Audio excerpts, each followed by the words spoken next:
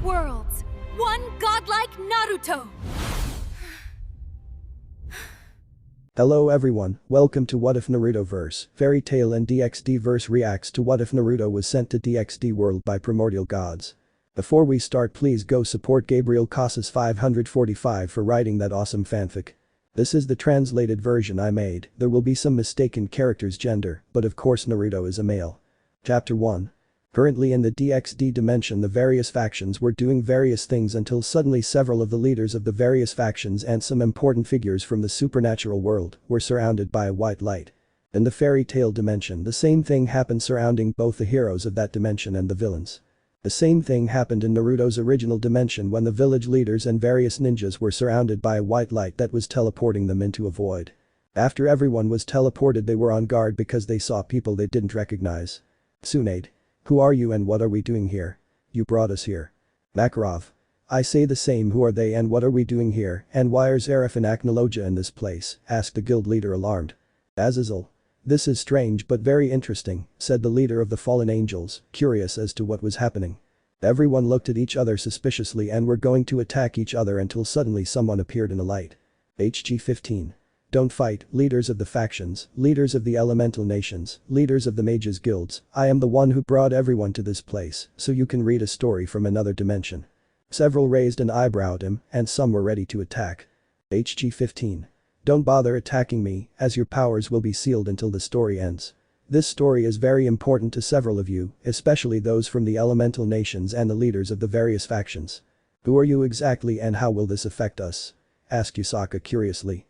Simple, someone who is bored. My name is HG-15, a pleasure, and I want to teach you how a dimension can be affected by a person. You will read the story of the boy who lived in poverty and misery and rose as one of the strongest existences of multiple dimensions, a being whose name alone makes even the multidimensional gods tremble. But before starting the story, I will bring other beings to read this spectacular story of this boy, said HG-15 with a small smile.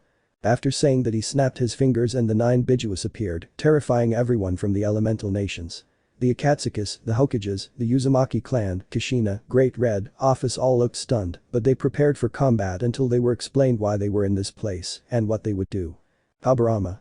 I mean, they didn't come here to read a story that won't just affect our world, but other dimensions, too. Office. It will be interesting. I wonder if this being can help me get Baka Red out of the dimensional gap. Big Red just rolled his eyes. No matter who it was, no one would get him out of his total dimensional gap. He is the strongest existence, not Office, but he is the strongest, so he didn't care much about what Office did. HG-15. Well, the story you will read is called The Rebirth of the Child of the Prophecy, and you do not have to worry, since everything that the person reading will see will be on the screen, and the person who is reading this could also see it, so everyone is prepared to read this fabulous story of one of the most dangerous and kind beings among hundreds of dimensions. After I said that, a big book appeared in my hand. Well, who wants to start reading this story? I asked. I'm going to do it. I'm curious what this story is about. I wonder how it will affect our world, said Yusaka. After Yusaka said that, the book went towards her, making her smile and wonder, as she was curious to know how the arrival of this character would affect the supernatural world. Well, I'll start, said Yusaka, curious about the story. Chapter 1. The New Opportunity. Currently a huge fight was taking place between Uzumaki Naruto and Uchiha Sasuke. These two were battling, since the Uchiha, like most Uchihas, wanted power, and the Sannin of the Snakes Orochimaru offered him the power to kill his brother in the battle that was taking place. Both Naruto and Sasuke were fighting in an even way until they both collided their attacks, Naruto with his Rasengan and Sasuke with his Chidori. When both techniques collided, it caused a gigantic explosion that sent both flying. From one side to the other, Naruto recovered first and went at a gigantic speed toward Sasuke, but from one moment to another, a hole opened and absorbed Naruto. The blonde tried to get out of that hole, but couldn't manage to absorb Sasuke. Opened his eyes in surprise. Sasuke. What the hell happened to the dope? Well, no matter what, trash, get out of my way now. I will go with Orochimaru and get the power to kill Itachi very soon. Itachi, you will die for killing the entire clan very soon. I will have your blood. Out of history. Several people opened their eyes in surprise as the Uzumaki disappeared into a portal as if nothing had happened. Kushina was nervous, her baby disappeared. She felt in her heart that he hadn't died. She prayed that he hadn't died. Her baby is in Uzumaki. He wouldn't die easily, although the Uzumaki had some tears in her eyes. Minato squinted at the screen, wondering what happened to his baby and praying to Kami that he hadn't died, but everyone could see some tears in the Namikaze for seeing what happened to his son. He didn't believe he was dead. But history. After the Uchiha left the Valley of the End, Kakashi had suddenly appeared with his summoning dog Pakken to look for his students, or rather his student, since he considered Naruto a lost cause. He was the only cause of the death of his sensei and Kushina-sama, whom he considered his family. Those were the thoughts of the Konoha Jounin. After a few minutes of appearing, the copy ninja saw the whole scene with a frown, since the two headbands of his two students were lying in the water, one with a lot of blood and the other scratched, which implies that they had deserted. Kakashi, Pakken looks for Naruto's trail, and Sasuke finds his trail. Do it quickly. We need to bring them to the village. We can't let any of them die, especially Sasuke, since he is the last Uchiha. Pakken. Okay Kakashi, I do now, but I have a very bad feeling about everything that's happening. Kakashi. I hope the demon is dead. He must pay for the death of Minato-sama and Kushina-sama. I hope Pakken finds his corpse so he can burn it and turn it into ashes, as it should have been since he was born, since sensei was killed in the Kyuubi attack. After a few minutes, Pakken sniffed the entire place where Kakashi's students fought and frowned, since the Uchiha's scent was disappearing while Naruto's remained in the valley, but his body was not there, which he did not understand. At least there should be a trace, so he assumed that the river took him or he died in the battle, so he nodded to himself and reported everything he found out to Kakashi. Kakashi. So the demon brat will most likely be dead. Well, he will report it to Tsunade-sama. The loss of the Jinchuriki would be a shame, but he was useless, so it is not a great military loss for Konoha, no matter how good it is that Kushina-sama and Minato-sama have already been avenged. Out of history. Several of the elemental nation's emissaries took a dim view of Kakashi and Sasuke for calling Naruto a demon. My precious baby died, and that idiot Kakashi didn't look for him," said Kushina, sobbing and with her hair standing up in 9 tails because of the anger she was feeling for what was happening to her baby, her beloved son. Minato bowed his head in sadness, hatred and disappointment. While Sasuke looked indifferent about what happened on screen, he didn't care about Naruto in the slightest. If he had to die for him to gain power, well, it didn't matter. Kakashi looked incredulous. He wasn't like that with Naruto. He didn't see him as a demon, or well, he didn't see him like that anymore. Now he saw him as the son of his sensei. That couldn't be real. Kushina was stopped crying and was ready to massacre Kakashi and the Uchiha for abandoning and calling her baby a demon. HG 15. Please calm down, remember that it is another dimension, and as many of you may have noticed, this story is about Naruto, and those who offend him or say something negative about him will go to my personal hell to be tortured for all eternity, or until I feel like it, he said, looking at Sakura and Sasuke. HG 15. Yusaka-chan, you can continue reading. The beautiful Kitsune nodded and continued reading, somewhat nervous because of the feeling of death coming from the red-haired woman and the blonde man. She was a supreme being on par with a Satan, but now she was afraid of that couple. But history. In Konoha at the same time, a conversation was taking place between two of the strongest ninjas that have ever existed in the Leaf Village. One of these ninjas was the god Aim Hokage Senju Tsunade, and the second ninja was Jiraiya of the Sannin, the sage of the Toads. They were talking about the mission that was given to the Genin and Naruto. Tsunade, well Jiraiya, how do you think the brats and the demon will fare on the Uchiha recovery mission?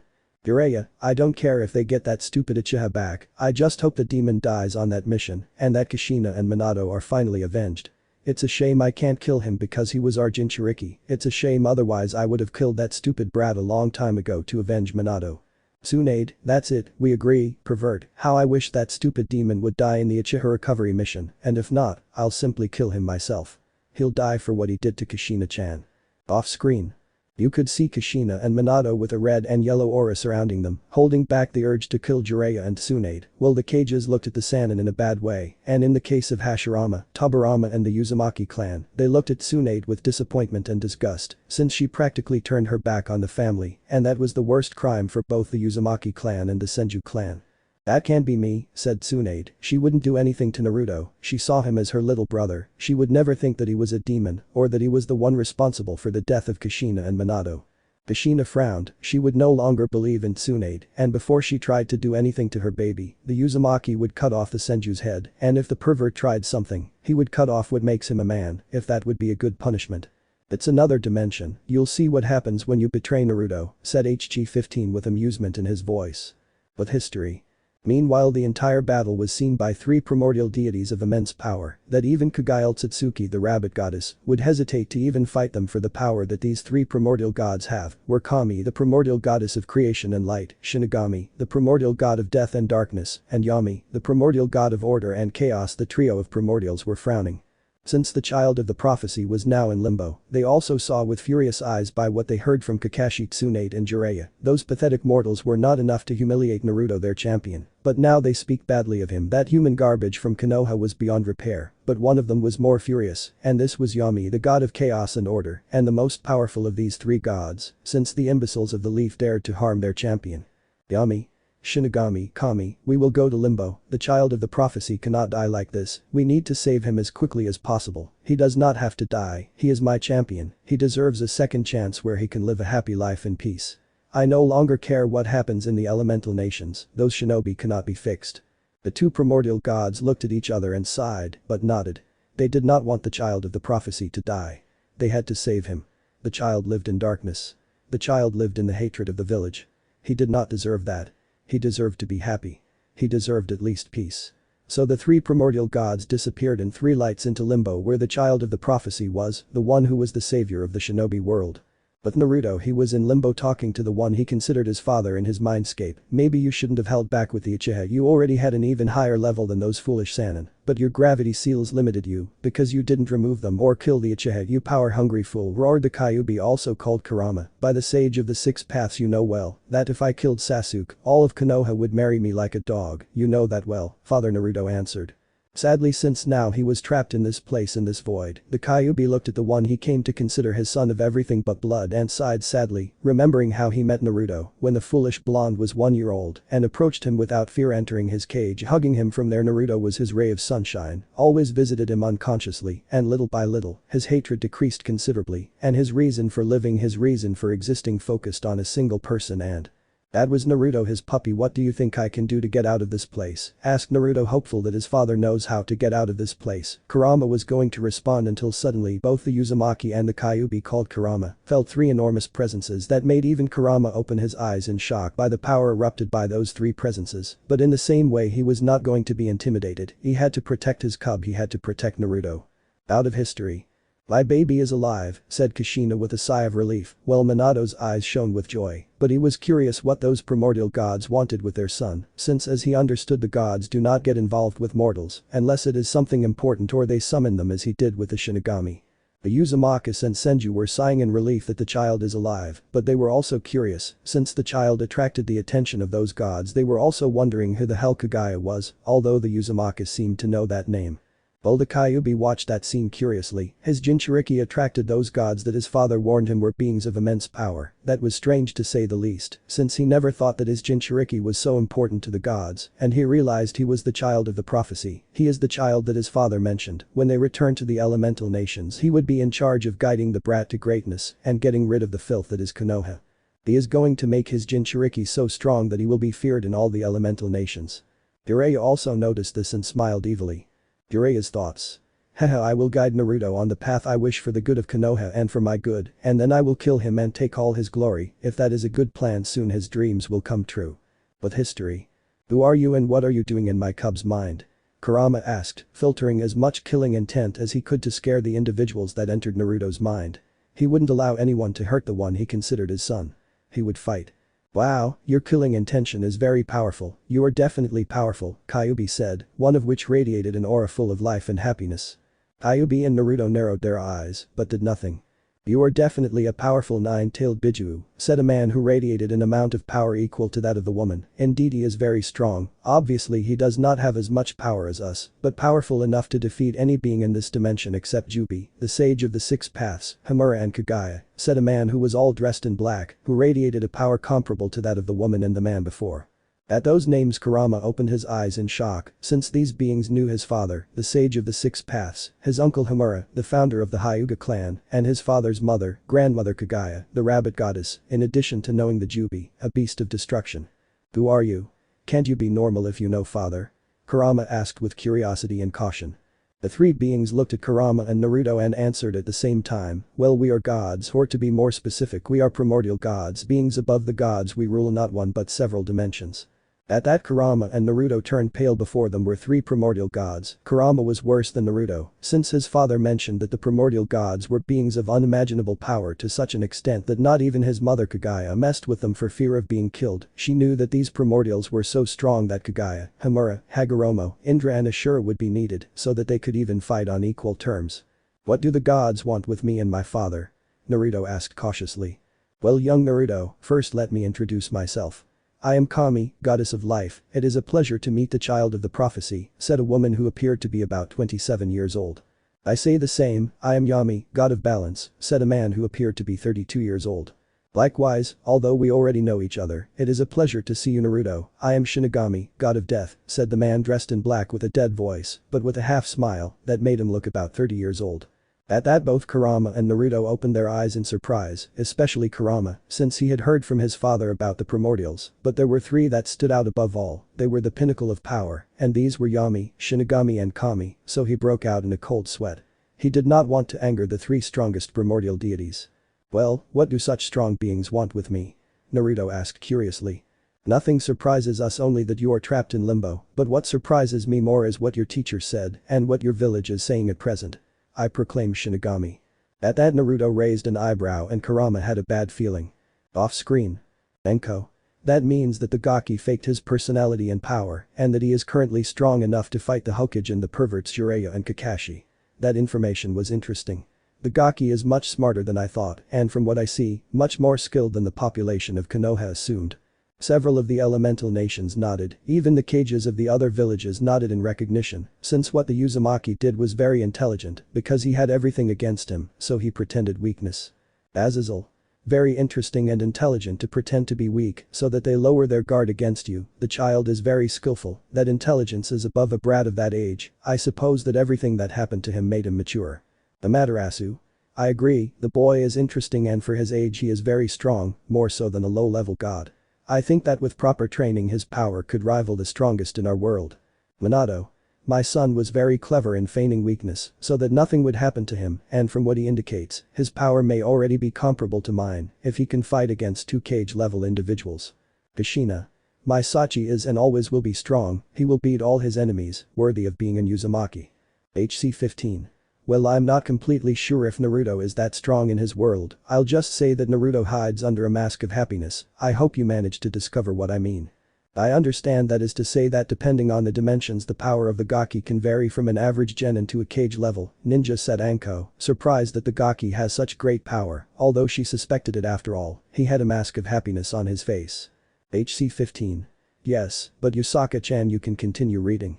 But history. Kami, you will see what your master did and you will see what your village is doing today, you will see the few beings who truly love you and the behavior of the entire village of Konoha regarding your death. I hope you are prepared, little son of the prophecy, because what you will see is very hard, but first it is time for you to leave Kurama and both of you see with your own eyes what happened after Naruto was left in limbo. After Kami said that the trio of gods snapped their fingers and the gate containing Kurama broke and then the three gods Naruto and Kurama disappeared and Naruto's mind to appear alone in limbo.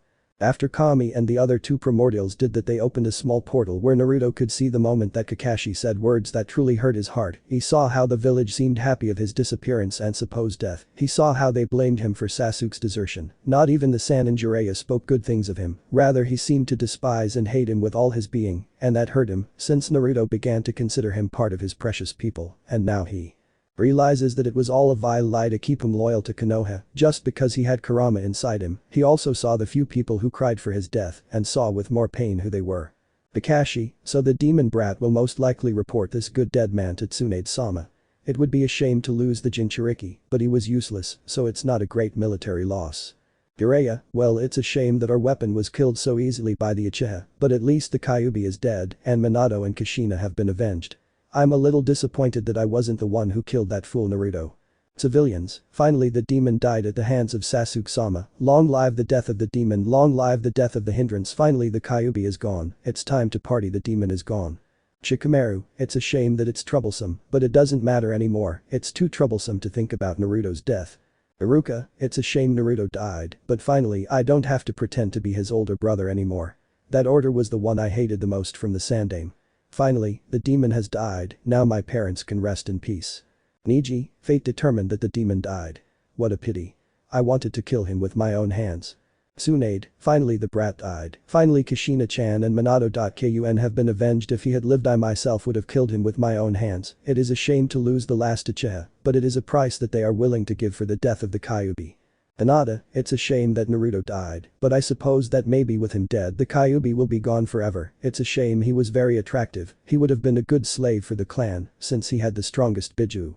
Naruto, I wish you were alive, you were my family, and you will always be my little brother. Uchi, I wish I could have done more for you, son. I wish I had the strength to have protected you from this spiteful village that didn't deserve you. They didn't deserve how good you were to those bastards.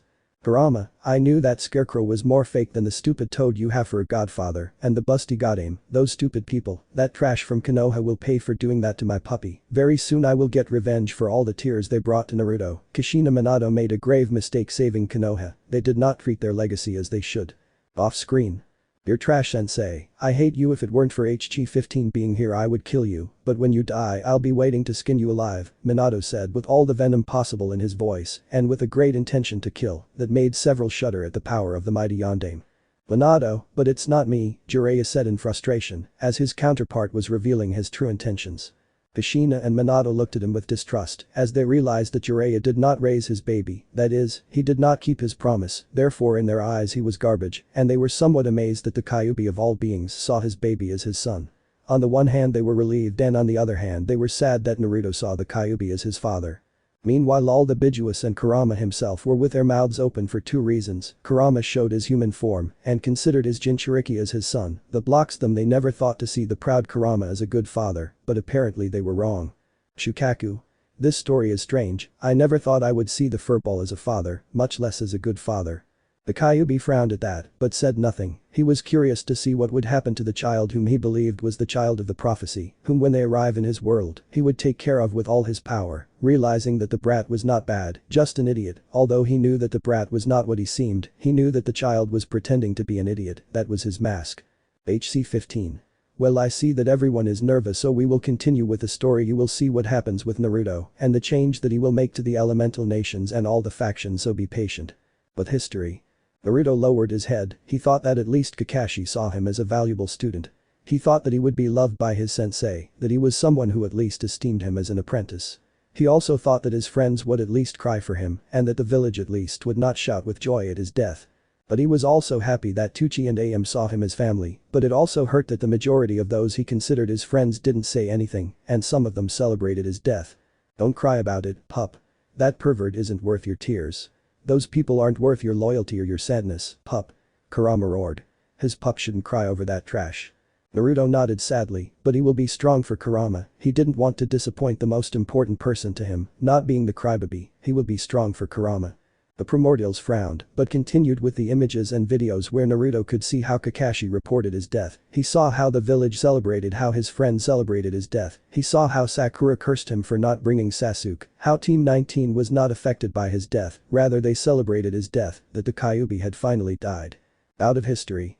Naruto's parents were in tears, but also with an aura so powerful that it could easily match a super demon like Ajuka. The aura and the death presence of the Namikaze Uzumaki couple was so strong that several of the beings from the various dimensions knelt. My baby didn't have to live through everything that's happening. The trash of Konoha deserves to burn for everything they've done to my Sachi. When they die I'll torture them, there will be no mercy, the Uzumaki said furiously, her hair moving in 9 tails. I agree with Kushi-chan, the trash will pay either in life or death, but I will torture you for everything you did to my son, especially you two, Kakashi and Jiraiya, Minato said the last thing with venom in his voice. Several Uzumaki nodded as they now realized how rotten Konoha was and suspected that it was Konoha who betrayed them and sold them to the villages of Kumo, Iwa and Kiri. Mito had the same thoughts and with a sharp look looked at Sarutobi. She will find out, and if Sarutobi sold his clan to the enemies, he will pay dearly, or rather, his clan will pay dearly, eye for an eye, tooth for a tooth, and clan for clan. The third Hokage looked at the screen with a frown, since now some of his plans were stalled. He knew he could help Naruto and could have made Jiraiya support him more, but he didn't, since he blames Naruto for the death of his wife. It's a disgrace what Konoha has become. I see that I was wrong to return Hiruzen as the third Hokage if the village is this rotten, Tobirama said, sighing in disappointment since his village is rotten. Hashirama looked at the screen sadly, but said nothing. He was a pacifist and loved his village, but what they were saying about the boy Naruto hurt him. After all, Uzumaki were his relatives and they were practically hating one of his relatives. I feel the tension in the air, it would be better to continue with the story before anyone starts a battle, said HG-15, making a sign for them to continue reading. But history. Naruto, so I was just a tool, I was just a toy for them, well no more, there will be no more ray of sunshine, now anyone who wants to use me will be destroyed, will be killed and tortured. Ami, yes, that's why we want to give you a new opportunity where you will be sent and you will be cared for. Shinigami, we the Primordials will give you some gifts so that you are stronger than ever. You will be so powerful that even the various gods will fear you in time. You will be superior to any god, titan, dragon, and even Primordial's little Naruto. Yami, you will have a family, someone to take care of you, someone to protect you, you will have people to protect, you will no longer only have Kurama, now you will have more people, and with time you will become much more powerful, so much so that I see in you the potential to be one of the strongest beings in that dimension. Naruto opened his eyes in surprise because he wanted to have a family apart from Kurama, whom he considered his father, the only one who cared about him. The blonde-haired boy was happy, very happy to finally have a happier life, but that would not change the fact that he would seek revenge against the traitors and against the people who hurt him as a child. He would kill them and do everything possible to return to the dimension of the elemental nations. Off-screen. Those from the various dimensions opened their eyes in surprise, since the little Uzumaki will be sent to a new family. Several wondered who they will send him to and if the new parents of Naruto's boy will be strong. I'm sad that my Sachi is going to have a new mother, but at the same time I'm happy that he can have a family, as long as he's okay, I'll be okay, said Kushina with a tear coming out of her, since her baby can be happy, or so she hopes. Minato sighed, but nodded to Kushina, since as long as Naruto is happy he will be happy no matter who Naruto sees as his parents, but at the same time he frowned, since Konoha saw his son as a tool, and that enraged him, since the village for which he sacrificed himself saw his son as a weapon. Jiraiya and Hiruzen watched the screen with a frown, since Naruto would have a new family, and Konoha would be weakened by losing the Kyuubi, and that was bad, since all the shinobi powers had 1 or 2 Jinchuriki. Let's continue with the story. I see that the tension is increasing, and Jiraiya.san and Hiruzen.san take off that face. You can see the annoyance they have, because Naruto has a family, said HG15, making a sign for them to continue reading. With history. Ami, yes, but first we will give you different gifts that will be useful to you when you go to this new world where dragons, angels, fallen angels, demons, magicians, dragon gods and even some very strong primordials live. The Primordials looked at each other and nodded, implying what they would give Naruto and how beneficial their gifts would be for him, so the primordial god of death happened first. Well, I am the first, said Shinigami with a somewhat dead voice.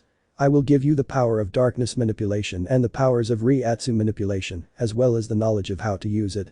And finally, I will give you the ability to remove the souls of any being and absorb their power and knowledge when killing them.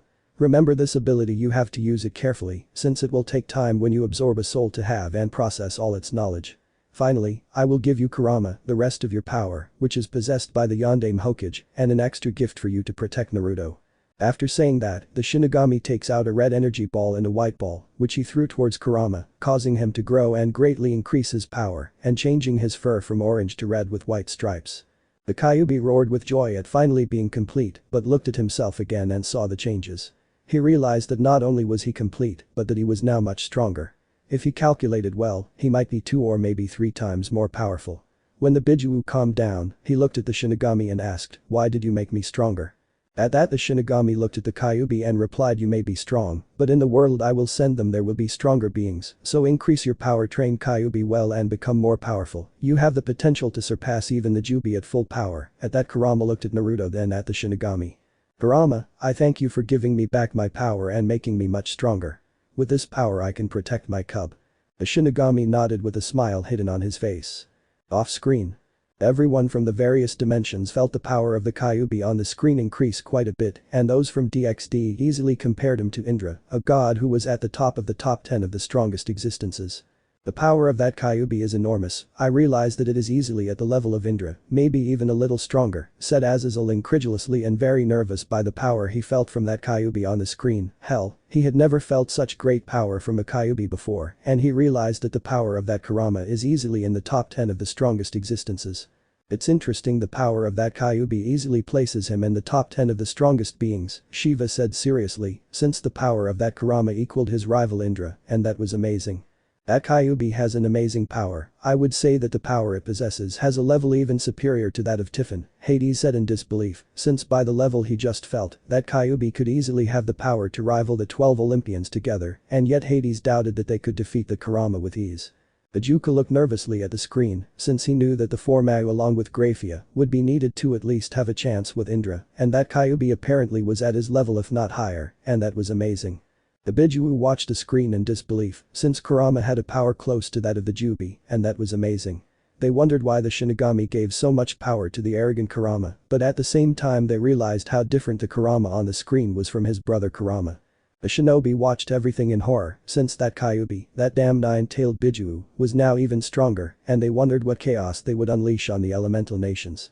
The power of that Kyuubi is even greater than that of Acnologia, which made those in the fairy tale dimension look at the screen in disbelief. Isaka, who was reading, saw everyone's expressions as they felt Kurama's power. She was also amazed, but she continued reading after all, she wanted to know more about the power level of that Kyuubi. But history. Well, I will be the next, I am Kami, I will give you the power to use light and to be able to use magic as well as powers of regeneration and accelerated healing, to such an extent that you can even regenerate a limb, you can become a man of light, with time, train this element well, in addition to those eyes that have the Rinnegan, evolve it into Renacimiento, the most powerful version of those eyes, and finally you will receive 2 legendary summons. The first is that of the Phoenix, and the second is that of the Wolf, they are 2 of the legendary contracts, use them well, little one. Faced with these abilities, both Naruto and Kurama opened their eyes in surprise, since the power that Kami was giving them was enormous. Off-screen. The angels opened their eyes in surprise and shock, as the child Naruto will be blessed by a primordial, so that he can use the light that only angels and fallen angels could use. It's amazing that a human can use light magic, or as Kami said, the light element, Michael said with a small frown. The fallen and the angels watched in amazement that a human could use the sacred item given to them by their father.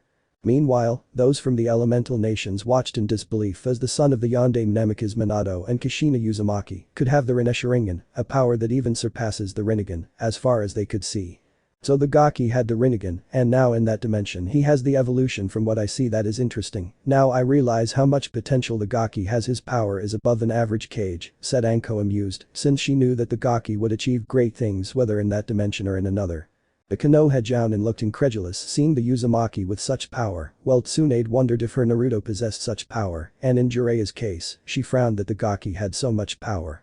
I see that you are surprised that Naruto now has the Rinne, he now has the strongest Taijutsu, and although everyone wants to ask how Naruto has that Taijutsu, I will not tell them, so let's continue with the story, so that you can discover Naruto's new power and the changes it will bring to the world, said HG-15. But history. I am Yami, the god of chaos, and order Uzumaki Naruto for your heroic deeds in this dimension, for everything you have been through, son of the prophecy, for everything you have had to endure in that village that was your home. I will give you 2 sets of chess pieces. They are unique, they are very similar to the pieces that the demon faction has in the dimension that we will send you, with the difference that with these pieces, you can reincarnate almost any being.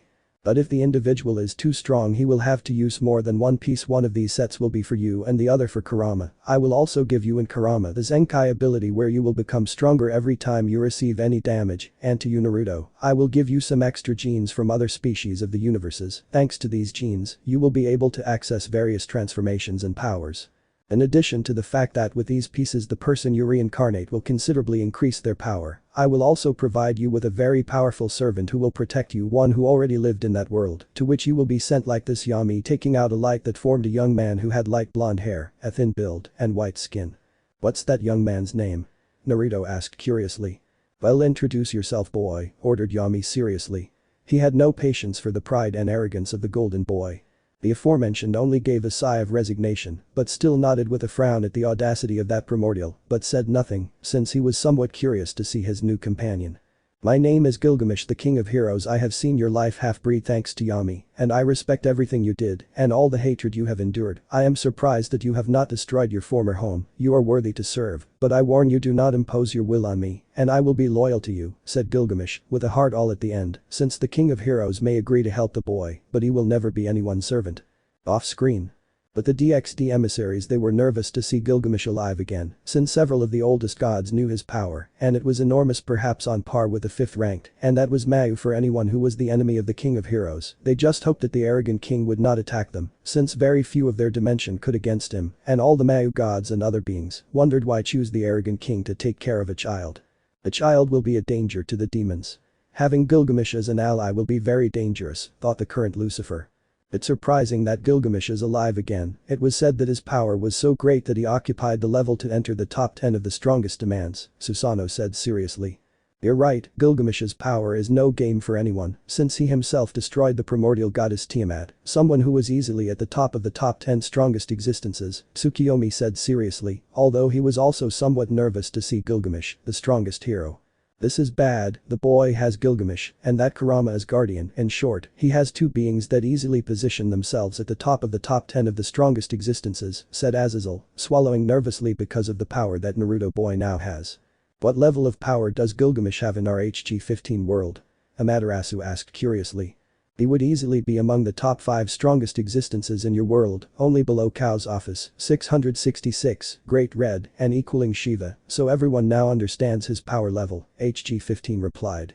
Those from DXD opened their eyes in shock and disbelief, since now Naruto had as protectors two beings who could easily rival the strongest beings, while Amaterasu nodded in understanding and sweated a lot, since Gilgamesh's power was above any of the Shinto faction, and only a few from his dimension could face him. Minato and Kushina sighed in relief that their baby had such a high-level being as a guardian, although they didn't like the way of being of that Gilgamesh, it didn't matter to them that much, since as long as they protected their son, they wouldn't have so many problems. Okay, let's continue reading. I already answered the level of power that Gilgamesh has, and I'll tell you that he's going to get stronger, said HG15. Misaka was incredulous at the level of power Gilgamesh possesses, but continued reading, as she found Gilgamesh's power level interesting. But history. Naruto was surprised, but nodded in understanding, as he understood the blonde-haired man in front of him, not to impose something he didn't like, he understood it perfectly, and he wouldn't impose his will unless necessary. Well, let me introduce myself. My name is Uzumaki Namikaze Naruto. It will be a pleasure to be friends, said the Uzumaki with a smile. Gilgamesh nodded somewhat impressed, since they were supposed to be his servants, but smiled, since he was someone worthy to serve for the moment. He will give his opinion later when he knows his leader better. It will be a pleasure to help you Naruto.san replied the King of Heroes. Naruto nodded, happy to have new friends and allies, while Kurama looked cautiously at the figure in front of him. It was noticeable that he exuded power, perhaps almost as much as he did. This King of Heroes was someone very interesting, and he was quite amazed by the power he exuded, so smiling to himself, he sighed with satisfaction that his cub had such strong allies. Kami, well Naruto you will be sent to another dimension you will live a new life, and Kurama you don't have to worry you will be partially free with Naruto, you can be up to 4 kilometers away, but when the little blonde turns 4 you will be completely free, since the seal will be broken. Kurama, I see, I don't mind being like this with the puppy. Yummy, and not only that, Naruto will re-emerge as a Kyuubi, that is, as a Yaokai to the world where he will go thanks to our gifts and blessings, his power will increase rapidly as he grows. Out of history. So Naruto.san will re-emerge as a Yaokai, that's interesting, commented the Monkey King, curious as to why those primordials turned Naruto into a Yaokai. It's interesting that he's a Kyuubi, I wonder how strong young Naruto will become. It would be interesting to have a battle with that boy. You can tell he's strong and he'll get much stronger, said Indra, intrigued by Naruto's power. I agree with you Indra, I wonder how strong the boy Naruto is going to become. It will be interesting to see his power level, and the young man is definitely positioned among the 10 strongest existences in the world, Shiva said seriously, but also curious about Naruto's power. Thor stared at the screen, curious about the power level of the child Naruto. The same thing happened with several high-level beings from DXD, all of them curious as to why the primordials turned that human into a Yaokai. Kushina and Minato watched the screen curiously as to why the gods turned their son into a 9-tailed, but they did not give it importance, since Naruto is their son, so they did not care if he is a god, an angel, a demon Naruto will always be their son, so they would take care of him with all their power. But history. After Yami finished, without the Shinigami and Kami realizing it, he sent his essence and a large amount of his vital energy to Naruto. He wanted to see how strong Naruto would be with his essence and vital energy, although that would make him his son, he supposed, but that didn't matter. He wanted to see how strong the child of the prophecy would be with his power. Besides, he deserved that gift after what he lived through. He also knew that soon he would face the Akatsuki space clan, and that was dangerous, and he didn't want Naruto to die. His champion didn't have to die, and if he had to break some rules, so be it. But the gods had other thoughts, since Naruto would not only be a Kyuubi, but over time he would become a Jubi, one far superior to the original Biju, and with that power, he will be one of the strongest existences in the world where he will go, and in the world of the elemental nations. He will be so strong that neither Kagaya nor Hagoromo can compare to Naruto, and that is without the powers of the Uzumaki, since if Naruto manages to awaken the Uzumaki genes, he will become even stronger than they suppose. At what Naruto said, Kurama opened his eyes in surprise, since now Naruto would be a Kyuubi, he would be equal to Kurama, or at least partially similar to him, that was very good, finally he would be equal to what he considered his father, since Kurama was a Bijuu, a being made of chakra, well, it's time for Naruto to be a child, it's time for you to go live happily, said Kami with a smile, it's time for you to live as you should. We will take you to the Yokai faction of Kyoto where there will be other Yokai, locate Yasaka, the leader of Kyoto, when they find out that they are Kyuubi, they will have her protection, said Yami. So Kurama will take your human form, and you will be able to leave the seal that was made by me. I hope you take care of the child of the prophecies. The same with you, Gilgamesh, ordered Shinigami with an authoritative voice. Kurama Gilgamesh nodded to the Shinigami in understanding. Well Naru, it's time for you to have retribution and the love that you failed to have, all the gods nod happily. Off screen. Well at least the boy will have a better life, it will be interesting to see what adventures you will have, Naruto Uzumaki said Tobirama seriously, but everyone could notice that the second Hokage had a small smile on his face. I agree with you Tobirama, at least little Uzumaki will have a better life, Mito said seriously, but also happy that Naruto has a better life outside the elemental nations. Kushina and Minato were happy that their son had a better life, it was time for their son to be happy away from the trash of Konoha that did so much harm to their family, both SS-class shinobi were relieved that their son had a new chance to be happy and have parents. But history. Kami, well little Naruto, we say goodbye. I will tell you this information to the dimension in which you are, only Yokai have chakra. There will also be dragons, demons, gods, dragon gods, angels among other beings of great power that easily surpass the strength of the cages of your dimension. After the gods finished speaking they waved their hands and Naruto shrank to the size of a newborn child who was placed in a basket and from the blonde came a red chakra formed into a 20-year-old young man from whom a gigantic power radiated. Shinigami, well Gilgamesh, Kurama it's time for you to go to a new opportunity take care of Naruto he will be the savior or the destroyer, it only depends on you remember you will be sent to Kyoto, where the leader of the Yokai is, and remember that Naruto will awaken his Uzumaki genes, most likely his hair will change from blonde to red, and he will be able to have his adamantine chains among other Kekkei Genkai of his clan training well. After the gods finished speaking they snapped their fingers and teleported baby Naruto, Gilgamesh, Kurama to the world of DxD, more exactly to Kyoto, where the Yokai faction was so that they could meet the leader of the Yokai Yasaka the strongest Kyuubi, or that will be until Naruto and Kurama arrive. Shinigami, what we did with Naruto was right, intervening like that is strange and bad, you know very well that doing what we did is wrong. Kami.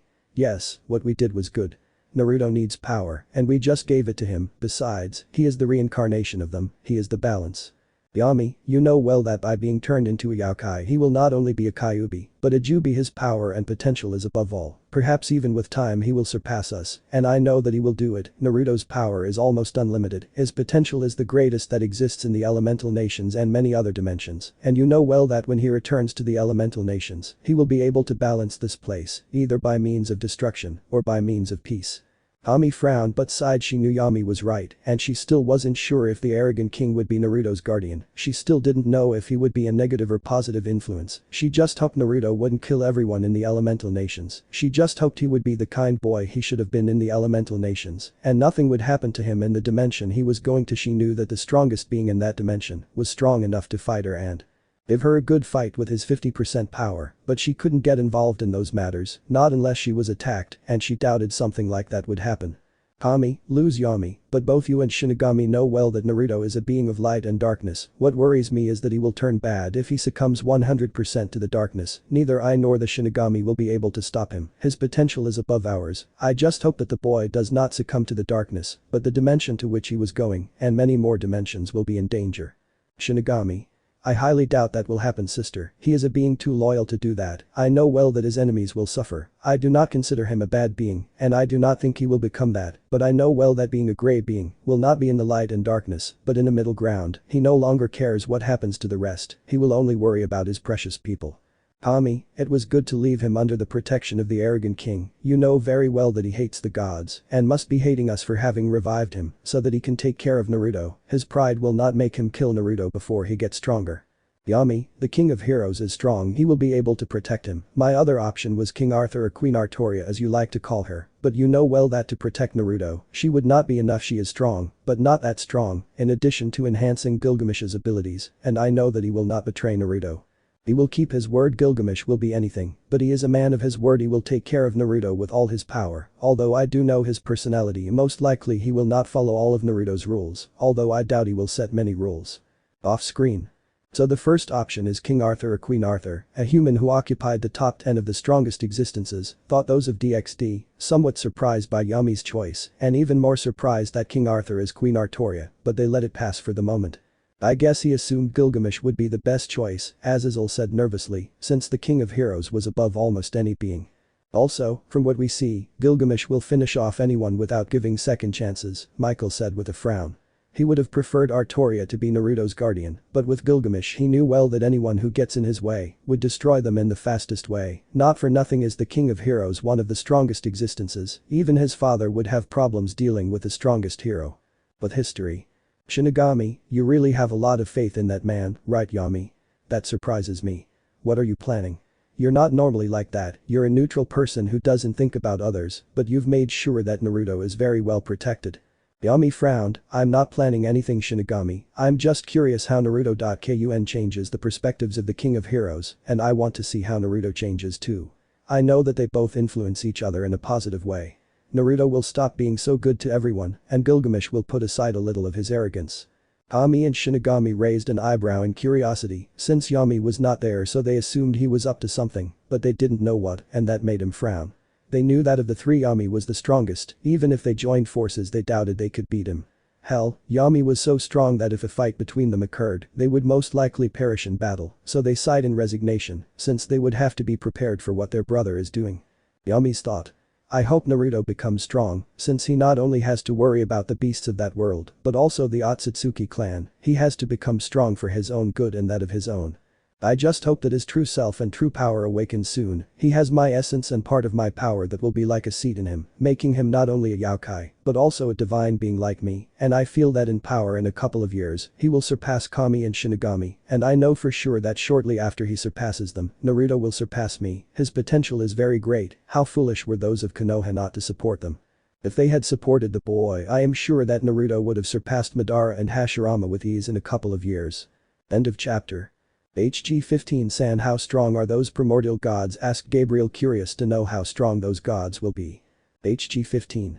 Well, Kami is strong enough to fight against 666, Great Red and Office at the same time, and defeat them, although it was difficult for him, but he could defeat all three at the same time. The same with Shinigami, he is at Kami's level, but Yami, his power is so great that he could against Kami and Shinigami at the same time with ease, and for those of the elemental nations, I will only say that those gods are strong enough to defeat the 9 Biju, along with Madara and Hashirama with ease, and for the Uchihas and others, those gods are immune to the Sharingan, so do not even try to control what cannot be controlled.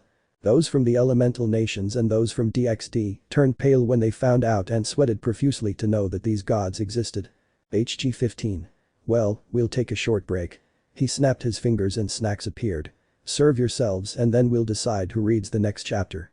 From what I saw, everyone is interested in seeing what will happen, cuckoo. End of chapter. Chapter 2. HG-15. Well, I think everyone is calmer now. I think the time has come to see the second chapter of this story. Now you will see how Naruto will change the supernatural world in such a way that for some it could favor or harm them, it all depends on the cuckoo people. Everyone raised an eyebrow at what the author said, and some felt a chill at the dark laugh he let out, while Kurama, Yasaka, Kushina and Amaterasu were interested in what Naruto would do. Well, before we continue with the story, I will bring some characters from another dimension who will also see this story. After saying that, the author snapped his fingers, and those from Fate appeared, both the masters and the servants, that at the moment of appearing everyone was on guard, since none of them knew those who were in the place. HG-15. You don't have to worry, I brought you all to this place to see a story about a boy from another dimension, and you can't leave until you finish it, so shut up and take a seat, and you Gilgamesh listen carefully to this story, because you are also part of this story. In fact, you will be one of the main characters in it. Gilgamesh and several of the heroes of Fate became curious now, since they would see a story where the King of Heroes appears, one of the strongest servants, but also the most hated for his arrogance and his way of being. Well, whoever wants to continue with chapter 2, asked the author something curious, since he saw everyone nervous about what would happen. I will continue, it will be interesting to see this story. I wonder what changes Kurama.san, Gilgamesh and especially Naruto.kun will bring, Amaterasu said calmly, but curious about the story of the little Uzumaki. After Amaterasu said that the book appeared in her hand, she opened it and began with chapter 2 of the story. Chapter 2. Arrival in a New World. After Kurama the Nine-Tailed Bijuu and Gilgamesh the King of Heroes were teleported to the world of DXD, more exactly to Kyoto, where the Yokai faction was located being led by Yasaka, the leader of the Yokai and a Satan-level Kyuubi. Kurama. Okay Gilgamesh, let's go find the leader of Kyoto. It's best to keep Naruto safe until he can protect himself. At the moment, the Gaki is defenseless so we must be careful. The King of Heroes nodded with a sigh of tiredness, since now he would be a babysitter, and he did not like that, since he was the great King of Heroes, the strongest hero, but he came out of his thoughts when both he and Kurama felt the strongest energies of Kyoto to find the leader of the Yokai, maybe she can help them, and who knows if possible, they could join the Kyoto Yokai faction. Off screen. What? In that story there will be a nanny, Gilgamesh asked and demanded, causing Amaterasu to stop reading a little uncomfortable by the scream of the King of Heroes, and the author to look at him with annoyance for explaining to Gilgamesh how he ended up like that. HG 15. That simple, I'll summarize it for you in the first chapter. The multidimensional gods, or well, one of them told you that you will be the protector of that child, and well, later on you'll see exactly how it turned out, but I'll tell you that the Gilgamesh on the screen is much stronger than your current self.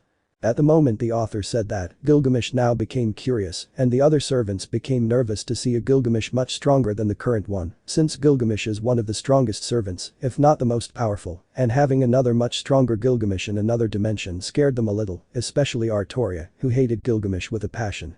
Several of the servants opened their eyes in disbelief to see the most arrogant king now being a nanny. That was strange for everyone. Now they were more curious to see the story, and in the case of Gilgamesh, he was angry to see himself as a nanny, but at the same time curious as to how he ended up like that, but they did not say anything to see the story and see how it would end. HG 15. Continue with the story Lady Amaterasu, you will see what will happen. The sun goddess nodded and continued with the story that was making her curious to see how Naruto would end. But history. Meanwhile with Yasaka the leader of Kyuubi of the Yokai faction was talking with the sun goddess Amaterasu leader of the Shinto faction about some political issues until suddenly she along with Amaterasu felt several high-level presences that could even surpass the sun goddess and that amazed and scared both women. Since Amaterasu despite not being in the top 10, she was powerful enough to be at the top of the class of gods, being as powerful if not more than Odin, the father of the Norse gods, and a high-level god for something. The Shinto faction is one of the strongest factions being respected, even by the Hindu faction, which is currently the strongest faction. Yasaka, Amaterasu-sama felt those energies of immense power, these powers surpass us, it would be better to go as quickly as possible, do not become enemies, we must be cautious, the power of those individuals could easily be in the category of high-level gods. Amaterasu. Lose Yasaka-chan, the energy of those three presences is immense, let's see who they are and what they want in Kyoto, just let's hope they are not enemies, otherwise we will be in a lot of trouble, since it will be difficult to deal with those beings if a battle occurs. Yasaka, come on Amaterasu-sama, we can't allow them to damage Kyoto, a fight with them could destroy everything in this place, I just hope a battle doesn't happen. After both women finished speaking, the two went at full speed towards the location where the three god-class presences were, both women went with speed, along with several other high-level yokai, in order to deal with the invaders. Meanwhile Kurama and Gilgamesh felt several presences approaching and prepared for a possible confrontation. Kurama. Get ready Gilgamesh.sa, several presences are approaching at great speed and do not attack them unless they attack you, we do not want to cause problems, protect Naruto at all costs, he is the most important thing, and now that he is a baby, he will not be able to protect himself, so use all your power to protect the Gaki if things go wrong. Gilgamesh nodded, but frowned. She was now a nanny, but she wouldn't say anything. The gods had charged her with protecting the child. Sighing, the King of Heroes spoke. Gilgamesh, of all those energies, none of them are a threat to the two of us. The truth is that only two could be considered strong, but not enough to defeat us. Although we are at a disadvantage since we have to take care of baby Naruto, hell, I don't understand why it was necessary for the Primordials to turn him into a baby. If he had been 13 years old, I know very well that he could fight with any of those presences and defeat them. He was easily at a level even higher than those presences. Kurama. I understand, but what those gods did is for the best so Naruto can have a better childhood, let's just hope we don't have to resort to a battle. I know we can defeat them, but in the crossfire Naruto will get hurt and that's the last thing I want. After about 5 minutes Amaterasu and Yasaka along with several yokai appeared where Kurama, Gilgamesh, and Naruto were to confront those three powerful presences that easily two of them entered the top 10 of the strongest existences. Who are you and what are you doing in Kyoto? Asked a beautiful sun goddess who appeared to be a voluptuous woman who was about 25 years old with blonde hair that shone like the sun.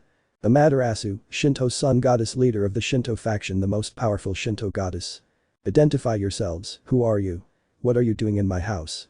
If not, I will have to finish you off, said a blonde woman with the body of a goddess. This was Yusaka, the strongest Kyuubi and Yaokai on par with a Santana's level demon. Yusaka, the strongest Kyuubi leader of the Yaokai faction. Off-screen. Most of the Fate, Fairy Tail and Elemental nations had to say that Yusaka had the body of a goddess since she was one of, if not the, most beautiful woman they had ever seen. Hell, the most beautiful women of their dimensions had nothing to say with Yusaka. Yusaka.san is still so beautiful, said Azazel, laughing in a perverted way, since Yusaka is one of the two women he wants to conquer. What a beautiful woman, said Jiraiya with hearts in his eyes and thinking about how to conquer her, since that woman is even more beautiful than Tsunade, who was one of the most beautiful women of the elemental nations. She's a beauty, said Issei, laughing pervertedly and wanting to have Yusaka as a member of his harem. Several women looked at Yusaka's body with envy, since they realized that she is a beautiful woman, and very few of them could compete in beauty with that Kyuubi. Continuing with the story. Kurama. I am Kurama Tsutsuki and I am a Kyuubi, a pleasure. Next to me is Gilgamesh, the king of heroes, and the little one who is with us is Naruto Otsutsuki. He is also a Kyuubi, and he is my son and my protege. When Kurama finished speaking, everyone saw behind the strongest nine-tails Bijuu and felt two enormous presences coming out of both Gilgamesh and Kurama. Both were such enormous energies that even Amaterasu sweated a lot, and a small shiver ran through her, since Gilgamesh, the king of heroes, surpasses him, and by far she knew the stories of the power of the king of heroes, a semi-god so strong that he rivaled the strongest gods, while the other is easily on par with the god Indra, and that was bad. Since most likely they are in the top 5 or 4, especially the boy Gilgamesh, his power was definitely in the top 4 or 3, on par with the most powerful god of Hinduism, Shiva, the god of destruction, but just as they felt the two great energies they left as if they were never there. Isaka's thoughts. That Kyuubi is strong, and very hexy. I think I'm in love. I wonder if he has a partner, but I wonder who that adorable child will be. I would like to adopt him, he is a beautiful little thing. He is also a Kyuubi like me. I could be the child's mother if Kurama Dono allowed me. Amaterasu's thought. The power of these two is enormous, and even the baby who is with them has an immense energy even stronger than me. This is worrying. The power that comes off is unreal. My power is nothing compared to those two, and the baby has an immense power. Most likely with due time and training his power can match or surpass that Kurama and the king of heroes Gilgamesh. Off screen. You could see a very blushing Yusaka from her thoughts and a somewhat blushing Kurama from what Yusaka thought, although nobody noticed it because he was in his Kyuubi form. Only his brothers noticed it and looked on in disbelief as Kurama the arrogant fox blushed, and that blocked them since that fox did not behave that way. Shukaku's thought. The arrogant fox is blushing. This is strange. I want to tease him, but I feel like if I say something stupid Kurama will kill me. Jayuki's thoughts. Kurama is blushing because of that Kyuubi. This is strange, and I'm very surprised that what is happening on the screen is very interesting to see everything that is happening in that dimension. I wonder how Kurama will behave. I realize that he is a little different than the Kurama that is next to me. How interesting. Meanwhile, those from the various dimensions watched with a frown as Yusaka spoke of Kurama and wanted to kill that flea-bitten fox for falling in love with the beautiful Kyuubi, leader of the Yaokai. Continuing with the story. Amaterasu. I see that you are powerful. If I fight against you, all of Kyoto would be destroyed even with Yusaka-chan's help. I highly doubt I can defeat even one of you. Your power far exceeds that of the celestial dragons, so it's better if we talk. I don't want problems in this beautiful city. Okay, please follow us, trust us, we are not going to hurt you or the child you were carrying. I give you my word that nothing bad will happen, Yusaka said with a nod to Amaterasu for the words of the sun goddess. Kurama. Fine, I'll trust you, but if you try to harm my cub either directly or indirectly I will destroy you. I don't care if you are gods, primordial gods, dragons, angels, fallen angels, Yaokai or any other beings who harm my cub will die, and their death will not be pretty. The Yaokai and the goddess of the sun Amaterasu opened their eyes because of such a threat and intention to kill that the Kyuubi released in front of them. Death itself could be felt in the place. Even the Yaokai that accompanied them were on their knees because of the sensation of death, and everything around them was trembling from the power that the Kyuubi called Kurama gave off. But just as the power and the sensation of death came, it went away after a few seconds, causing all the Yaokai to give a great sigh of relief, although they were still trembling from the power and killing intent of Kurama. Kurama, as you have already realized, I am not weak at all, so I will warn you one last time. Do not hurt my puppy, because if I see any of you trying to attack him, I will destroy this entire place and turn it into a crater. Isaka. You don't have to threaten us. Kurama Dono nor Amaterasu-sama, neither me nor even the Yaokai of Kyoto, will harm your cub. I understand how overprotective you are with the little Kyuubi and I respect that. I already realize that you are a good father. Kurama and Gilgamesh nodded and followed the sun goddess and the leader of Kyoto, along with a little Naruto who was carried in a basket by Gilgamesh, who walked with his guard up in case any of the yokai attacked him. The king of heroes didn't know why he was being protective of the brat, since he wasn't like that, but he dismissed it. He assumed it was because he was a baby, and his hero instinct wouldn't allow Naruto to be harmed, much less when he couldn't defend himself. 10 minutes later 4 people and a child could be seen at a large table. 2 of these people were Amaterasu, the leader of the Shinto faction, and Yusaka, leader of the Yokai faction. In front of these 2 beings of immense power, first stood Kurama, the 9-tailed Bijuu, and Gilgamesh, the king of heroes and the most powerful hero. Amaterasu?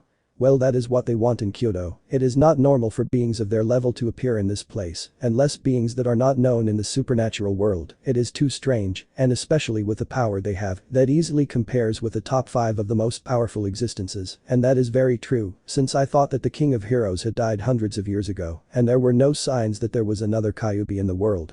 Both Kurama and Gilgamesh looked at each other and both thought about whether to tell the truth, since if they wanted the leader of Kyoto and the leader of the Shinto pantheon as allies, it would be better to tell the truth or a half-truth so that they would be calm with their appearance. They did not blame the women in front of them, since they knew that each one was powerful enough to fight with the strongest in this dimension.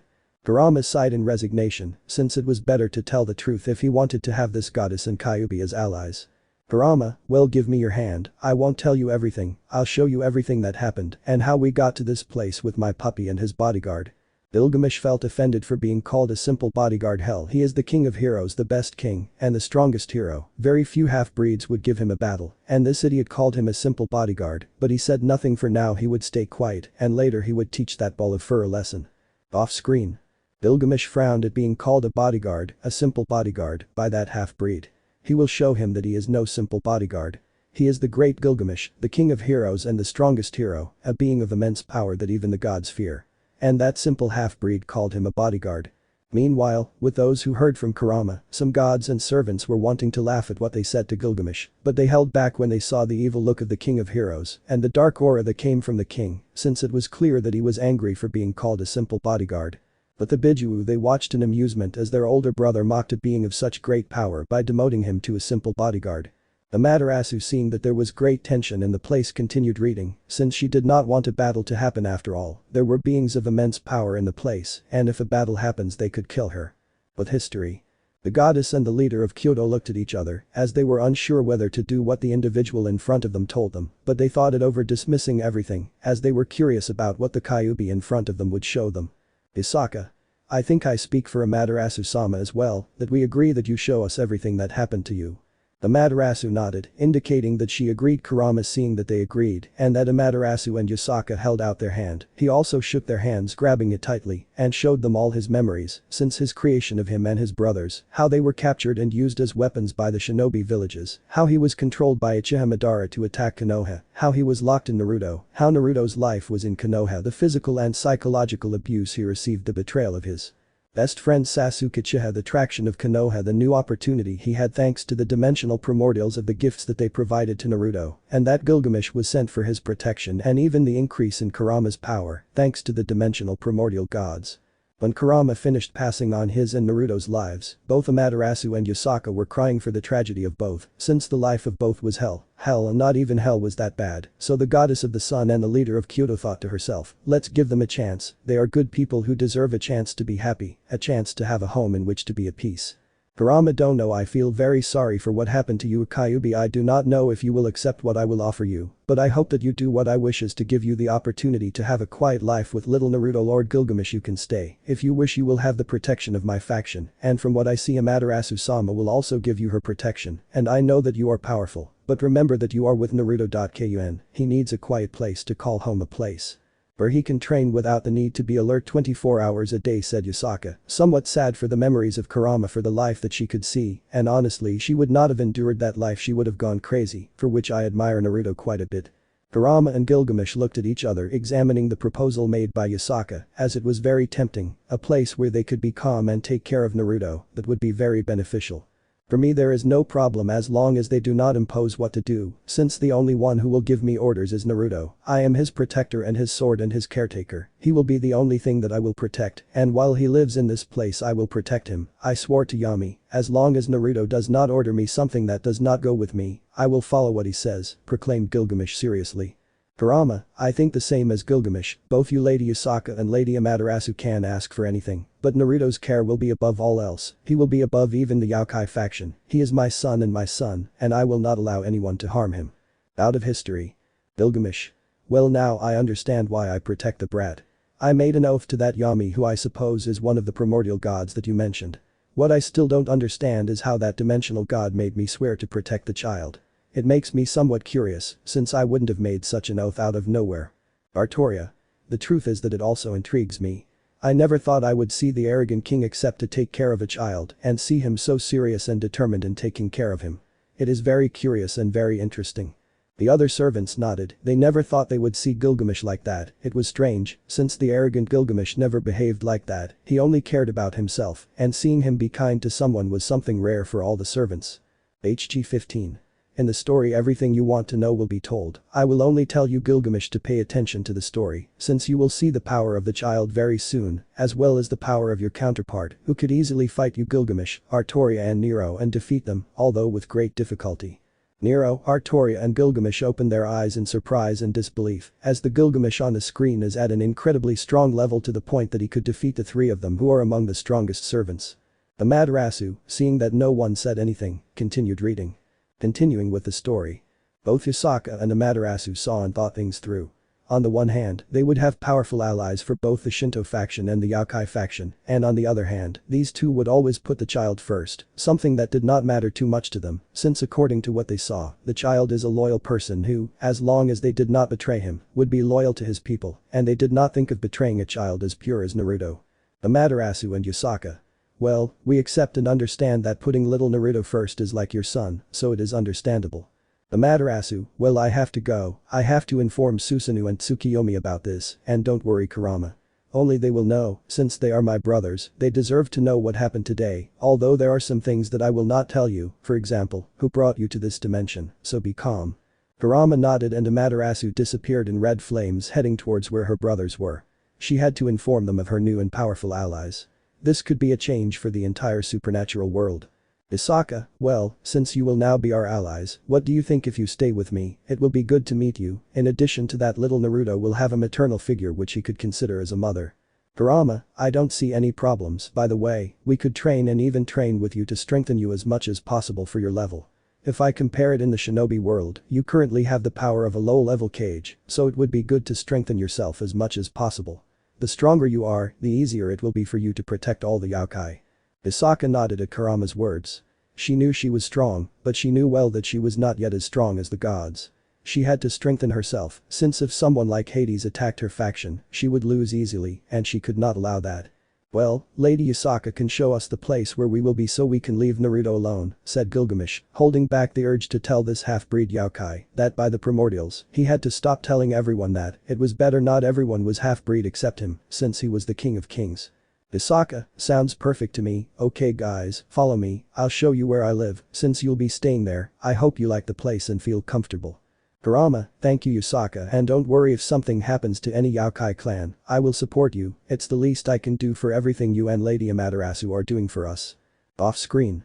Interesting, they practically gave him free reign to do whatever he wants, that Kurama guy, while he is with the Yokai faction and the Shinto faction, very intelligent on the part of Lady Usaka and Lady Amaterasu, knowing how strong those two are, and how strong young Naruto will be, as Azazel said analytically, since he realized that Amaterasu and Usaka gave him free reign to do whatever he wants, but he also frowned when he saw Usaka interested in that Kyuubi called Kurama. It's very interesting, I never thought Amaterasu would have made a deal with those two beings, Susanoo said, impressed. Apparently the furball was with my baby's counterpart, although I'm still furious about what happened to my baby's counterpart, I wonder how strong he will be with the guidance of that young man named Gilgamesh, and with the help of the furball. Kushina said she is interested in seeing her son, and seeing how strong he will be, and that it shows that no one should ever mess with an Uzumaki.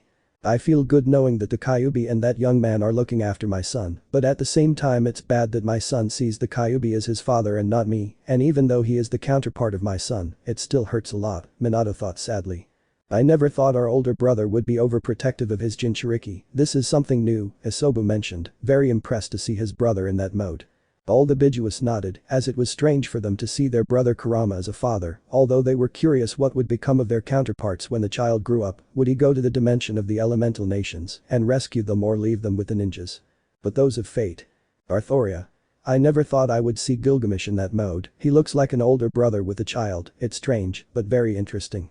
Gilgamesh saw Artoria, but said nothing, since he knew that he did not behave like that, and it was rare for him to feel attachment to someone, and he wondered what the dimensional god had done to make him so loyal to the boy named Naruto, since he knew that something must have happened for his loyalty, he knew that he would not kneel before the boy, but he also knew that he had at least some respect for him, so that he would protect the brat. HC 15. Well, we better shut up and let Lady Amaterasu continue with the story, since I see that many are interested in what will happen. Amaterasu nodded and continued with the story. Continuing with the story. Meanwhile in the world of elemental nations in a large cave, 9 figures were gathering. These 9 were members of Akatsuki, each of these shinobi were S rank, and some of these stronger than the current cages of the 5 great nations. These 9 figures were gathering for the presumed death of Uzumaki Naruto, the Kyuubi Jinchuriki. Pain, well Zetsu inform us what exactly happened to the Kyuubi Jinchuriki. Zetsu. Well, Lighter-sama, what happens is that it seems that the Kyuubi Jinchuriki is presumed dead or missing. I know, since in Konoha they were celebrating his presumed death, it seems that he was killed in the mission to recover Itachi's younger brother, who ran away with our former companion Orochimaru of the Sannin. All the members of Akatsuki frowned while Itachi gave a small sigh of disappointment at what his foolish little brother did, and in the case of the leader of Akatsuki, he was furious wanting to kill the Uchiha who delayed his plans for several years, since the Kyuubi is the Biju that would take the longest to reform, and now that foolish Uchiha delayed his plans, he will kill him for interfering in his peace plans. Madara. You should kill the fool. Uchiha has delayed our plans for many years, this is not just any Biju that will regenerate, but the Kyuubi demons. This is the Biju that will take the longest because of its power and the tails it has. Sasori, I agree with Madara, the boy has to pay for delaying our plans if you want leader. Sama, I can go for his head, he would be a good puppet, having the Sharingan, this child would be one of my best puppets, besides, we could ruin Orochimaru's plans, and thus get even for his betrayal. Haiden. Yes, we must sacrifice him for Jashin Sama leader, let's go for that Uchiha, and for the traitorous snake Orochimaru. The Kuzu. I support Haiden, Orochimaru's bounty will benefit us, and together with Konoha's Uchiha, we will raise a large amount of these funds, not to mention the Sannin subordinates having some of these good bounties like that Kabuto. That and many more things were said by the various members of Akatsuki, while Pain watched the entire discussion with a frown, since the idiot Uchiha brat delayed his plans, he would personally go to give him a very painful death, and in the case of Itachi, the assassin of the Uchiha clan, saw with an unreadable face the entire discussion of his companions, wanting both the head of his foolish little brother and Orochimaru, and he knew that if Akatsuki went for Sasuke, he had little chance of survival.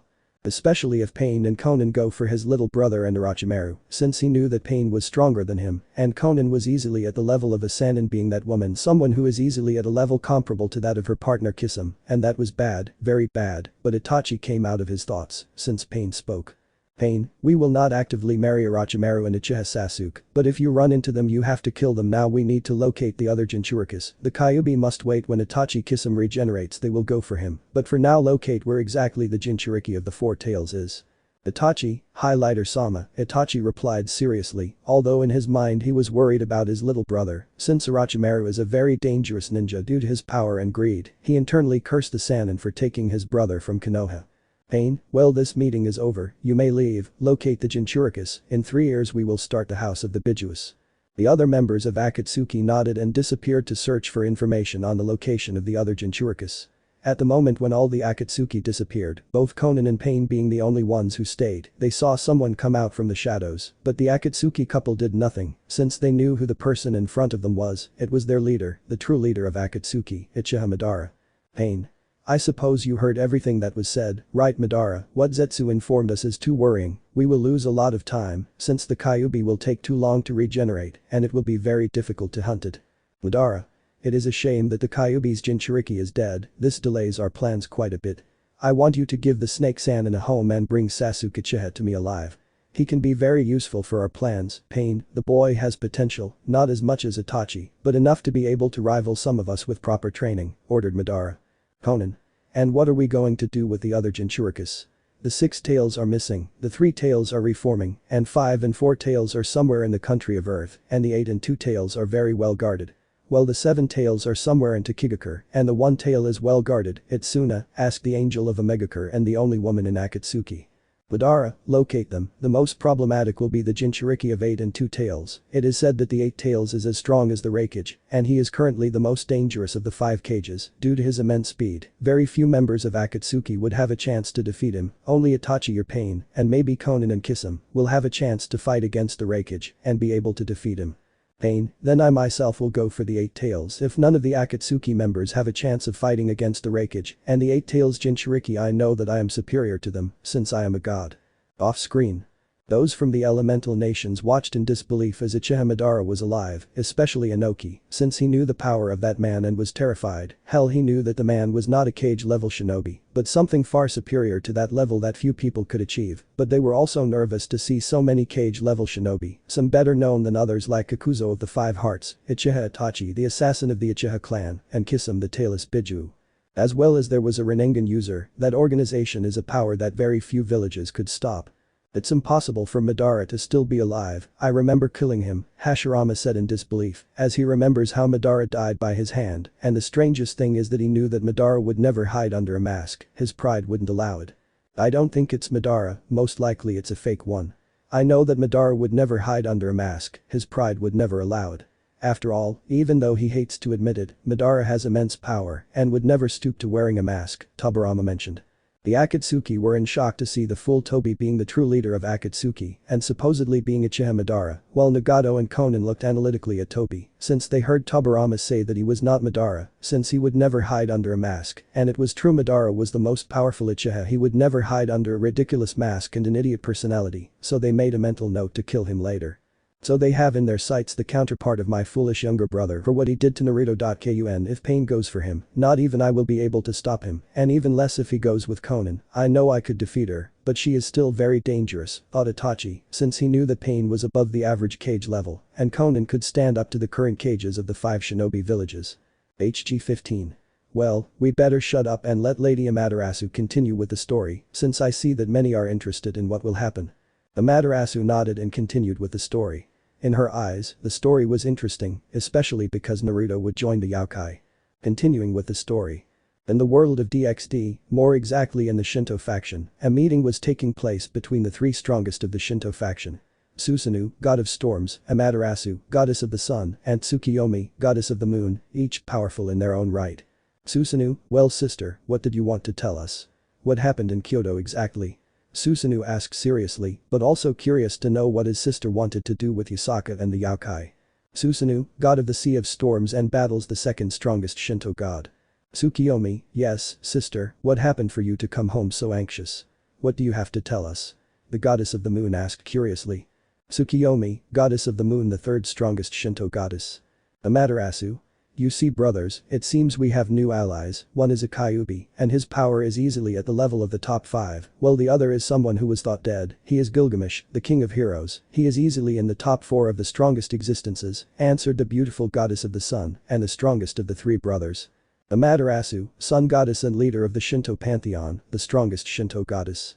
At what Amaterasu said, both Tsukiyomi and Susanoo opened their eyes in shock, since there was another Kyuubi, but that was on par with gods like Indra, and that apparently the king of heroes Gilgamesh had allied with them. They knew the power of Gilgamesh. They knew that he was a very powerful king who classified as one of the 10 strongest existences in the world. What they did not know was how he was still alive. He was supposed to have died years ago, but they dismissed it. It does not matter that now he is their ally, which seemed strange to them. He was supposed to be an arrogant king who never allied himself with anyone, or so the story said. Amaterasu, I know what they will say, that Gilgamesh is arrogant and how a Kyuubi can be so powerful. Well, I will only say this. They too are taking care of a child who has the potential to even surpass the dragon goddess of infinity. That child has enormous power despite being a newborn, and that is amazing, to tell the truth. Susanoo, impossible sister, no being has that potential. The dragon goddess of infinity is one of the most powerful beings, only surpassed by the beast of the apocalypse that was sealed by the biblical god in Great Red, the most powerful dragon. Those three beings are in the range of dragon god, they are beings of immense power, impossible to overcome. Tsukiyomi, Susanoo is right, those three beings are impossible to overcome, even Shiva, who is the strongest god, would lose against Office, and that is saying a lot, not even father had a chance with her as a child, has the potential to surpass the dragon of infinity. Off screen. You could see all the faction leaders with their eyes wide open upon hearing that this child has the potential to surpass Office. That was bad for everyone, since there would be another individual of the dragon god level. That was strange, since Office and Great Red were beings of immense power that cannot be compared to any existence. Interesting, so the kid will be powerful. I wonder if he can help me get Big Red out of my house, Office said curiously. HG-15. Well, we better shut up and let Lady Amaterasu continue with the story, since I see that many are interested in what will happen and how Naruto has the potential to surpass the Infinity Dragon, and you will see that it is true. Amaterasu nodded and continued with the story. Now it was getting more and more interesting, and she realized that Naruto was an ally of immense power that could strengthen both her faction and the Yakai faction. But history. Amaterasu, believe me brothers, that child will be one of the pillars for the Yakai faction to emerge not as a small or medium faction, but as a powerful one that could even equal the biblical ones or that of the Hindu gods.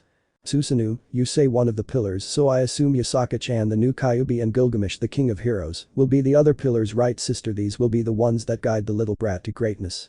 Amaterasu, exactly little brother, but I warn you not to try to bother either Gilgamesh or Kurama the Kyuubi who settled in Kyoto, and much less do anything to endanger Naruto the baby that they too protect, because if not you will be eliminated, and not even I will be able to protect you from the wrath of those two. Since from what I noticed they are too protective of the child, and to be honest, not even the three of us together, I think we can face the king of heroes, and the Kyuubi known as Kurama are too strong. Susanoo snorted, annoyed. He wanted to meet and train the boy, but he wouldn't do anything. His sister was right, if those two who were taking care of the boy were in the top 10 of the strongest beings he had no chance. Hell, he wasn't even in the top 20, so he nodded to his sister. In addition, these will be allies of the Shinto faction, they would not do anything against him and his people, despite Gilgamesh's hatred for what his sister told him. The king of heroes would not do anything against him or his people as long as they did not harm or hurt the boy that made him sigh, since there were few beings who could face Gilgamesh, being the dragon gods and the Hindu gods the few who could do it. But history. Gilgamesh off-screen smiled knowing that the gods fear him, though he frowned knowing that there were still gods who could defeat him, and although they were few it still bothered him. He just hoped that his counterpart was strong enough to defeat any god who goes after the brat. Susanoo just snorted in annoyance, but he knew he had no chance against Gilgamesh, and as his sister said in the story, only the Trimurtis and the dragon gods and Indra would be able to stop them. HG-15. Well, we'll take a short break. You know where the snacks are. Rest. I think many of you are processing the information. End of chapter. Chapter 3. HG-15. Well, I think everyone is calmer with what they saw in the previous chapter. I think the time has come to see the third chapter of this story. Now you will see how Naruto will recruit some high-level beings and some who have great potential to be able to face a Satan. And who does the boy recruit? I mean, he already has Gilgamesh on his side, who is so strong that he is in the top 10 of the strongest existences, as Azul said and asked, somewhat nervous about the boy named Naruto, since from what he saw he had terrifying potential. He only hoped that his counterpart would not become an enemy of the boy. After all, the boy already has Gilgamesh and that Kurama, each of them being so powerful as to surpass the celestial dragons. Fukuku, I will only say that the first to be recruited will be someone who is above the faction leaders, but well, it will be better if you see the story, and you will know who Naruto will be able to recruit, the author replied with a small dark laugh. Everyone raised an eyebrow at what the author said, and some felt a chill at the dark laugh he let out, while Kurama and Gilgamesh looked curious to see what will happen to their Jinchuriki bear child they take care of. Kushina. I wonder how strong my son will become. From what I saw, he would have many abilities, but I wonder if he will be able to surpass most of the beings in that dimension. Several of the ninjas nodded, wanting to see what Naruto would do, while others were frowning at seeing such a strong demon. Kurama's thought. The child is the one from father's prophecy. When we will be in the elemental nations I will train him and tell him to take off the idiot mask he has. It is time for him to bring out his true self and true power. HG-15. I think it's time to watch chapter 3 so you can see the new events that happen in your world. Supernatural beings will see how Naruto is changing the original story. For some it will be for the better, and for other beings it will be for the worse. Several of the supernatural beings gulped, as they did not know how young Naruto would affect the supernatural world, while gods like Brahma, Vishnu, Shiva, cows, Amaterasu and Indra looked curious and wondered how strong the child Naruto would be able to affect the entire supernatural world. HG 15. Well, now whoever wants to read chapter 3 will be very interesting to know what will happen.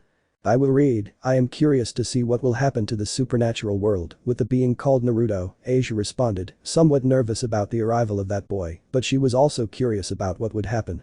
The author nodded and gave the book to Asia so she could start with the third chapter. It would be interesting to see the reactions of the supernatural beings, especially the demons. Chapter 3. The years pass and a new empire rises.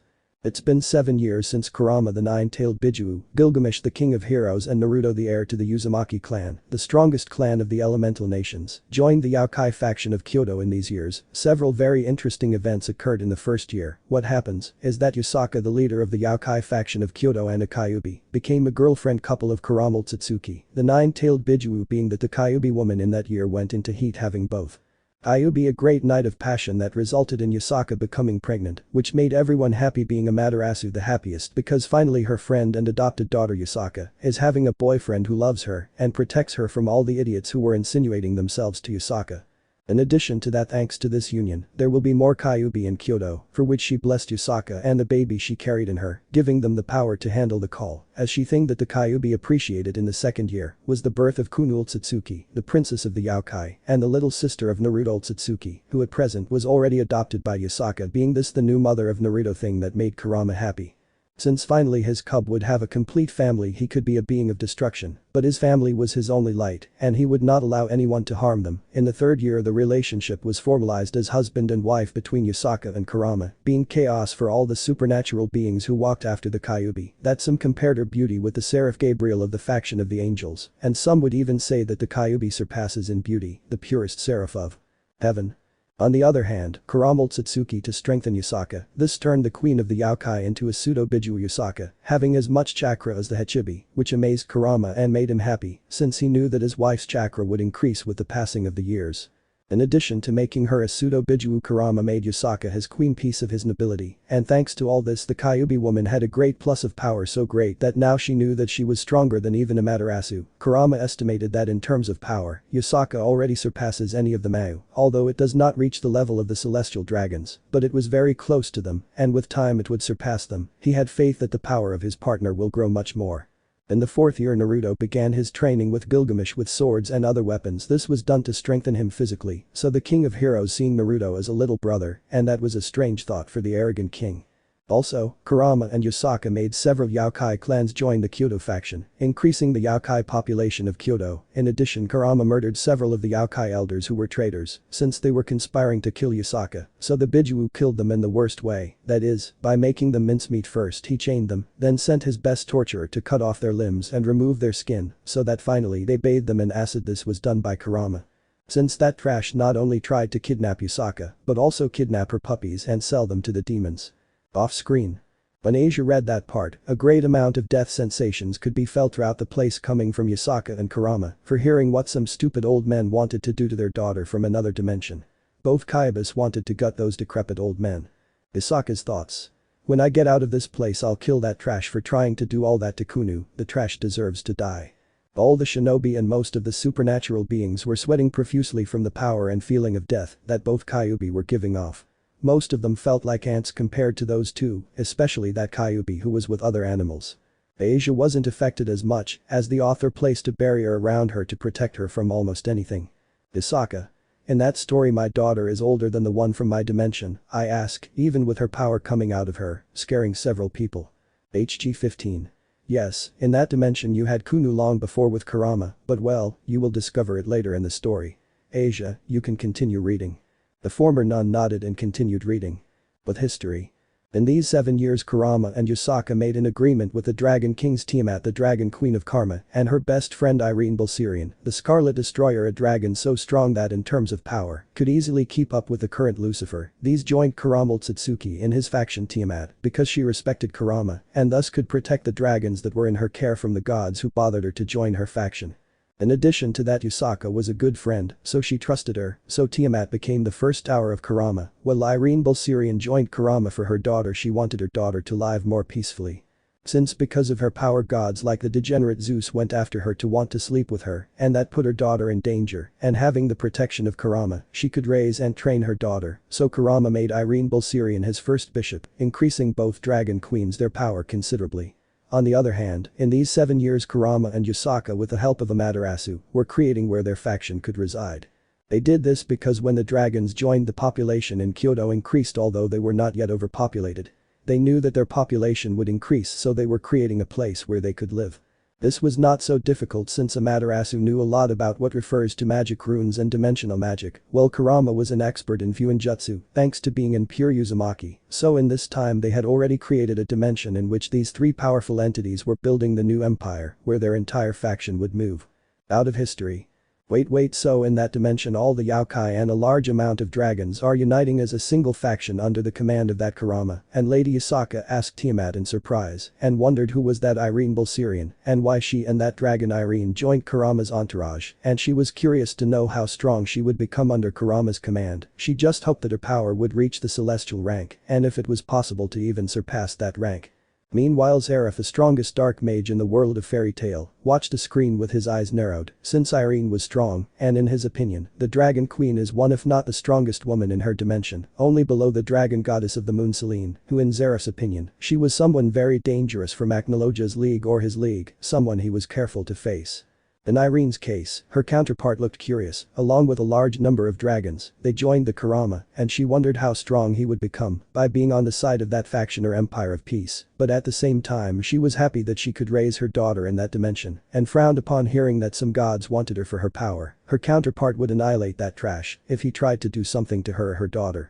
In the case of the 12 Spriggan, they watched with their mouths open as Irene, the most powerful warrior of their empire, joined another group as if nothing had happened, but they were also curious to know who Irene's daughter would be, and they wondered if they would be as strong as the queen of the dragons, or at least would have an acceptable level to be the daughter of the dragon queen Irene Bulsirian. Urza looked with narrowed eyes at the woman who looked like her. Something told her that she knew the woman and that she was related to her, but she didn't know how. She just hoped that in the story they would tell her who exactly the woman was and how she was related to her. Those from the supernatural world watched nervously and with their mouths open as the yokai and the dragons were allying themselves in a single faction, and they realized that it would be dangerous for everyone since the dragons were powerful and the yokai have various unique attacks that made them somewhat dangerous for the large number of supernatural beings. The Bijuu watched with narrowed eyes as their brother from that dimension was easily creating an empire and wondered what plans he had, since they knew that their brother was not normally like that, he was arrogant, but there he did not seem so arrogant, but rather someone more calculating who wanted peace and to protect his people, which was strange on the part of Kurama, in the opinion of the other Bijuu. Continuing with the story. In the 7th, a 7-year-old Naruto who was with Gilgamesh his knight as a guard, since thanks to the fact that Kurama and Yusaka were too overprotective with him, they would not let him go out without Gilgamesh accompanying him, but when they left and moved away from Kyoto, they were attacked by Krom Kruich, dragon of the Crescent Circle, the strongest evil dragon, since he was ordered to kidnap Naruto, even though he did not like the order in the least. Since that did not go with him, but he obeyed the order, although with reluctance, the young Kyuubi wanted to test himself against Krom Kruich and see how strong he was, so they both fought intensely. Off-screen. Everyone from the various dimensions watched with their mouths open as Naruto and Krom Kruich had a great fight.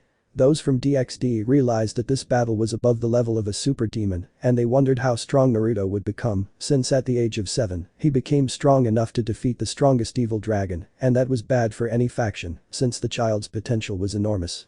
That battle is impossible as a 7-year-old boy has so much power to defeat an evil dragon that is on par with the celestial dragon said and shouted Ria's Gremory alias the spoiled tomato bar. I agree with Ria's Boucho, how is it possible that that brat is so strong, that must be a joke, Icy said in disbelief. The Mau looked at the screen with their eyes half closed and realized that this child was dangerous and they just hoped not to be on his bad side, since if at the age of 7 he was as strong as defeating a celestial level dragon, that made him very dangerous. Seraphol.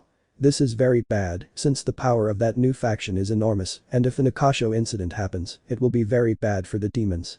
Ajuka. Exactly, we just hope that our counterparts don't do anything stupid to the yokai or the dragons, because otherwise we will be destroyed. Azazel. Well, let's hope you demons don't do anything wrong, since from what I see, that Kurama attacks anyone who harmed him and his faction. While Krom Kruich watched with his mouth open as he was defeated by a simple child under 10 years old, that hurt his pride, but he was also curious to know what would happen to him if he died or what they would do to him.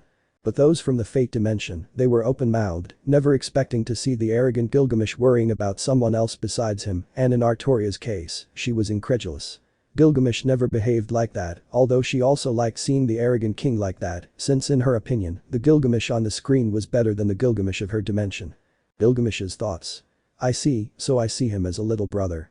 Now I understand why my counterpart protects the child. I wonder what will happen in the story, and I see that myself from that dimension trained the child well enough for him to be able to defeat a dragon at the age of 7. HG 15. Well, I think it would be better to continue with the story, Asia.san continues, so that everyone is clear of any doubts about what is happening with Krom Kruich, the strongest evil dragon. But history. Ready kid, it's time to fight, let's see how strong you are, commented the evil dragon with a wild smile. Now he would test the brat, he will see if he is strong or if he is garbage. We'll see, little dragon, Naruto replied with mockery in his voice, but inside he was anxious for the battle, since it was clear that the dragon is strong enough for his curiosity. Krom Kruich frowned at the silly nickname, but widened his eyes in surprise when the brat disappeared. Were you looking for me, little dragon? Naruto asked from behind Krom Kruich, then threw a magic attack so strong that it sent the evil dragon flying, as if it were a simple fly next to a god. Naruto. You may have experience and power, but you are very confident evil dragon Krom Kruich, maybe you have become old and need a retirement, mocked the Uzumaki. Krom Kruich. You may be right that I am trusting, but now I realize that you are not normal, you boots divine energy of a very high level, tell me exactly which pantheon you belong to, little Kyuubi, since you are definitely not from Kyoto, otherwise the supernatural world would know that another Kyuubi is with the Yaokai faction, so I ask you, where are you from, little Kyuubi warrior? If you defeat me I will answer everything dragon.san it's time to start the real battle and stop playing, don't you believe it asked the Redeed. Krom Kruich smiled and increased his aura forming a black dragon behind him, while Naruto also smiled and increased his aura, forming a large red fox behind the both beasts looked at each other with threatening eyes.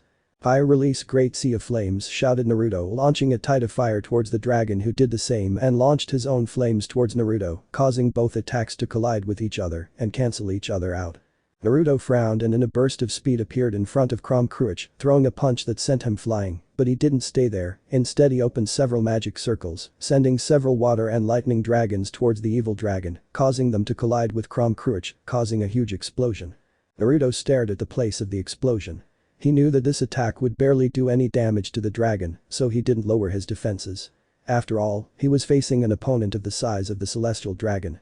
Good attack kid, you are strong, and you are definitely worthy of me getting serious I realized after receiving your attack, since it damaged me, and not just any being could harm me, not even high class or supreme class demons could harm me, like your attack did now yes, I will go with all my power you are not an ordinary child, said Krom Kruich, with a wild smile surrounding himself with flames, a large part of his body to cause greater damage.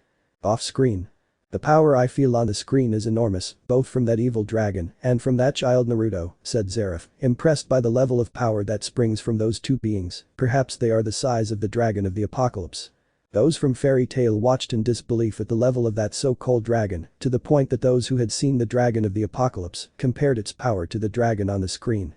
The battle that will happen will be interesting, since the power of both beings is in the celestial rank, maybe even superior to the rank of the celestial dragons, Amaterasu said in surprise.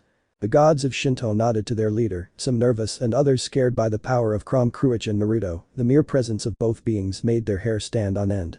This is bad, this battle will be very strong, now I see the level of two beings that are positioned in the top 10 of the strongest existences, said Azazel very nervously. Several people from the supernatural world nodded nervously at the upcoming battle, and Krom Kruich looked curious at the confrontation between his counterpart and that boy Naruto. But those from the elemental nations, everyone saw how a fight of an even higher Biju level would happen on the screen. The cages were nervous, since the Uzumaki was now a danger to the shinobi world due to the level of power he possesses. The power of that brat is even above a Biju, said Inoki with a frown, since the offspring of the Namikaze is too powerful, and he knows that if the brat goes to his village even with his Jinchuricus, it would be almost impossible to stop him. The Uzumaki and the Yondaime had a big smile when they saw Naruto bring out his power, but they were also somewhat nervous, since the opponent Naruto has is not someone normal. That dragon may be at the level of the Kyuubi of his dimension or maybe even higher. The Akatsukis were nervous, as they now realized how dangerous the nine-tailed Jiren was and the potential it possesses. Well, I see that you realize Naruto's power and how much he grew in level. Now you will see the battle between the strongest evil dragon and Naruto, the Prince of the Empire, said HG-15, signaling Asia to continue reading, since the battle was interesting. But history. Naruto opened his eyes in surprise and with a sigh, he activated his Sharingan and activated his lightning armor. It was time to get serious. He had to finish the battle before the barriers that Gilgamesh put up broke. Both opponents disappeared, colliding blows that caused shock waves, where they were reshaping the landscape with ease. Lightning and flames went from one side to the other. The waves of power made the weather change, causing a storm around. Gilgamesh watched everything with some amazement. He knew that Naruto was already stronger than Amaterasu, Susanoo and Tsukiyomi, and could fight on equal terms with those three at the same time, although Naruto never activated his Sharingan in any fight, so he wasn't serious, but now he watched in amazement as his little Redeed and that dragon fought with surprising ferocity. He was sure that he could match that dragon, although he would have to be serious if he wants to defeat it. In the battle of Kurama and Naruto, both entities of celestial dragon level or higher continued to fight in a destructive manner. In the battle, the evil dragon could be seen with several bruises and blood on his face, while Naruto had a few small blows, since thanks to his Sharingan, he was able to dodge most of the attacks with ease. I think it's time for this to end, Death Pulse, said Naruto, sending a huge attack of darkness towards Kurama, who, unable to move due to his wounds, had to receive the full attack, causing a huge explosion. When the smoke cleared, Kurama could be seen very weak and almost knocked out, but things didn't end there. Naruto sent several energy chains towards the dragon, trapping it, causing it to be unable to move. You accept defeat, well, Dragon Kurama, said Naruto with a small smile. Kurama frowned, but sighing he nodded. He lost fairly. He realized that that child was far superior to the devils. He thought that maybe the child is close to the level of Indra or close to that god. Gilgamesh was going to finish Naruto's job and kill the evil dragon, since it endangered Naruto's life, whom he considers his apprentice and his new brother, so he would finish it. He knew that Naruto spent a lot of energy fighting the evil dragon, so he would finish the dragon quickly if it didn't join Naruto's side, so he had weapons ready to kill it. Naruto, Gil, don't kill him. I want to know why exactly he wanted to kill me. As I understand it, this dragon doesn't kill children, he only fights strong opponents, so it's surprising that he goes after me. Gilgamesh, fine Naruto, but if he attacks you again I'll finish him off. I won't let anyone hurt you, much less a pathetic dragon. Kurama watched everything with caution to the two individuals in front of him, since the boy in front of him was immensely powerful, and he realized that his potential was enormous. Hell, at the age of 7, he was defeated by a dragon that is in the range of a celestial dragon, so he realized how dangerous the individuals in front of him are and realized that it was a mistake to attack them. Naruto. Well, evil dragon Kurama, I want to know why you attacked me if I have not attacked you or ever seen you. What is it that you are looking for, and do not lie to me please. I do not want to kill a dragon like you. I feel your heart, and to be an evil dragon, I do not feel so much evil in you. Kurama, rather I feel some sadness in you. Is that strange for an evil dragon? Off screen. The servants who were in the room watched in surprise as the King of Heroes listened to the boy Naruto, which was surprising, since the arrogant king was not commanded by anyone, and that boy stopped him as if it were nothing, and that scared them a little, since they knew that the king respected power, and the boy must have considerable power to be able to stop the King of Heroes, as if it were nothing. Gilgamesh's thought. It seems that my counterpart pays attention to the child. Maybe that counterpart of mine sees the brat as a little brother as I supposed, and that is why that counterpart of mine considers the opinion of that Redeed, since he realized that if someone does that to him, he would kill him with his treasures. It's surprising to see who came out victorious. Now I realize that that child is not normal to be able to face that dragon that could easily against most of the servants, that is to say something, Nero said, somewhat nervous by the great power witnessed by the two beings on the screen. That battle is interesting. It is clear that they are very powerful, said several of the servants, sweating a lot upon noticing the great battle, and they realized that almost no servant could fight at that level. Perhaps only Artoria, Enku and Quetzalcoatl would be one of the few who could fight at that level. The battle was amazing and terrifying. I think only a few beings could fight at that level, said Azazel, nervous to feel so much power from Kurama and that kid Naruto, and he didn't want to imagine how powerful Gilgamesh and Kurama are. I agree with Azazel, Naruto's power is far above most supernatural beings, said Susanoo seriously, but he had a small smile on his face. After all, Naruto in that dimension is his ally. Several of the supernatural beings nodded, as the power seen on the screen was very astonishing. Even Indra and Shiva saw that the battle was amazing and were impressed by the level of the boy and realized the great potential he has. HG-15 seeing the tension in the room ordered Asia to continue reading, the nun nodded and returned to the story. But history. Prom Cruich frowned and gave a sigh of resignation. He would tell the brat everything in front of him, everything, since 1. He defeated him in a fair battle, 2. The brat seemed to spare his life, and 3. He was not loyal to the Chaos Brigade, he was only there to fight and have worthy opponents, since that was the only thing he lived for since his wife died. Prom Cruich. Fine, I'll tell you everything, Yakai Prince, it's not like I have any other choice. Your power may be on par with Indra's, while your partner next to you is stronger. I have no chance against you, and you defeated me in a fair duel, and I respect that. After Prom Cruich said that, he told Naruto everything about the Cows Brigade, who that brigade was made up of, and he told him about who the leader of that brigade was, who sent him to kidnap him, and why they wanted him. Naruto, I see, so the son of Lucifer sent you to kidnap me. It's interesting, I thought I went unnoticed by the world, but I see that some beings already know of my existence. I propose something to you, evil dragon Prom Cruich. Prom Cruich raised one of his eyebrows in curiosity, as he wanted to know what the boy in front of him was proposing. Naruto, noticing that he had caught the dragon's attention, began his proposal. Naruto, I propose that you join my nobility, you will have my protection and that of the Yakai faction, and although you may not believe it, my faction has grown stronger, being as strong as any of the biblical factions today, so you do not have to worry if you join me, you will not have to fear office, I know that with time I will surpass that dragon, in addition to that you will be able to be with other dragons and train with them, we could even train together to strengthen ourselves. Prom Cruich widened his eyes in surprise, and he knew the boy in front of him was right. He knew that in a couple of years the brat would be at office's level. He estimated that he would be 5 more years old, and this child could match Shiva or even Office the Dragon of Infinity. He wondered to himself what kind of monster the boy would be when he reached his full potential. It would be interesting to see all his growth. Besides, the boy spared his life, and he couldn't detect any lies in the brat. It was better to be under the brat's command than the crazy son of Lucifer. Prom Cruich. Well, what do I have to do to join you? I find your proposal very interesting. I want to see your growth and see how strong you will become in the coming years. Naruto, well, the only thing I ask is your loyalty. You can do what you want, as long as it does not harm my faction, and well, simple, what you are going to do is join my nobility. These pieces are similar to the demon pieces, only these pieces will not turn you into Yakai, they will only give you some extra abilities, such as the use of chakra among other unique abilities, that will help you strengthen yourself, even to overcome the celestial dragons. I know that you are close to their level, or maybe you are at their level, but I know that with proper training, you will be strong enough to defeat both celestial dragons at the same time. Prom Cruich opened his eyes in surprise, as that would be very beneficial for him, plus he could become stronger by training with the boy and the King of Heroes, and who knows, maybe the boy is someone worthy to serve, not that he would like to serve someone, but he doesn't dislike it either as long as the person he serves is worthy in his eyes, and the brat for the moment was. All this was seen by Gilgamesh, who was impressed as Naruto convinced the strongest evil dragon to join him, but he also had a small frown, since the dragon was not yet trustworthy. Prom Cruich, fine, I agree to join your nobility. I accept that you be my leader. I will be loyal to you as long as you do not impose your will on me. I still have my dragon pride, but I recognize you as my leader. You are much stronger than me and you spared my life, so I owe you my loyalty. I promise to be your shield as long as you do not betray me.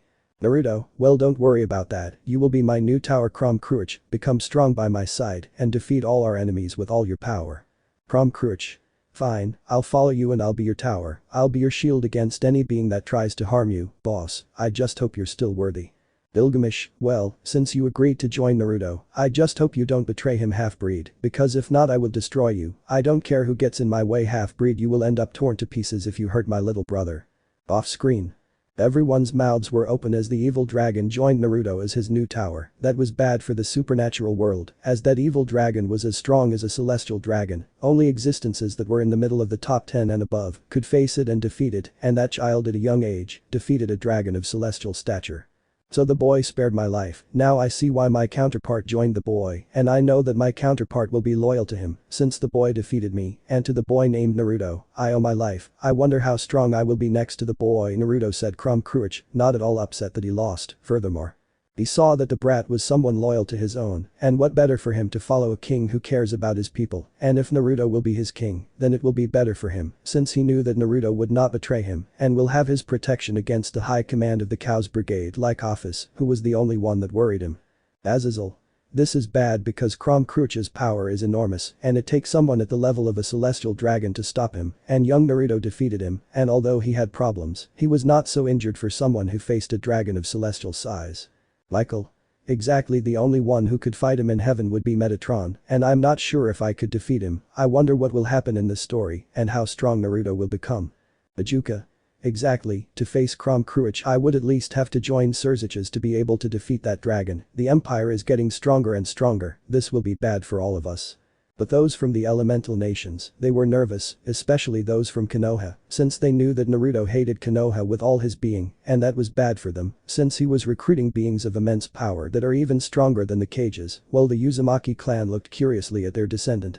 This is interesting, I wonder what the Gaki is going to do, from what I saw he became extremely strong, said Anko with a smile on her face.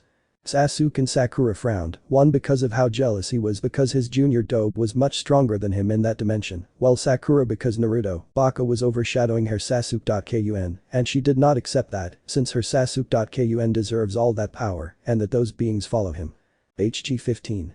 Well, continuing with the story, we will see how the story develops, Asia continues, and we will see Naruto's development better. The aforementioned nodded and was increasingly curious to read what would happen in the reading and see Naruto's power and know what would happen and what he would do. But history. Naruto sighed, since Gilgamesh may have behaved politely and well with him, although he was a beast with training, but with others he behaves like shit, he sees most as trash, unless they prove their strength or are worthy in his eyes, while Crom Cruch frowned at Gilgamesh's threat, but said nothing. He knew the strength of the King of Heroes today, and it was worrisome. Hell, that blonde was on par with the god of destruction Shiva if the rumors are true, and from what he felt about the power of the King of Heroes, the rumors were true. Naruto. Gil, stop threatening our new ally, let's go home, I want to talk to Kurama Tosen, it's time to see the Dimensional Project and the new home project, you know well why each of these projects are important. Gilgamesh. Okay Naruto, let's go Crom Cruch, follow us. It's time to go inform the Kyoto leaders about what happened and that you will join the Yokai. After Crom Cruch the strongest evil dragon joined Naruto, both Gilgamesh and Naruto told Kurama and Yasaka what happened with Crom Cruch and the attack they received by order of Rizavum Live and Lucifer, who is part of the Chaos Brigade being the leader of this brigade, the Dragon of Infinity Office Ouroboros. When they found out that Crom Cruch attacked Naruto, Kurama and Yasaka almost launched to destroy the evil dragon, but were stopped by Naruto telling them that now Crom Cruch was now their new tower and that they have no reason to worry. This made Yasaka and Kurama stop and nodded, although they did not like at all what Naruto did, so they would keep an eye on Crom Cruch for a nod from Naruto, since he knew that he still would not trust Crom Cruch, so he knew they would keep an eye on him. Naruto, well Kurama, it's time to carry out the Dimensional Project, it's time to go to the Elemental Nations, in addition to when the new home project is finished. Both Yasaka and Kurama opened their eyes in surprise, since Naruto wanted to carry out the Dimensional Project, they knew that this project would still take a couple of years to complete, they estimated that it would take about 6 or 7 years, maybe a little more, while the new home project will be ready much sooner than expected. Kurama, you know well that this project will take a couple of years. According to the scientists it will take a long time, although I will still ask him to speed up his hand in the Dimensional Project, but most likely he will finish that project in about 7 or 8 years. You know how complicated it is to open a mini-dimensional gap for several people. We know that both you and I can go there individually, but it is better to go prepared and with strong people to be able to eliminate Akatsuki and rescue all the Biju and Jinchuricus, otherwise it would be risky, since each of the cages is at the level of an ultimate class demon, or even at the level of a Mayu, maybe a little stronger. Naruto, well I understand, and indeed you are right father, the power of the old witch Tsunade is on par with an ultimate demon, almost at the level of a Satan, or maybe she is already at that level. Well Jiraiya, if the rumors that he investigated in the elemental nations are true, then I estimate that he is at the level of a Mayu like Seraphol Leviathan or maybe even higher. Kurama, you're right about that part, I'd even say that the wise toad may be stronger than a Satan, maybe on par with a Monkey King, while the members of Akatsuki may be at the same or similar level, but the leader of this group must be close to the level of gods like Zeus or Odin. Naruto, lose Kurama, I'm not stupid. I know very well that the Sannin, Kakashi and Guy will be the biggest threat when I go to Konoha, but leaving that topic aside, like the elemental weapons, Yasaka Akasan believes that they will soon be ready or will still take time to build them. Osaka, Naruto.kun the weapons will be ready in 2 years, with it we will be able to equip all the yokai of our empire, as well as arm all our allies. Off-screen. Those from Konoha and the elemental nations were nervous, since Naruto wanted to return to his dimension or well to the dimension of his counterparts, and they realized that they would be destroyed again, something they never thought they would see, since they never thought they would see Naruto want to destroy Konoha. Tsunade. This is bad if what Naruto says is true, our counterparts will have a very bad time, and apparently due to the level of power he already possesses, he is even superior to any of the Bijuu, and maybe even superior to my grandfather Hashirama, and he will even continue to grow, since he is still a child. Aburama.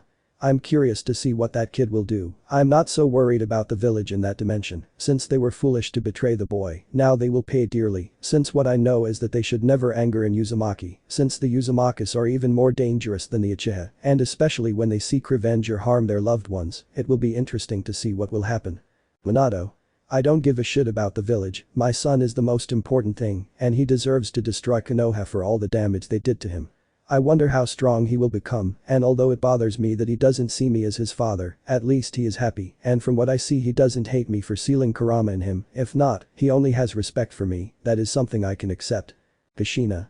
I agree with Minato.kun, I just hope he makes them suffer Kukuku and destroys everyone who hurt him, and those who betrayed him, and like all Uzumaki he will destroy the trash who turned their backs on him. Myth. The trash will die, and now they will see the power of the Uzumaki clan, and why they should not piss one off. It is time to see the power of the Prince of Uzu. Several of the Konoha ninjas looked at their heroes horrified, even the first and third Hokage looked horrified by the words of Mito Taburama, Kushina and Minato, since they never thought they were so cold to say that they wanted them to destroy Konoha. Asia continued reading, seeing the tension in the room. In addition, everything Naruto wanted to do was interesting. She didn't like death, but she realized that those from Konoha deserved it, and now she realized that not everyone deserves forgiveness, much less for people who were happy to harm others. Continuing with the story. Naruto nodded and said goodbye and signaled Gilgamesh and Kurama to follow him. He had things to do and people to see, he needed to get stronger and make his companions stronger, he wouldn't allow any of them to die when they go to the elemental nations, and he will seek revenge or justice, depending on who you ask, but he needed the dimensional project, it's not that he couldn't go to the elemental nations dimension. It's just that he wouldn't go alone, and taking more people would cost him a lot, he just waited a few more years to be able to use his dimensional jumping ability more efficiently. 2 years after Kurama joined Naruto's nobility as his tower, some events happened that shocked the supernatural world, among these was that Kurama declared that now the Kyoto Yokai faction moved to their new place of residence that was created by Kurama, Yasaka and Amaterasu, being like a small dimension the size of a country or maybe larger in that dimension, they created various cities being the main city or the capital named Peace.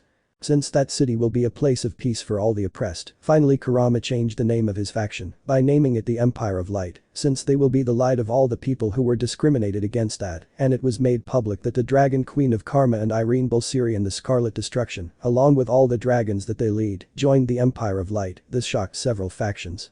Since both women were even stronger than the Mayu and several gods in the supernatural world, especially Irene being a dragon on par with Lucifer, or so they assumed, since Irene had currently become stronger to the point that she is close to the 2 celestial dragons. Currently Naruto was talking with his mother and Kurama his father about a trip he would take to travel the world and maybe meet members of his nobility. Meanwhile, Naruto and his family were discussing this. "You are too young to leave, Naruto, I can't leave you," Yasaka said in a worried manner. "Well mother, I know I'm strong, but with my power I know I can defend myself, plus I can go with Gilgamesh and Kurama, they are strong, I think for you, it would be more than enough escort if something happens," said Naruto. Yasaka frowned at that, she knew that escort would be more than enough to protect her baby literally, she knew that if those two worked together they would defeat her, hell Gilgamesh alone could defeat her, well Kurama was at her level, so they had the power to protect their Sachi, and she even knew that Gilgamesh was stronger than her very few beings could, against that arrogant one she knew it well only Kurama or Naruto had a chance of stopping him. One with their power and the other did not know how, but Gilgamesh did not like to see Naruto upset and did not know how his son was able to control that idiot, it was then that he reluctantly nodded. "You'll go well Naruto, get stronger son. I will take care of strengthening our faction along with Kurama.kun and our allies the dragons, but please be careful son, I don't want anything to happen to you." Naruto nodded happily, finally able to travel the world and maybe finish his nobility if he's lucky.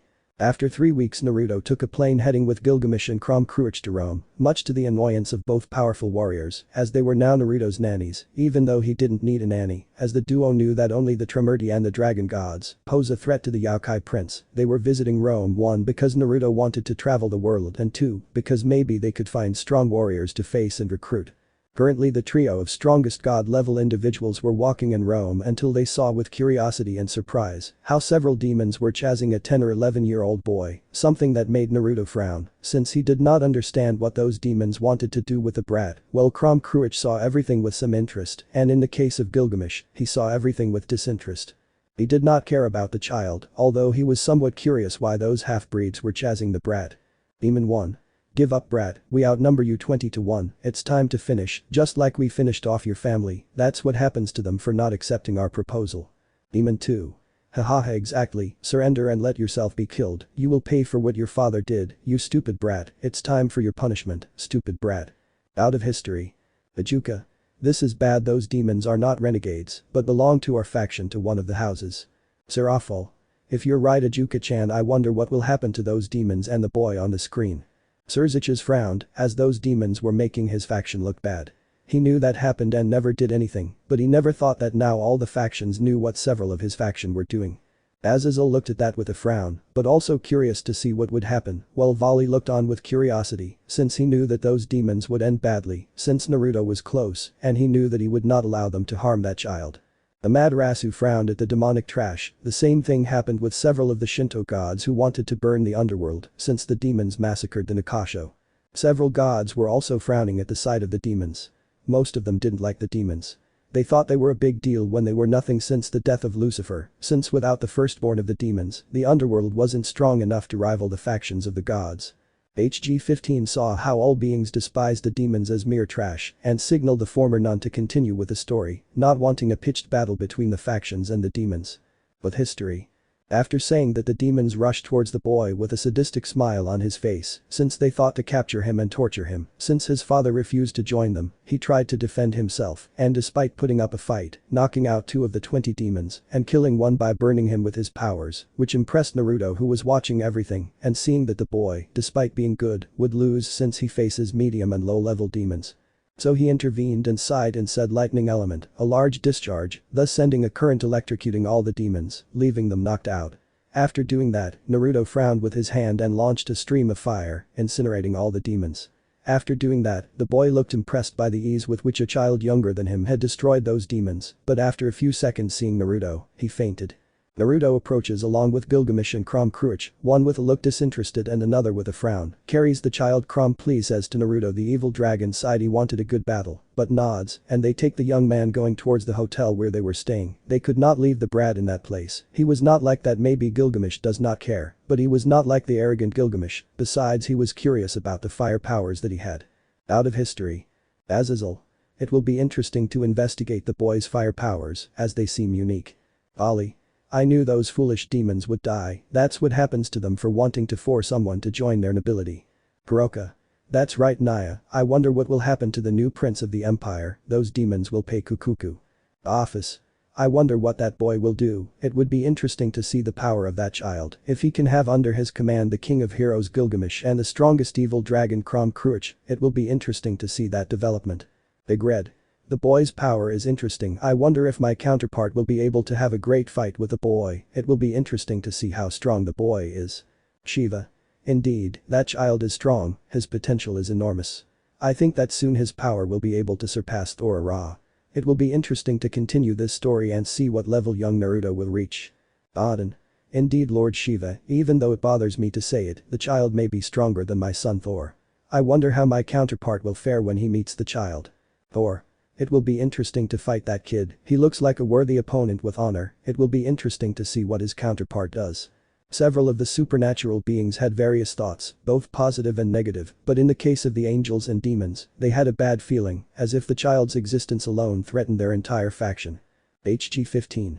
I see that you are quite interested in Naruto's potential and current power, because I will tell you that currently very few beings would be able to defeat him, but well, let's continue with the story, and you will see what will happen. Continuing with the story. After waiting a couple of hours for the young man to wake up, Naruto was getting impatient. He was not a patient person. That was due to the Uzumaki lineage. Neither of them were patient at all. While Gilgamesh was somewhat irritated, since now he felt that he would be the fire brat's babysitter, but they both calmed down and dismissed their thoughts when Kurama Power Up noticed and said that the young man they rescued had already woken up, and they both went towards the room. One in a red flash and the other in golden particles. After a few seconds, Naruto and Gilgamesh appeared in the room where Kurama Power Up was, who seemed somewhat irritated because he had become a babysitter, but both dismissed it and saw the wounded young man wake up and was scared, putting himself on guard since there were three strangers. Kurama Power Up.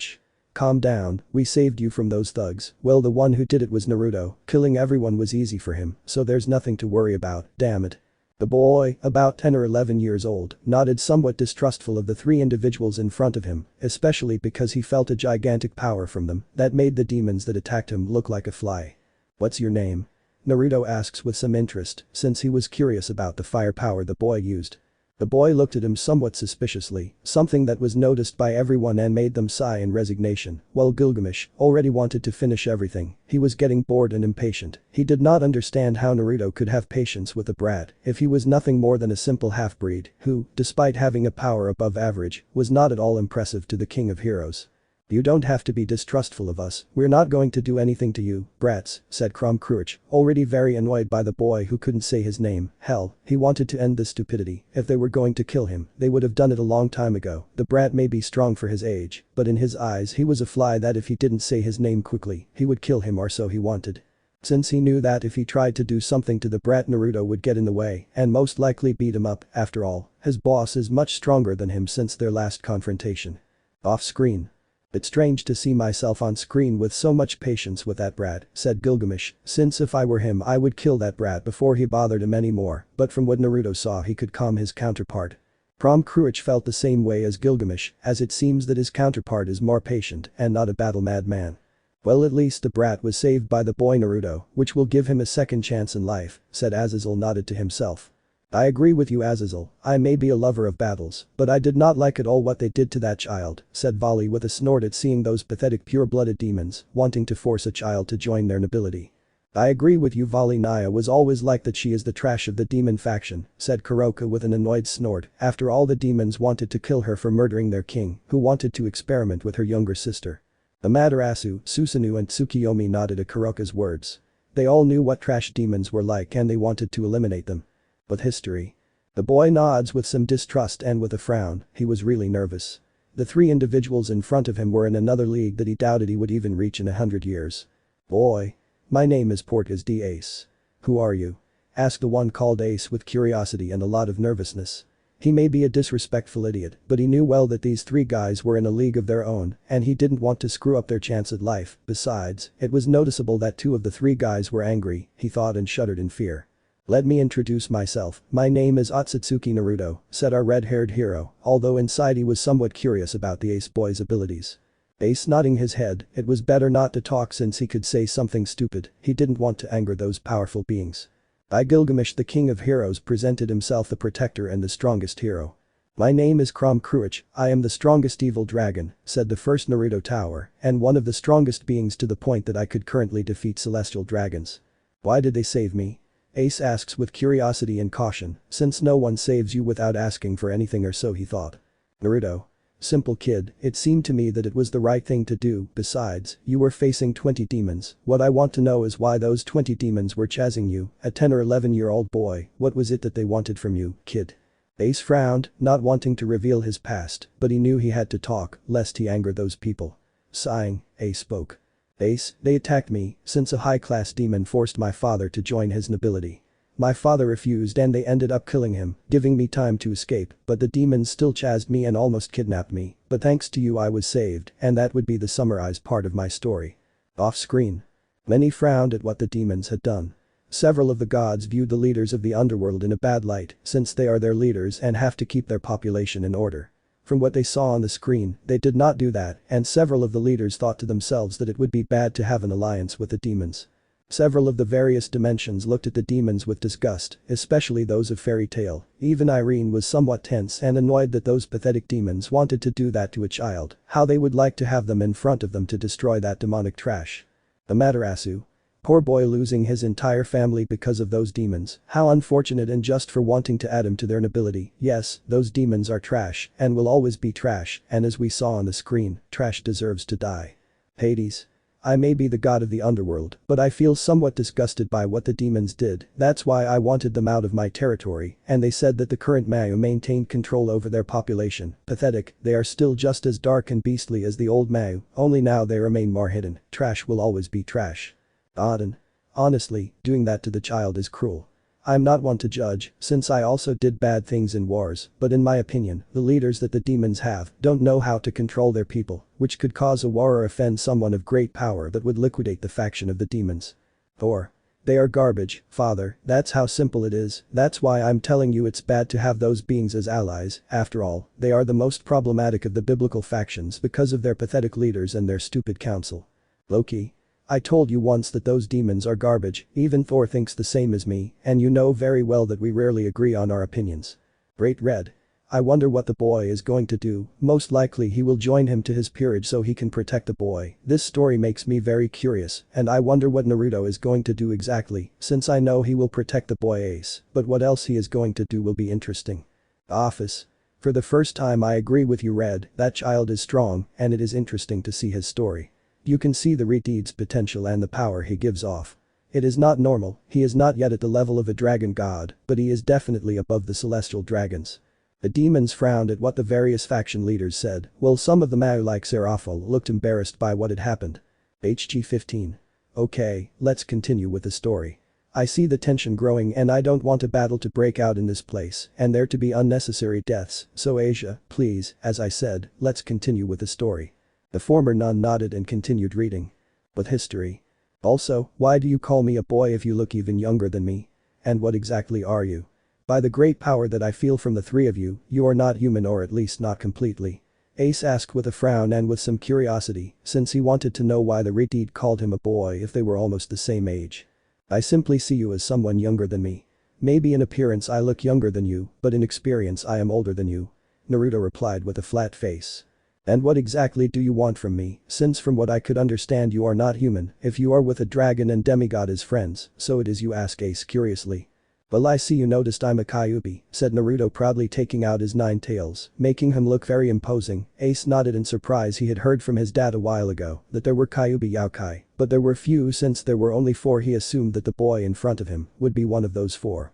Ace was thinking what to do because he noticed these people were strong, maybe they could train him so he could protect himself from the demons who wanted him as a slave for his unique abilities, and that frustrated him. He hated being weak and he was ashamed to ask strangers for help.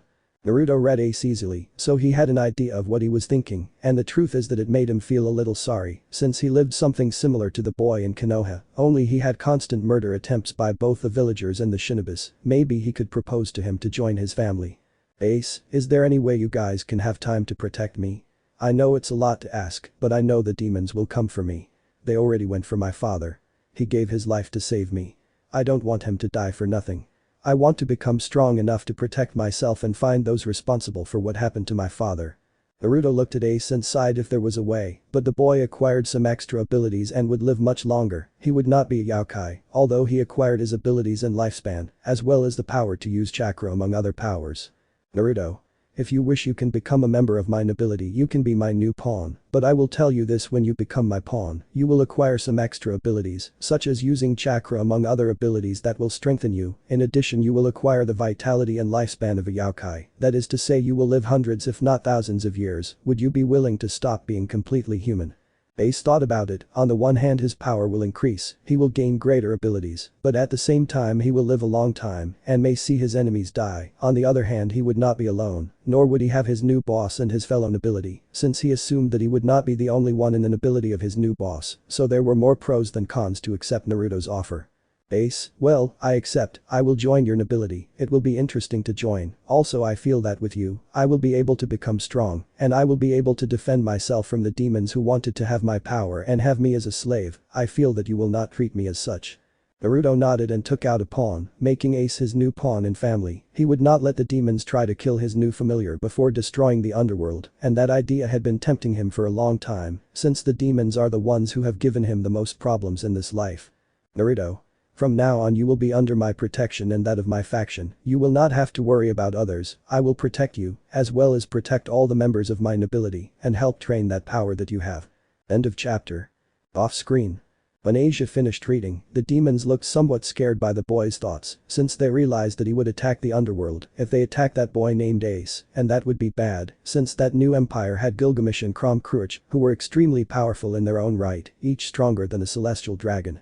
Surziches. This is bad if any demon who is with our faction attacks that child, a war could be caused. Serafal. Let's hope that doesn't happen, as it would be difficult to win a war against them. After all, they have several beings in the top 10 of the strongest existences. HG 15. Well, we'll take a short break. You know where the snacks are. Rest. I think many of you are processing the information. End of chapter. Reading top 10 before Naruto's arrival. HG 15. Well, I think everyone is calmer with what they saw in the previous chapter. One think the time has come to see the top 10 of the strongest existences. I will tell you that each of the top 10 is stronger than the celestial dragons, and several of this top could defeat both celestial dragons together, and I will tell you this: a celestial dragon is easily on par, or at least close to the level of the Kyuubi, the strongest of the 9 Bijuu, and in the case of those of Fairy Tail, the power of these dragons is stronger than Igneal, the Fire Dragon King, but a little weaker than Acnologia. With it you already know their power. These 10 beings are the strongest existences. These beings are strong in their own right. That made several members of the various dimensions open their eyes in shock and disbelief, since it seemed that the top 10 of that dimension were stronger than the strongest beings of their respective dimensions, and they were curious to see which beings are the strongest existences in that world. Which tells us that those in the top 10 of that dimension are much stronger than the majority of beings that were in this place. Tsunade asked nervously about those beings. She knew she was a cage-level ninja, but she knew she had no chance against Kyuubi, and there were beings that surpassed Kyuubi. Indeed, God aim Hokage, and I will tell this to those of Fairy Tail in that dimension. There are, or rather their counterparts. What I want to tell you is that those counterparts can be either stronger or weaker than you.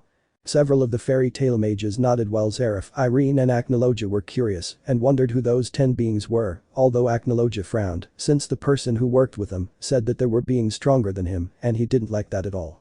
Those from the shinobi villages were nervous about that, while the Kyuubi, Mito, Uzumaki, Hashirama, Minato, Kushina and Tobirama were curious to see the top, since from what they saw those 10 beings are very strong, and that made them very curious. They wanted to know who those 10 entities that surpassed the Kyuubi will be. The same thing happened with the Bijuus. They wanted to know which beings surpassed their brother.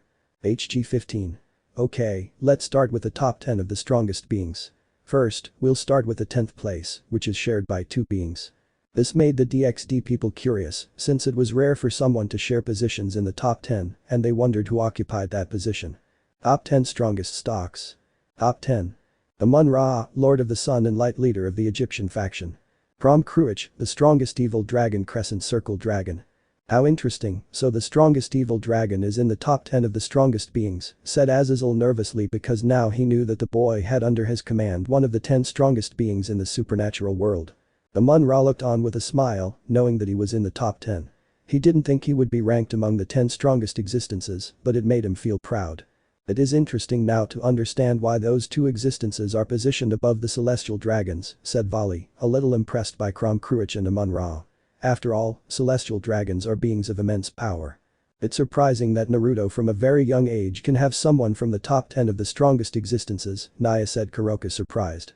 Those from the different dimensions were incredulous to see one of Naruto's subordinates in the top 10, and those from Konoha were fearful, but everyone could notice that Kushina and Minato were proud of their son for having an ally strong enough to be in the top 10 of the strongest beings in that dimension. Kushina's thoughts. With those allies that my baby has, I don't have to worry about anything happening to him, since with them protecting him, very few beings will represent a threat to Naruto. Well, the young Uzumaki was making the surname worthy of having such strong beings, Mito said, nodding. Yes, and Naruto manages to recruit more high-level beings. Now let's continue with position 9, said HG 15. Several nodded, wanting to see the 9th place with great curiosity. Top 9. Quetzalcoatl, leader of the Aztec faction, goddess of wind, rain, and creation. I'm not surprised that Quetzalcoatl is among the 10 strongest existences. I know from my own experience that this goddess is very powerful, said Susanoo somewhat nervously, since he knew that crazy lover of fights. After all, a long time ago he had a fight with her where he almost died. Quetzalcoatl looked on with a smile, knowing that she is positioned in the top 9 of the strongest beings. That would show everyone that the Aztec faction is strong, and that she is, after all, she is the 9th strongest. Sasuke looked at Quetzalcoatl with great interest, since that woman seemed worthy of an Uchiha, and he would have her after all, he is an elite Uchiha. Several of the women from the different dimensions felt happy, since they now saw a woman among the strongest beings. Thor, the god of lightning, the mightiest Norse. Seeing my son in the top 10 makes me proud, Odin said with a small smile, seeing his son among the strongest beings. His faction may not be the strongest, but with Thor, he is among the most powerful. Thor-sama is so strong, commented several of the Valkyries, happy that Thor is in the top 10 of the strongest beings. Several of the supernatural beings nodded, they knew Thor was in the top 10 in their dimension, so it wasn't a big surprise. Top 8. Hades, Greek god of the underworld, the strongest Greek. Most Greeks agreed, as if one of their own was in the top 10, it showed their power, and that they were not a weak faction. Hades stared blankly at the screen. He didn't care about the top. After all, his fellow Greek gods only wanted his power, but they rejected him as a god. Only Hestia had his trust. The rest were indifferent. After all, they either feared him or hated him. He didn't care in the slightest. Zeus frowned, since his brother was stronger than him and he didn't like that, he had to take action against his older brother. He didn't care much about what Hestia says, since he is the king of Olympus, so he will take the necessary measures, and if he has to deal with Hestia, he will do it too. He wouldn't risk Hades revealing himself first and finishing him off.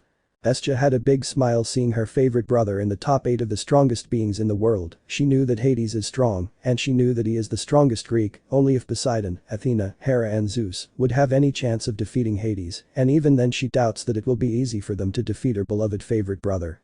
Buddha, Lord of Wisdom, the Enlightened One. But what the hell is Buddha doing in that top? The gods commented, surprised. They knew that Buddha is strong, but they didn't know that he was even so strong as to be in the middle of the top 10 of the strongest existences. Simple Buddha is strong, so strong to match Thor in strength, but he possesses an ability that makes him a little superior to Thor, so Buddha would defeat Thor with great difficulty. That is why he is in the top 8 of the strongest beings, and I will tell you this: Buddha is a person who does not receive orders from anyone, so if someone tries to do it, they will have a very bad time, said the author.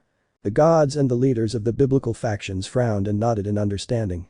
Some knew Buddha and knew how strong he was, but they didn't think he would become one of the top 10 strongest beings in the supernatural world. Amaterasu's thoughts. Maybe it would be good to contact my old friend Buddha. I know he is a reasonable god, and maybe he wants to help me get rid of those demons.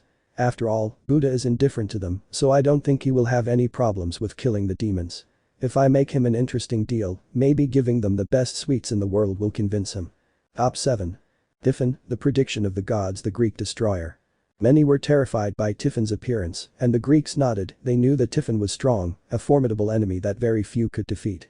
Well, it was obvious that Typhon would be in that top 10 for a reason. He was one of the strongest threats of Olympus, Athena commented seriously, since she knew that that beast was very strong. He even equaled her father Zeus in his prime, and defeated him when her father was much stronger than his current self.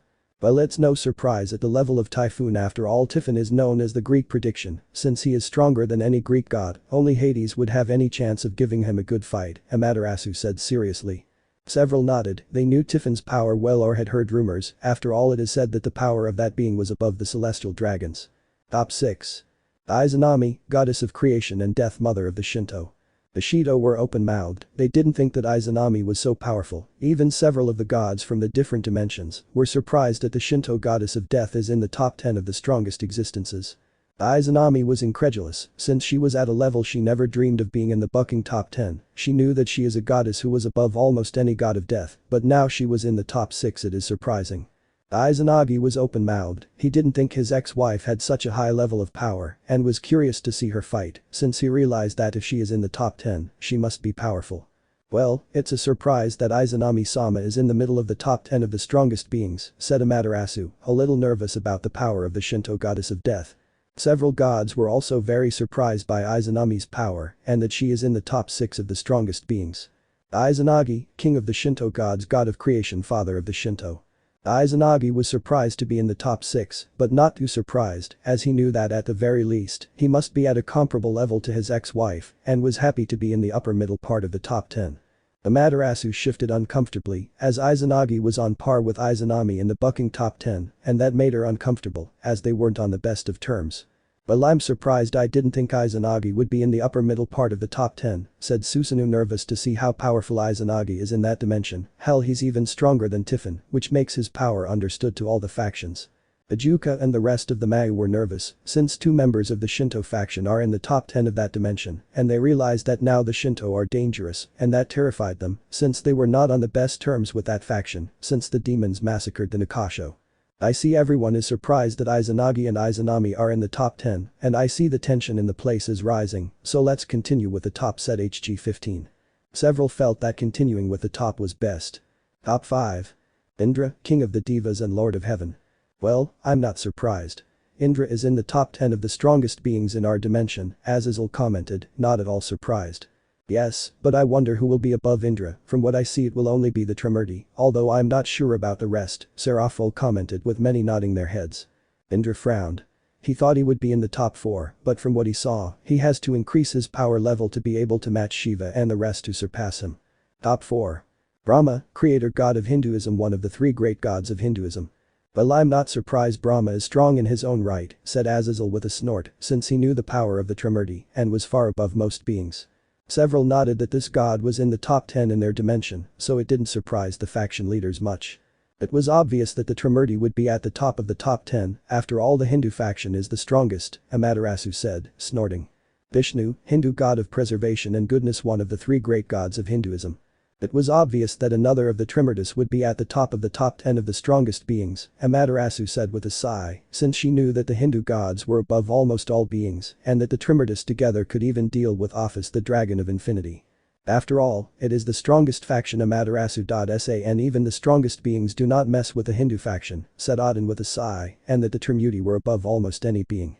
Several of the beings of the supernatural world nodded. After all, the power of the Hindu faction was above the majority of beings. Top 3.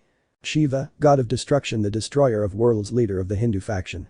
It was logical that Shiva was in the top 3, after all he is the strongest Hindu god, said Zeus with a snort, since he hated not being in the top 10. Even his older brother was in the top, and that bothered him, since he is the king of Olympus.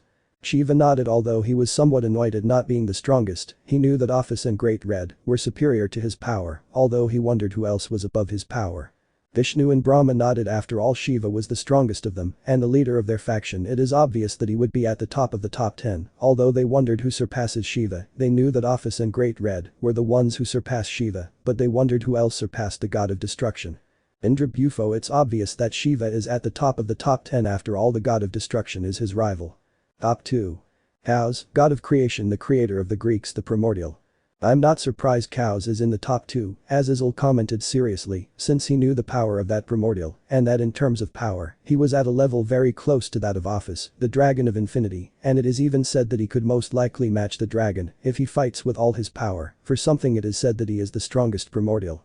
It was to be expected. Chaos Sama is strong for a reason, she is the oldest of us, the Greeks commented, happy that a Primordial of their faction is in such a high position. Several of the gods and beings from the various dimensions were surprised by Chaos' appearance and the power that was released on the screen. It's surprising how many high-level beings that dimension has, said the damned curious Seraph, wondering if any of those beings will be able to remove his curse. Irene and several members of the fairy tale dimension nodded in surprise at those gods and the power they give off. The beings in the top 10 are beings that would even be feared in any of their dimensions. Now let's continue with the top number 1, said HG15. Top 1. Office Ouroboros, dragon god of infinity, dragon goddess. I'm not surprised that Office is in the top 1 of the strongest beings, after all she is a dragon goddess, said Azazel nervously. He felt Office's power on the screen and it is enormous, much bigger than his father's. Office smiled at being in the top 1, but she was curious what position Red would be in. HG15. Now you will see a position above all these existences are above Chaos or Office are beings of immense power that cannot be compared to any other being. Top 0. Great Red, dragon god of the apocalypse, the true dragon god, Red Emperor. Well, I'm not surprised at all. After all, Great Red is the strongest existence in our dimension. It's obvious he's the strongest in that dimension, said Ajuka seriously.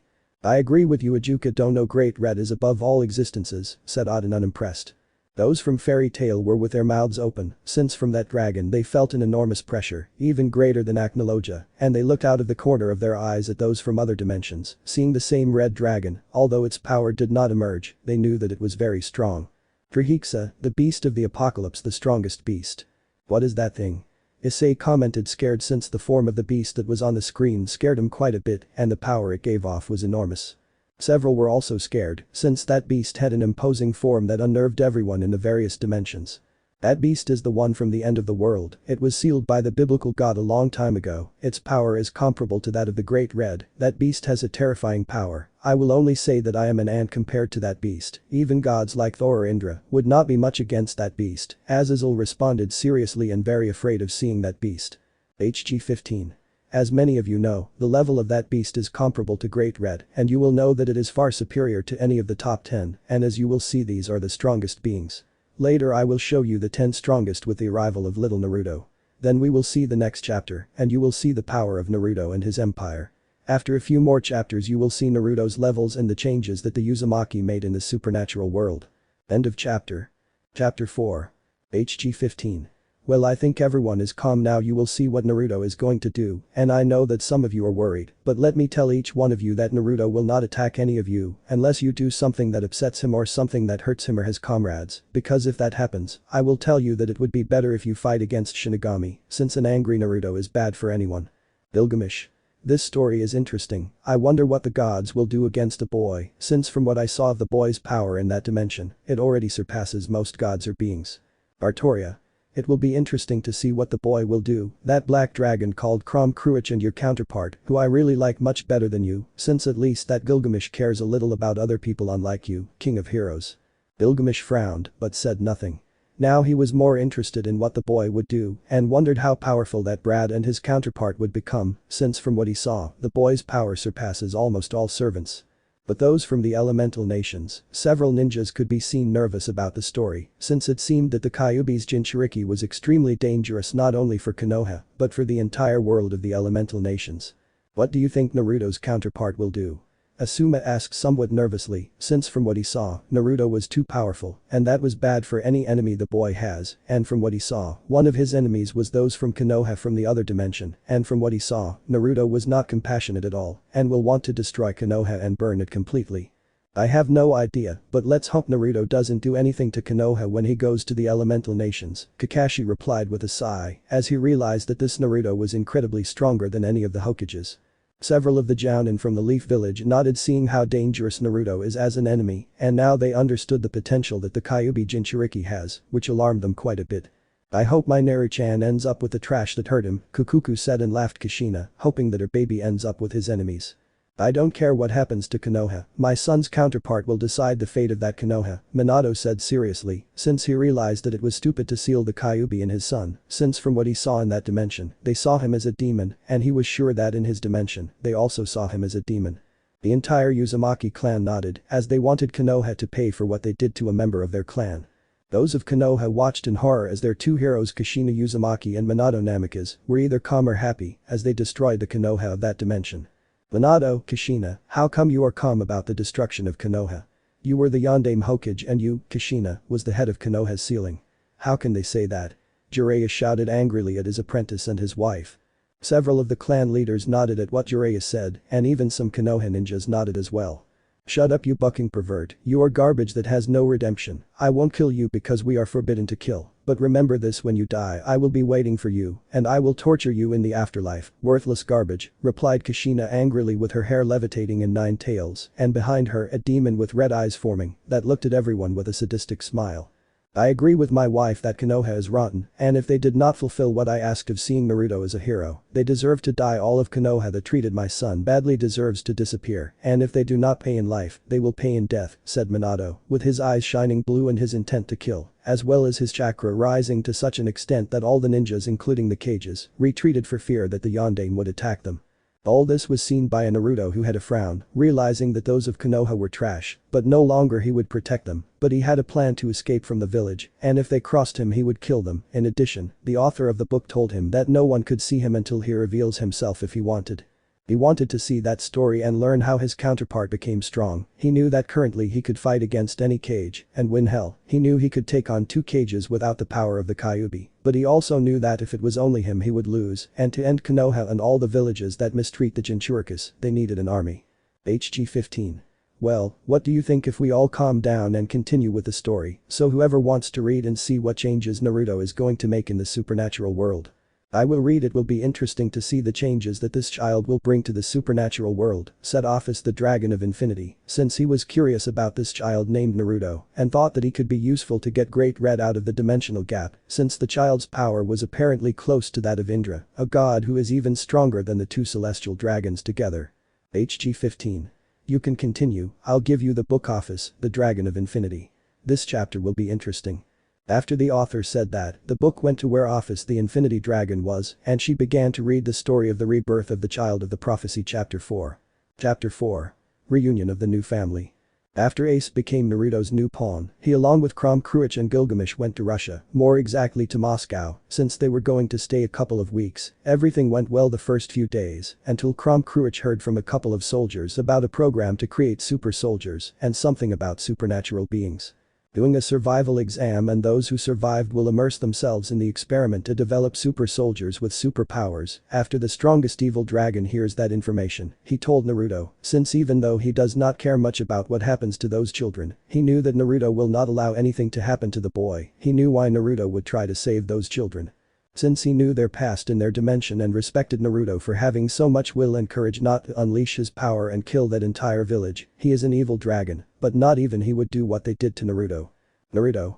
Are you sure of what you say, Crom, and how much do you believe that what you heard about those children who will be test machines for those experiments is true? It will be better to rescue them as soon as possible. Crom. Yes, Naruto, I heard it from the military of this country, so how do you want us to proceed? I know that you wouldn't let anything happen to those children. I personally don't care that much about them, but I know that you have a heart that is too pure to leave those children alone. Naruto nodded, but frowned at the lack of empathy Kurama had with the children captured for those horrible experiments, but he also understood that he was an evil dragon. He may not be the most evil, but he knew that he had very little love for people he didn't know. Gilgamesh. And what are you going to do, Naruto? Are we going to save the children, or are we going to stay out of what those soldiers do? For my part, I don't care so much about what happened, but as the king of heroes, it is my duty to finish off those idiots who do experiments on children. Ace. I think we should go save the children. They need support, and I think you can give it to them. Naruto has the power to protect them. It would be good if they could join us, and with you as their teacher, they would be loyal to you. Naruto. Okay, we'll help the children. Kurama. Gilgamesh, I want you to investigate the place where the base is where they experiment on the children. Off screen. What one of them said is true, that means that the government of that country has children to use as ruthless killers, Michael said, horrified at the idea that the humans his father cared for were so evil with their own race.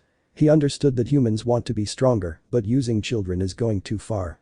Several people from the DXD dimension thought that Seraph Michael was a hypocrite since the church had several children training to hunt demons. Those thoughts were from several high-level gods who knew more about the biblical factions and knew that the three factions used several human children for their experiments. Well, that's how some people are. They seek power, and by raising children as murderers, they improve their bodies, making them better able to defend themselves from other threats, just like several races in the supernatural world do, only some have more morals than other beings, the author responded calmly. And how powerful could those super soldiers be? Azazel asked curiously, his eyes shining, as he found the experiment the humans were conducting interesting and wondered if he could apply those experiments. In terms of power, I will tell you that it can vary between a mid-level supreme class demon to a Mayu-level demon like Graphia. It all depends on the individual. It can even surpass the level of a Mayu, the author replied calmly. That made several of the supernatural beings nervous, since Graphia was one of the strongest demons, and that humans have as much power as some gods, and they didn't like it at all. Other gods like Odin, Hades and Amaterasu were curious to see what would happen in the story, since the power of those humans was very interesting. Afa saw that everyone fell silent and continued reading, somewhat annoyed by the trash's interruption. She would kill them when she finished this story and maybe look for Naruto to help her get Baka read out. Continuing with the story. The two nod their heads in understanding, one in a bored manner and the other indifferently. They will save the brats not because they like it, but because it was the right thing to do and what Naruto wanted. Naruto. Okay, when you locate the base you throw this kunai and in a flash I'll be with you. After Naruto told Kurama and Gilgamesh to investigate the location of the base where they experiment on children, Naruto stayed talking with Ace. 2 days later Gilgamesh and Kurama found the military base. They were investigating the various entrances and exits of the base where they were conducting experiments on the children.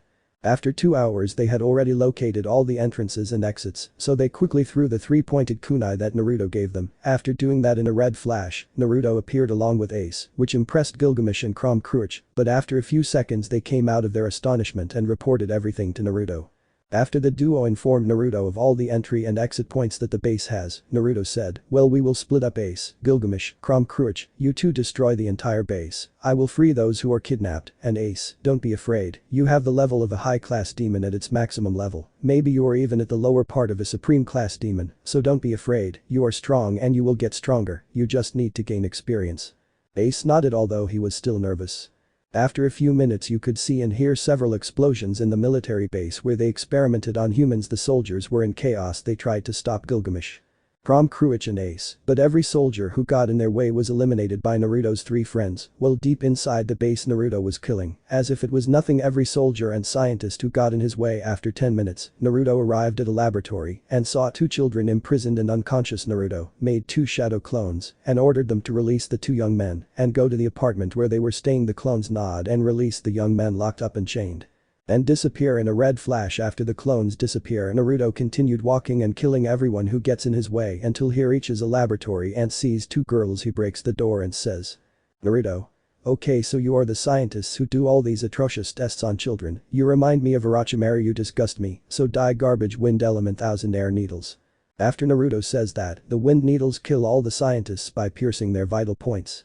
The girls look at Naruto with fear and astonishment. The Uzumaki notices this and approaches carefully, not wanting to scare the children. "Naruto. Don't be afraid, girls, I'm not here to kill you, but to rescue you. You have nothing to fear, I will free you and take care of you." Off screen. "That's my baby, always being a hero, rescuing the innocent. Now he asks me what he's going to do with the children." He asked himself and Kushina said happily and curious about what plans her baby will have. Most likely he has them under his protection, the Uzumaki thought, still curious and doubtful of what her son is going to do. "You're right, Kushi-chan, Naruto's counterpart is good, even though his personality changed since Konoha betrayed him," Minato commented. "It will be interesting to see Naruto and what he will do," commented Mito, with several Uzumaki nodding their heads, curious to see what will happen. In another part of the room, Naruto watched with great curiosity as his counterpart rescued some children who, from what he saw, were government experiments with great potential, and that made him curious, and he asked what his counterpart would do. Continuing with the story.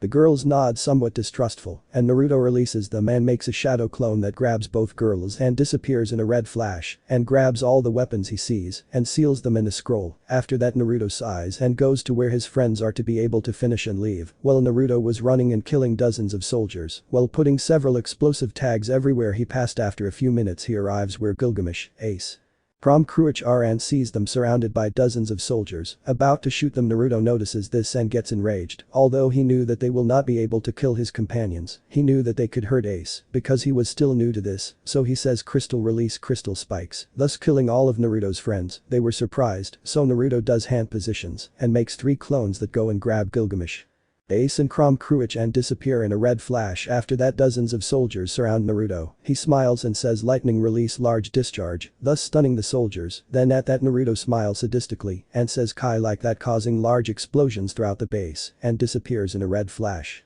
Off screen. He handles the flying thunder god jutsu, Hirashin no jutsu, very well, Tobirama commented in surprise, but at the same time everyone could notice that he said it with great respect. "He must be a good seal master," commented in Uzumaki, somewhat surprised that the boy knows space-time jutsus. "There's a reason he's my son, and now I know he's a Fuinjutsu master by having the flying thunder god jutsu," Minato said with a big smile. "Yes, you must have at least a level 10 in the seal arts to know how to correctly use the flying thunder god jutsu, Hirashin no jutsu," said Kushina with great respect towards her son for managing to do the second and her husband's jutsu with such ease. "I wonder if that Naruto can beat me in speed," commented the Raikage, curious about the boy's speed. "I agree with you, Raikage, I think my son has already surpassed me when it comes to speed. I wonder if I can surpass Naruto's speed. It will be very interesting to challenge him." Those from Konoha who heard that looked at Minato in horror, since if that Naruto surpassed Minato, he would be more dangerous for his counterparts, and that would be very bad for the Leaf Village, since Minato with only his speed could handle more than 1,000 ninjas, and now Naruto is faster, which means that he can fight with a greater number of high-level ninjas. Continuing with the story. After Naruto and his group rescued and destroyed the military base, Naruto appears in his apartment and sees the 4 children awake and smiles. Naruto. Hello guys, don't be afraid, you won't be harmed young people, trust me okay, let me introduce myself, I'm Akatsuki Naruto, can you tell me your names kids? The children look and nod suspiciously and introduce themselves. First, a black-haired girl of approximately 10 years old walked by and says, let me introduce myself, my name is Akame, nice to meet you. Then the other girl with short black hair, who seemed a little younger than Akame, walked by and says, my name is Kurama, I am Akame's sister, nice to meet you Naruto.san. Then a blue half-black boy of approximately 10 or 9 walked by and says, my name is Gray Fullbuster, can you call me Gray after gay? Introduces himself. A young man of approximately 9 or 10 years old walked by and came forward, my name is Toshiro Hisagaya, but can you call me Toshiro, nice to meet you and thank you for saving us. Naruto nods smiling as he could see hope in the children's eyes, a hope that was almost denied to them by that trash who kidnapped them, but he came out of his thoughts as Akame asked. The question, Naruto, why did you save us, what benefit does it bring you to save us? We are just simple children who were experimented on.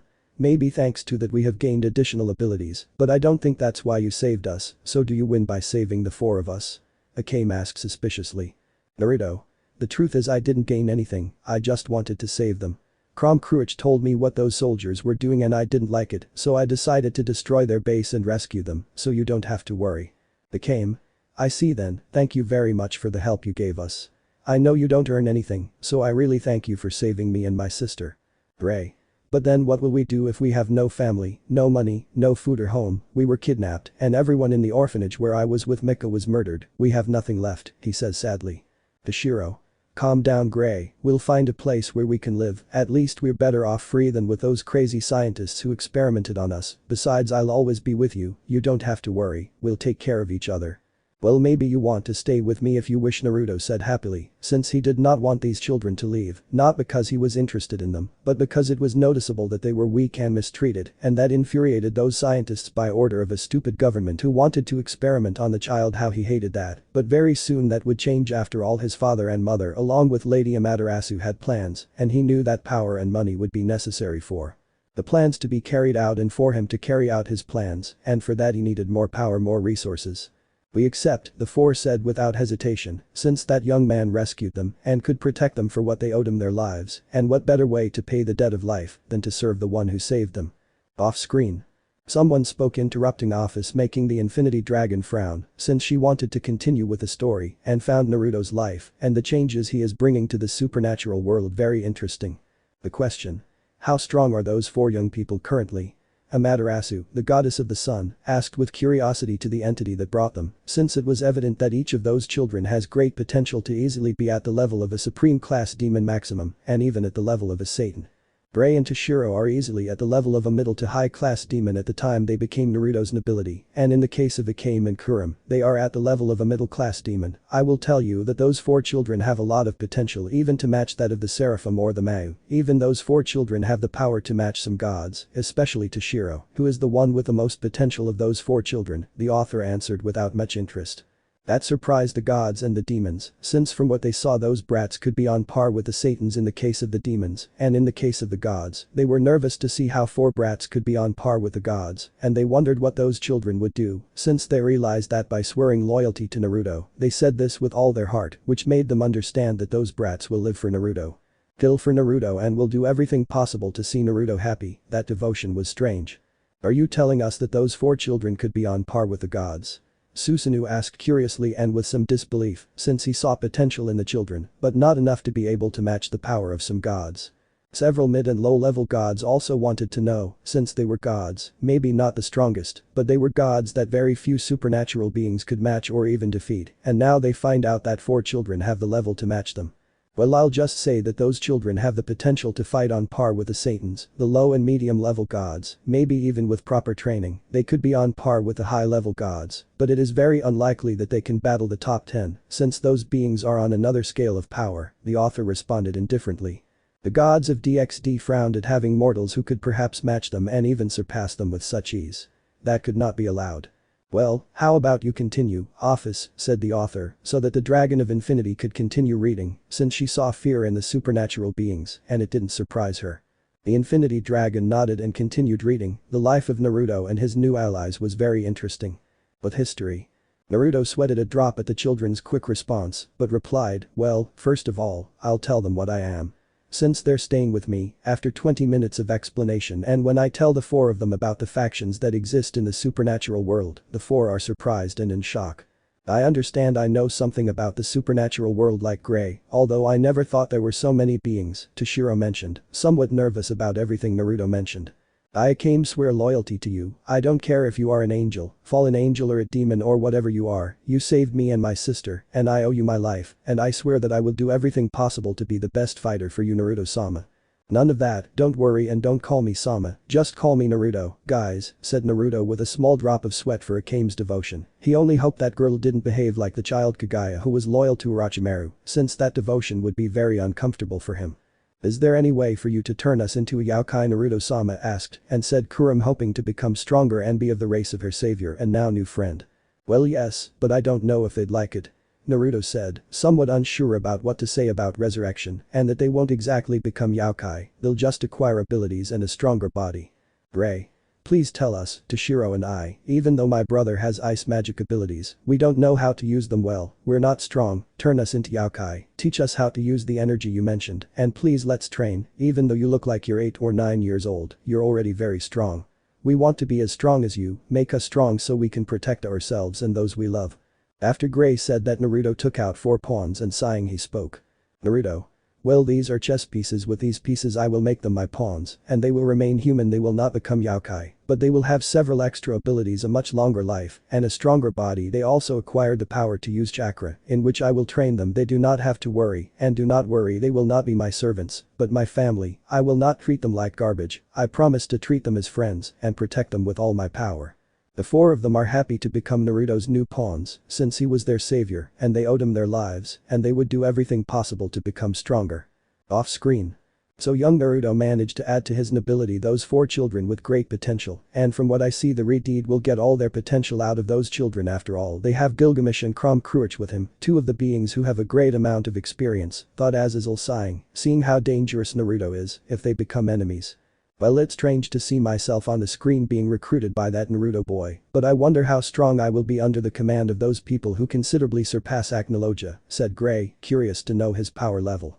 Well I guess Gray's power will far exceed that of our guild after all he will be under Naruto's command. Gray-sama will be very strong, said Juvia with hearts in her eyes, seeing how powerful he would become. Natsu was curious about how strong the thread stripper was going to be and wondered if he was also part of the nobility of that Naruto. He wanted to battle Naruto and see how strong he is compared to that boy.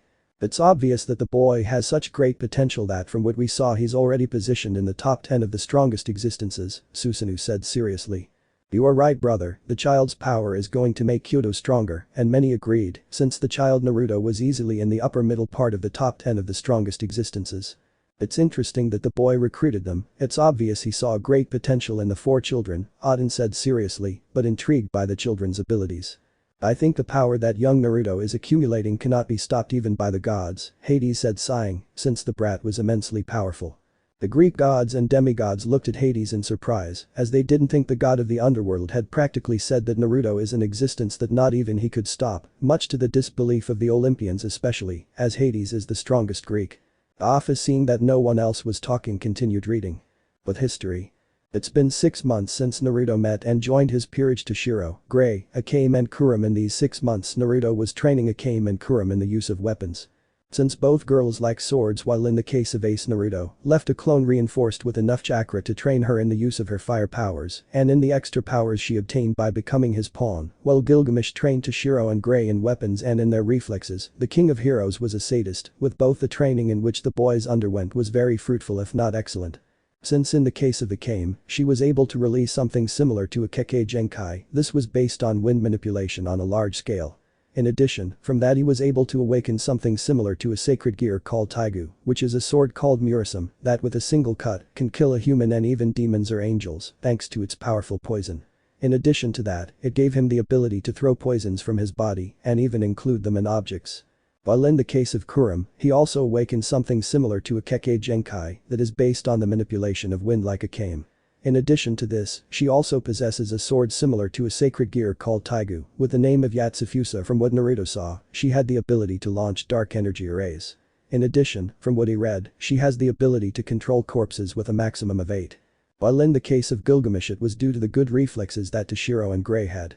Currently Naruto's group was already in England heading to Camelot Castle, since Naruto was curious to visit that place, but before arriving, they saw a small light that made Naruto very curious, since he felt energies coming from that place, so he set out to look for said energy. Naruto. Guys, follow me, I feel that something is around that place. I feel two energies, one very powerful easily at the level of a seraph, maybe a little superior, and another that is comparable to that of a super demon like Ajuka or the current Lucifer. Maybe his power is comparable to the celestial dragons. I would even say that he may surpass them. This is rare, since there are very few beings that surpass the celestial dragons. The others nod, somewhat confused by what the Reteed said, but they still follow Naruto, curious to see where they are going. After about 15 minutes of walking, Naruto feels a gigantic amount of energy under the ground, so he opens the ground, and from it, a gigantic crystal was coming out, in which everyone saw two people trapped. One was a young man of approximately 12 years old, and the other was a woman of approximately 20 years old. Everyone is impressed, but the most impressed is Kurama and Gilgamesh, since in the crystal was someone who was well known in the supernatural world, someone who easily rivaled the gods, someone they respected, and who was feared throughout the world for her great magical power and her intelligence to such an extent that even first-level beings were careful with her. Impossible, said Kurama with wide eyes, since the people in front of him were supposed to be dead or disappeared years ago. He knew that the power of that woman was terrifying back then, even Lucifer feared her power and intelligence. He knew it well, that woman was dangerous in her own right. She was a woman he respected, and a brat called the Knight of Light, a prodigy brat, son of King Arthur, and the successor to his throne, thought the strongest evil dragon. Off screen. Everyone from DXD was with their mouths open, and even several from the various dimensions were somewhat uneasy to see the evil dragon that some from the various dimensions feared, since the level it had on the screen was unreal. To be surprised and somewhat incredulous, a strange thing. Interesting, I wonder who my counterpart saw, since he was surprised to see a woman, and I'm surprised that a son of King Arthur is alive. It's curious that in that dimension there is someone from the direct line of the warrior of the skies, someone who it is said that even Satan respected his power. Kurama commented, very surprised, and wondered if his new boss would try to unite them to his side. Several nodded at what the evil dragon said. They were very surprised that a direct son of King Arthur was alive. That was something impressive. Yes, but I wonder who the woman is. That made Kurama counterpart nervous, since the power of that dragon is on par with mine and red, commented Albion, curious to see who the woman was that made someone as strong as the strongest evil dragon nervous, and he knew that there were very few women who could make Kurama afraid. He knew some of the strongest women, and there were few that were truly strong, that were even feared by gods. And not only that, but according to what they say in the story, even Lucifer was careful with that woman, and that is strange, since Lucifer was very strong to the point that very few beings represented a threat to him. So I am curious to see who the woman is, Azazel commented somewhat nervously, since Lucifer was someone who was in the top 10 of the strongest beings, and for him to be careful with someone was strange. Same here, but I wonder how a son of King Arthur is alive. That story is like, there are some things that don't exist in our dimension, Michael commented, somewhat nervous, since the heir of the King of Knights was alive. You'll see who the woman of immense power is. Let's continue with the story so you can see the entity that makes the strongest evil dragon nervous, commented HG15. Continuing with the story. So she was alive, it doesn't surprise me, she always has solutions for everyone, said Gilgamesh very seriously, but really curious to know how they survived, since they were supposed to have died in the war of the three factions. According to what he investigated recently, he came from this world and knew that Merlin was strong and smart enough to survive, but he wondered who the brat was that he was protecting. He feels an energy similar to Artorias, and that intrigued him. Ray. What do you mean? Do you know who those two are and how strong they are? The Ice Mage asked curiously. These people are the magician Merlin, one of the strongest sorceresses that have ever existed, and the other is Arthur Pendragon. In his time he was one of the most powerful knights. But from what I see he is injured, and do not be confused, despite being a child this child can kill high-class demons and supreme-class demons. I would even say that he can fight with Satan-level demons. For something he is the son of King Arthur, said Kurama seriously, and very impressed to have someone like Merlin in front of him and alive, and not only that, but also the son of King Arthur, and the successor to his throne is impressive. Both are powerful beings, difficult to deal with, especially Merlin. Powerful is an understatement. This woman would be at the level of Leviathan or even higher, although I don't know if she could handle the previous Lucifer, but this woman is certainly strong, while the prince was said to be able to even fight against several supreme-class demons from what I investigated, said Kurama. Naruto. Wow, I think it's time to free them, don't you think so? I don't feel any evil in them, especially in the boy, so as soon as I free him, I'll cure him and they don't have to worry, they are not a threat to us, they may be strong, but I know I can deal with Merlin if things get serious. Became. I think you are right to free them, and maybe they can even be good allies, and Merlin-sama can support us regarding magic. Everyone nods and Naruto touches the crystal, destroying it in the process, thus freeing Merlin and Arthur. When they came out of the crystal they are unconscious, so Kurama and Gilgamesh pick them up and were ready for Naruto to teleport them away. Naruto makes a magic circle and transports everyone to the hotel where they are staying. They lay Merlin and Arthur on the beds, and Naruto heals his wounds, regenerating the burned skin and all the cuts he had on his body. Off-screen. "Don't buck with me, it's Merlin," shouted those from DXD and Fate, some impressed to see the strongest magician alive. In the case of those from DXD, who watched the screen nervously and incredulously, since the child may get a very powerful ally, and those from Fate were shocked to see how Merlin from that dimension was a woman, but they also realized something that alerted them, and that was that even Gilgamesh was careful with her. Which makes them understand that she was much dangerous and possibly more dangerous than the Merlin of their dimension. Now several realize the level of power possessed by the one who is said to be the strongest magician. Every time the boy is gaining powerful allies, even some that can easily be placed in the top 10 of the strongest existences, as Izel commented nervously. He met Merlin, and that woman was very dangerous for anyone, even that woman was superior to a large number of gods from all pantheons.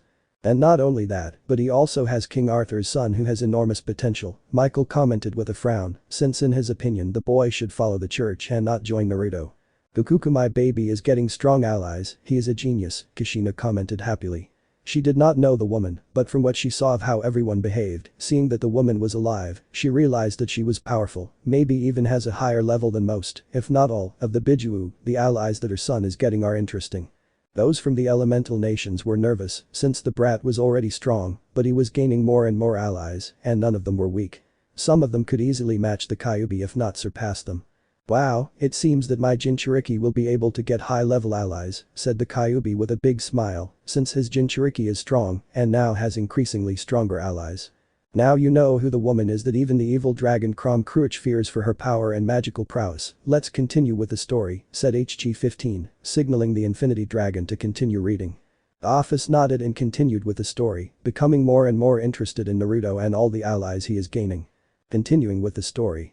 After an hour both Merlin and Arthur wake up from their sleep, and Merlin is on guard when he sees Kurama and Gilgamesh.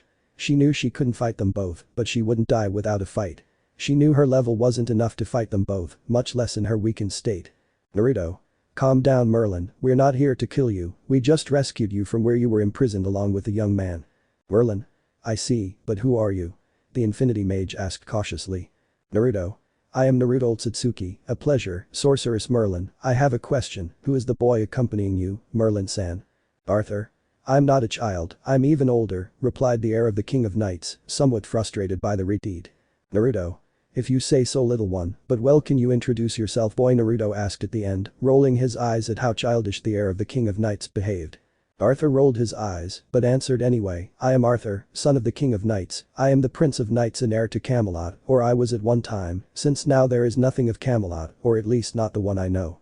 Some were surprised by this, and others nodded in understanding, as they knew who the brat was. Naruto stepped forward to speak. Naruto. "And what do you plan to do now? The war between the factions ended hundreds of years ago. Both are practically relics of the past, and the humans who lived at that time are all dead. What will you do?" "I see, and I really don't know what to do, the only thing I'm sure of is that I will protect Arthur with all my power, and I would even give my life for him, since I see him as my little brother," Merlin replied with a tired sigh. "I see he, and what do you think about staying with me, I mean being part of my nobility, so you can have a safe place to be in addition to having a family and being able to have my protection," Naruto said with a small smile. Arthur. "Well, what do you think, Merlin-chan?" "We joined them," he said this with his puppy eyes, so that Merlin agreed to join Naruto's nobility, since at least he would be protected and could have friends, since he was the prince at that time and the hell they were at war, and the truth is he never had friends his age. He knew he was strong, he could against high-class demons and supreme-class demons of low or medium level. But if someone of Mao level came for him he would be finished, and Arthur knew they would come for him when they find out about his existence, and they knew how greedy the biblical factions are. Even the angels did not understand how his mother could serve them after all. Thanks to that war, the most affected were the humans, hundreds if not thousands of dead, due to the foolish war of the biblical factions. Merlin. Well, I don't see any inconvenience. I think it will be useful for us, since we will be protected and, since we don't have a place to stay, it seems fine to me, in addition to being able to practice some spells with several of you, if we accept your proposal Naruto.san. After Merlin said that Naruto took out two pieces, one was a queen, and the other was a knight, from both pieces came out a gigantic power. Naruto. Merlin.san, due to your power, the queen piece suits you more. Well, in Arthur's case it would be the knight, but don't worry, as I said before my eyes you will not be slaves, but rather my new family. He says this with the classic Uzumaki smile. This calmed Merlin down, and he nodded happily. Since Arthur could be protected, she knew how greedy the gods are, and she was strong, but she knew she couldn't handle gods of the caliber of Shiva or Indra if they went for her, and from what she felt in the boy, his power easily surpassed the two celestial dragons with ease. End of chapter. Office finished reading, very impressed that the boy could recruit one of the strongest beings and the most powerful magician in the world. Office already realized that the boy was powerful and dangerous, even for her, and that intrigued her, since very few beings represented a threat to her, so the best thing would be to recruit the Redeed. Off-screen, several of the supernatural beings were nervous to see Merlin and Arthur's son ally with the prince of the Yokai. This is bad, the power and the child's allies are very dangerous, said Ijuka with some nervousness at seeing a child command beings that even surpass him with ease. The other leaders of their various factions nodded and realized that Naruto was too dangerous for the liking of the gods, and various beings of the different races now understood that the little Yokai is not a normal existence. Now he is easily in the top 10 of the strongest beings and will continue to grow in power and knowledge, that most likely he will equal Shiva or cows, who are beings of enormous power, and with Gilgamesh on their side, all the gods knew that they had no chance after all. The King of Heroes is so strong that they could match Shiva. HG 15. Well, we will take a short break, you know where the snacks are, rest. I think many are processing the information, and I will tell you one thing in the next chapter, you will see what Naruto does when his people are attacked. End of chapter. Chapter 5. HG 15. Well, you could see the top 10 of the strongest beings before the arrival of Naruto. Now we will see how Naruto recruits other beings of immense power, and I will tell you that their counterparts of some of you are much stronger than you very soon. You will see the level of your counterparts and the power of Naruto when he gets angry. This is due to what you will see in this chapter. The same thing happens with Irene and many of you who allied with Naruto and Kurama. Those from Fairy Tail opened their eyes in surprise, since thinking about a much stronger Zeref sent a chill through them, since they knew Zeref's power, and it was enormous if not terrifying, only surpassed by Acnologia. HG 15. Well, now we will see the next chapter, and you will see the story of Zeref and his power, so pay attention Fairy Tail wizards. Those from the Fairy Tail dimension became very curious, and Zeref sighed, frowning, since he did not like them knowing his story. HG 15. Well, who wants to read chapter 5 of this story? I will read. I am curious to see what that boy Naruto will do with Zeref, Irene said calmly, but inside she was very curious about the story. HG 15. Well, continue Irene, let's start with chapter 5, you will see the development of Naruto and his nobility. Irene nodded and continued reading. She was curious how the story would unfold and wondered how strong her counterpart was. Chapter 5. Problems arise, war approaches. 2 months after Merlin, the supreme sorceress of infinity, has become the queen of Naruto Akatsuki, and Arthur has become his new knight Naruto, and his group before leaving Rome showed Arthur and Merlin different places which excited Arthur and made Merlin very curious about the various changes that had occurred in the world. In addition, Merlin taught the boys magic control, since in the attacks they launched they did so with too much energy. In addition, after that they left for China. Since they became curious to go to that country, because according to what they had heard in that place, there was a powerful monster. They heard that there was a powerful being according to various rumors. The monster was exactly in Urho, the ghost castle in the city of Kurama, and so Naruto's group went to investigate. After a week they arrived at the ghost castle and entered. Both Merlin, Gilgamesh, Prom Cruich and Naruto barely entered. They felt a gigantic power which alerted them they were walking in the castle until a beam of purple energy was against them, but Merlin noticed and made a barrier that withstood the attack, which surprised the attacker. Why do you attack us? We come in peace. Who are you exactly, or what are you exactly? I feel an enormous amount of energy in you, but at the same time it is very dark. Who are you exactly? Asked Naruto cautiously and curiously.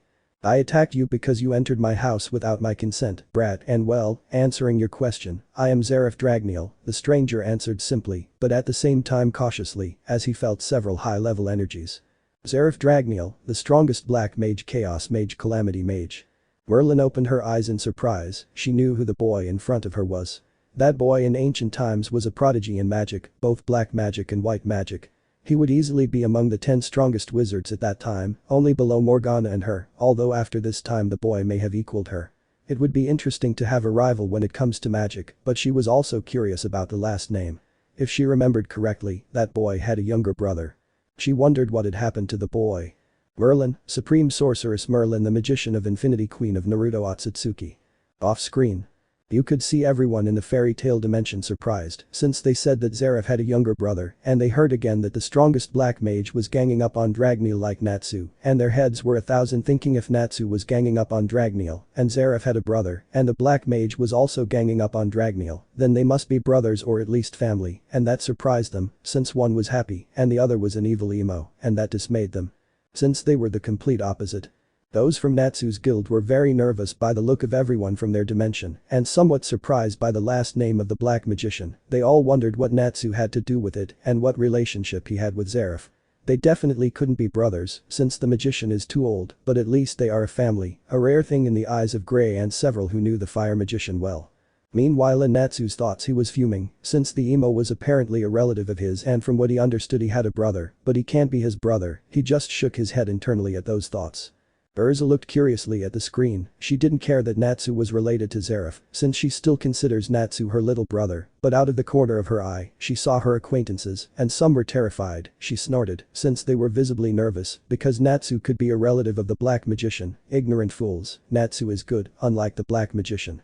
Ignal was staring at the screen, curious about what would happen to Zeref in that dimension, and seeing the magicians from the various guilds, realizing that the black magician was Natsu's relatives, and wondered if they would still accept his adopted son, but he snapped out of his reverie as Irene continued reading and paid attention, as she was curious about what would happen.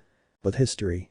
Gray, Zeref Dragneel, a pleasure. My name is Gray. The orange-haired boy with an idiot face is Arthur Pendragon. The arrogant blonde-haired boy is Gilgamesh. The sadistic black-haired boy is Crom Cruach. The bold-haired girl is Kurum. The other girl with an emo face and long black hair is Akame. The exhibitionist black-haired boy is Ace. The white-haired boy is my best friend Toshiro. The red-haired boy with a fox face is Naruto, and the exhibitionist girl in front is Merlin. Gray Fullbuster, Ice Mage, the Ice Master Pawn of Naruto Akatsuki. They all had a vein in their forehead at the nicknames Gray gave them and cursed themselves for how idiotic he is when the Ice Mage gained a little confidence with them and made a mental note to kill him if they left this place.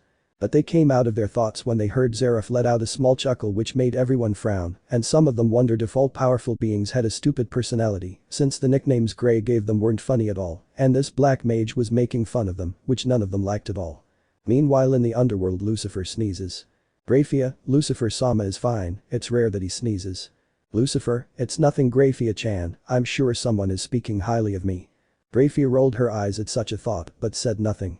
It wasn't her place to say anything, and she wouldn't do it despite how idiotic her king sometimes behaves. Off screen. Those from the various dimensions were laughing out loud at what they saw with Lucifer. The same thing was happening with Azazel and Seraphil, who couldn't stop laughing at the current Lucifer. Always the idiot, Azazel said mockingly, since in his eyes, Lucifer is an idiot who is supposedly stronger than his brother Lucifer. When the first Lucifer was strong enough to confront the biblical god, one of the most powerful beings in the supernatural world, and the ignorant man says he is stronger. The fallen man snorted at Lucifer's nonsense. The genocide is always such an idiot, not even his queen can stand him, Amaterasu said mockingly. She hated the genocide and only hoped that in the story he would get beaten up. Something told her that Naruto would finish off the genocide. The goddess of the sun smiled evilly at the thought that Naruto would finish off the demons, but especially with the current Lucifer, who in Amaterasu's eyes Surzich's was just a joke to be the leader of the demons. The Shintoists and various yokai assisted the genocidal idiot and hoped that the idiot would pay or that Naruto would kill him. Surzich's saw everyone and snorted. He wouldn't fight when they returned. He would punish the demons for mocking his greatness. But history. But Naruto and his group. What witty names you remind me of my little brother Gray, said Zeref with a somewhat tired sigh, remembering his brother and how he revived him using forbidden magic and was cursed by God. Also remembered how he sent his brother to the Fire Dragon King and left him in his care as the biblical god cursed him with immortality and with not being able to love anything, since by loving that person they will die, since his magic would annihilate them. That is why he sent his brother away, and to make sure that he can be okay and not hurt him, he sent him to the future along with Igneel the Fire Dragon King, since Lucifer wanted to blackmail him by capturing his brother to support him in his war against the angel faction. He would never allow that, so he sent his little brother to the future. He would never allow anything to happen to him.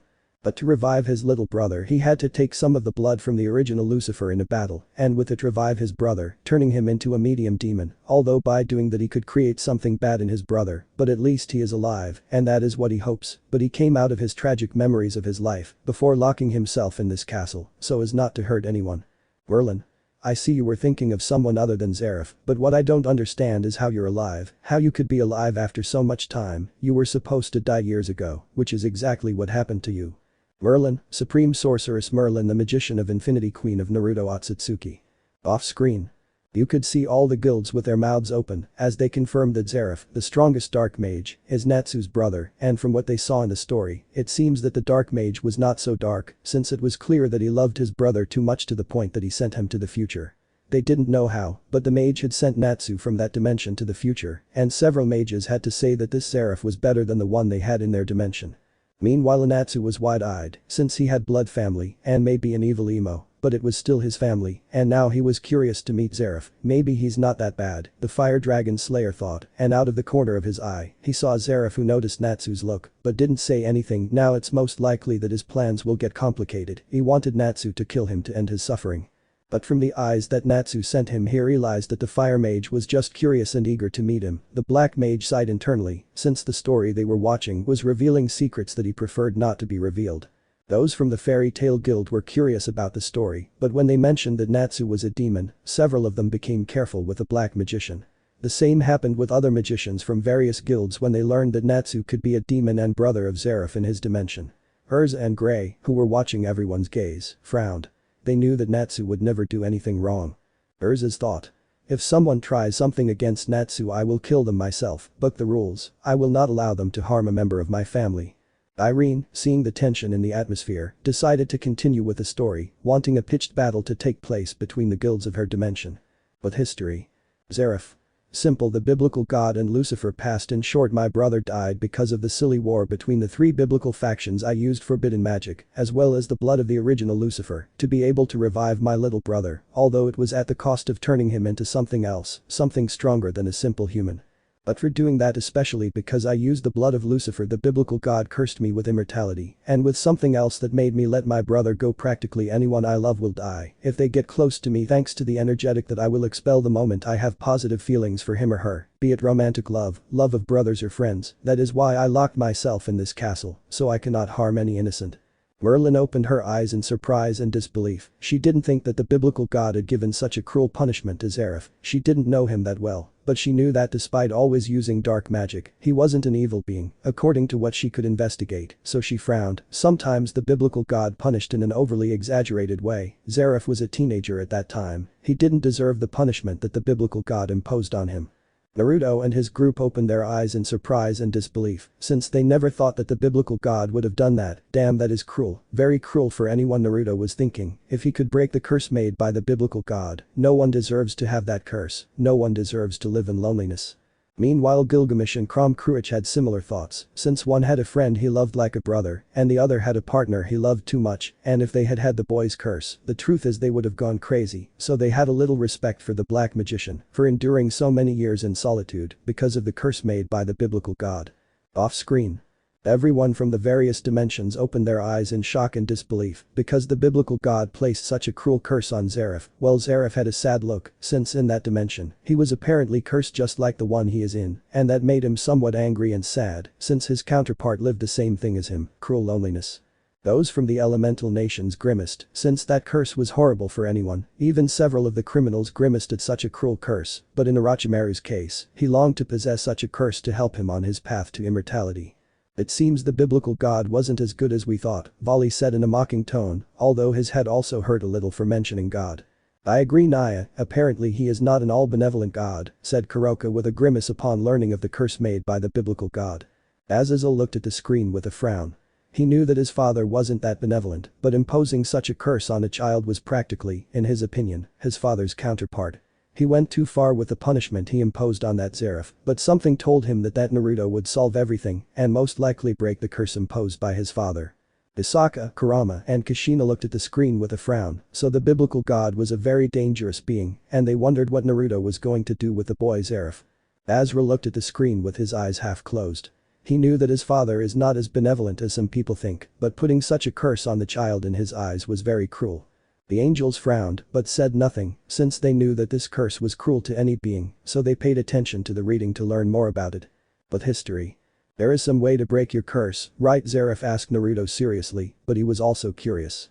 Merlin and Zeref looked at Naruto with surprise. They didn't think he would ask that, while the others looked at Naruto with some surprise. They didn't think he was thinking of breaking the curse made by the biblical god, since few beings have the power and knowledge to break curses at the level of the biblical god. Zeref sighed with some sadness, but still answered Naruto that one way to break my curse is if a comparable power superior or close to that of the biblical god tried to do it, and that those beings have the necessary knowledge to break the curse, and the only beings that could break my curse are Indra, the Trimurti, the dragon gods, and the primordial cows. No one else has enough power to break my curse, since the power that the biblical god used when using it was enormous. Off-screen. Impressive. Then the curse imposed by the biblical god must be very powerful for very few beings to have any chance of cancelling that curse, said Azazel, a little surprised that his father had placed a curse of such a high level, and that only beings of the size or higher level of his father can get rid of that curse. Several of the supernatural beings nodded at the words of the fallen pervert. They did not think that the curse of the biblical god was so powerful. Interesting. So only the Trimurti dragon gods Indra or cows would have any chance of breaking the curse imposed by father. I wonder how powerful that curse will be, so that another being cannot break it, said Azrael curiously. Minato and Kushina watched the screen curiously. They had an idea of why Naruto asked about Zeref's curse, and they knew that if there was someone who could break the curse, it was his son. After all, he could do even the impossible. Mito was also having similar thoughts to the Namikaze Uzumaki couple. She realized that young Naruto was curious about the Zeref boy's curse and would most likely try to break it. But history. At that, Merlin and the others opened their eyes. If that was true, then Naruto could break the curse imposed by the biblical god, since his power was close to that of Shiva, and the god of destruction was stronger than the biblical god. He also had the necessary knowledge in runes and seals to be able to break Zeref's curse. Naruto nodded to Zeref in understanding and thought to himself how to break the curse. From what he felt, he could feel inside the strongest black mage a solar holy energy that from what he deduced was Zeref's curse. He only had to destroy it and the black mage would be free of his curse, although it would be a little risky if he wasn't very careful.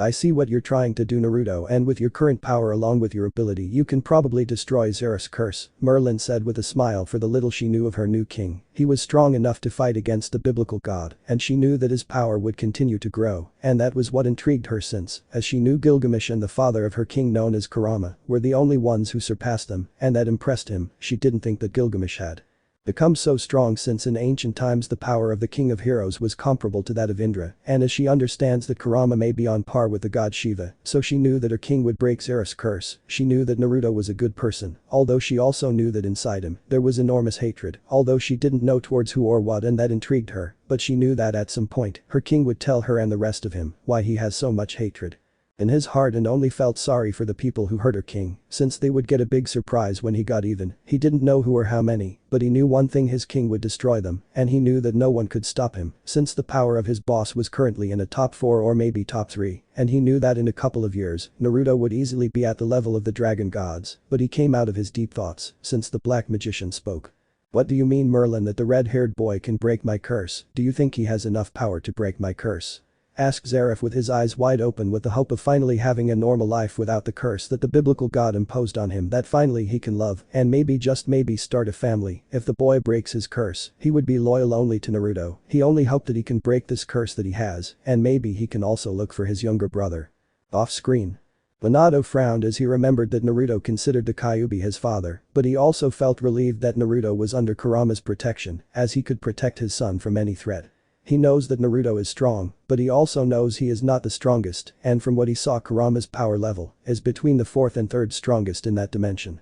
While Kurama puffed out his chest with pride at being called a father, he was also curious about what would happen in that dimension and what his counterpart and his Jinchuriki's counterpart would do. In the case of the black magician Zeref, his eyes were wide open because of what he had heard in the story, and if that was true and the boy could break his curse, then he could stop suffering, and maybe, just maybe, he could get to know his younger brother better and could get to have a family. He wanted to have a family, it was his greatest wish. HG 15. I know what you think, Zeref, and if Naruto has a good chance of breaking your curse, since he is a seal master and currently his power is superior to the biblical god, so he has a good chance of breaking your curse in that dimension. Zeref nodded with a smile and was making plans to travel to dimensions to meet Naruto so he could break his curse. HG 15. Irene, please continue with the story. The Dragon Queen nodded and was also curious as to how the boy would break that curse, so she read again. With history.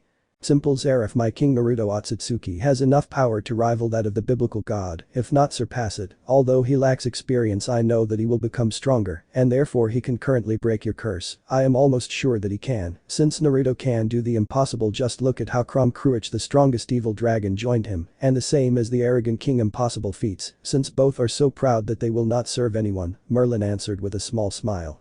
Gilgamesh frowned at Merlin's lack of respect, although he did not deny that he was arrogant, since he is above all, even the gods, and the only one who was his equal, not his superior, was the one he considered his little brother, and that was Naruto, whom he would take care of, although he knew he did not need it. Gilgamesh, the king of heroes, the strongest hero Naruto Knight Akatsuki. Kurama Power Up rolled his eyes at what the exhibitionist mage said, since he joined Naruto for various reasons, but the main ones were because he was defeated in battle, 2 because his life was spared, and 3 because in his eyes, Naruto was the only king he would serve voluntarily, and 4 because he knew he would have good fights being by the side of the prince of the Yokai. Kurama Power Up, the strongest evil dragon crescent circle dragon Naruto Akatsuki Tower. Naruto smiled at what his queen said, since Merlin joined his nobility, she was the one in charge of talking with others. The truth is she was the best at talking to avoid unnecessary problems or battles. Off screen. Kurama Power Up frowned at the screen at the mage's words, but said nothing, knowing that his counterpart is right. He is loyal to the boy Naruto, and apparently he is not only loyal to him, but also respects him for who he is and for his great power. Gilgamesh had the same thoughts as the evil dragon, and from what he understood his counterpart must see Naruto as he saw Enkidu as his best friend and brother. The servants and those from the DXD dimension looked at the evil dragon and the king of heroes with some curiosity, as they had a strange expression on their faces. Artorias thought. Because that Gilgamesh isn't in my dimension, he's much more decent than the one in my dimension. HG 15, seeing that no one said anything, ordered Irene to continue with the story. With history. While Zeref was surprised, he didn't know the king of heroes in person and had only seen Kurama Power Up in his dragon form a long time ago, so he didn't know who he was exactly, but having both powerful existences join the red-haired boy is an amazing feat that speaks to his persistence and power, since anyone who has had both existences join their party must be strong enough. Zeref, seriously, you can break my curse imposed by the young biblical god, you can get rid of my immortality, along with the curse that harms anyone who is close to me and who I want and love. Naruto sighed. He did not want to give false hope, since it would be the first time he would try to break a curse of such a high level. He knew Fuinjutsu, he knew how to use magic runes. In addition, he had the Sharigan with which he could extract any soul and essence. He knew that there may be a 65% chance of breaking the magician's curse, but he also knew that if something went wrong, the black magician would die, and he did not want that, from what he saw. His only motive may be to find his brother and maybe start a family. Naruto, I don't want to get your hopes up, Zeref. There's a chance that I can break your curse. I estimate there's a 65% or 70% chance that I can break his curse, since it will be the first time I do this, but if I fail, you'll most likely die. Off screen. Zeref sighed. He didn't care about dying, to tell the truth, but he was curious to see if the boy was worthy of serving and could break his curse. He would be loyal to him after all. If the boy managed to break the curse that had caused him so much harm, the least he would do is be his shield and sword. Natsu looked at the screen with a grimace when he saw the screen. He wanted Zeref not to die. He wanted to meet him and ask him why he turned bad, if from what he saw on the screen, he was not a being of pure evil, just a person who was cursed. The Fairy Tail Guild members were watching the screen with curiosity and interest, as they wanted to understand why the Dark Wizard Zeref was the way he was. Several grimaced at the mention of the possibility of dying if the curse imposed by the biblical god was lifted. HG 15. Irene continues with the story. Please, now we will see if Naruto can handle Zeref's curse. With history. Merlin and the others widened their eyes in surprise. They didn't think there was a chance the wizard could die. Merlin's thoughts. Well, it is logical that there are possibilities that Zeref could die. A curse imposed by the biblical god is no small thing, and for Naruto, it would be the first time that he breaks a curse of this level, a level that very few would have the possibility of even having a chance of breaking it. Gilgamesh's thoughts. I assumed it was a curse imposed by the biblical god. It's no small thing and I'm not good in that area. I'm more for battles, and if I try to break that curse despite being stronger than Naruto, it will harm that half-breed. Naruto is the most suitable, since he has enough power and knowledge of seals and magic runes. Kurama Power Up's thought. It was obvious a curse imposed by the biblical god would not be easy to break, and there will always be a chance that by breaking it the black mage could die. Well, I know that the boss is good at seals and magic runes. There is no one better than him, so I know that he will break the curse without killing the black mage. Off screen. Well, it is obvious that a curse imposed by father is so complicated to wish for and that they have possibilities that the cursed event dies, said Azazel, curious about what Naruto is going to do and how he is going to destroy the curse. I agree with you, Crow. Even for me it would be very difficult to break that curse, especially since they are not as good as that kid at seals or magic runes, Shiva said with a frown at being surpassed at something by a brat.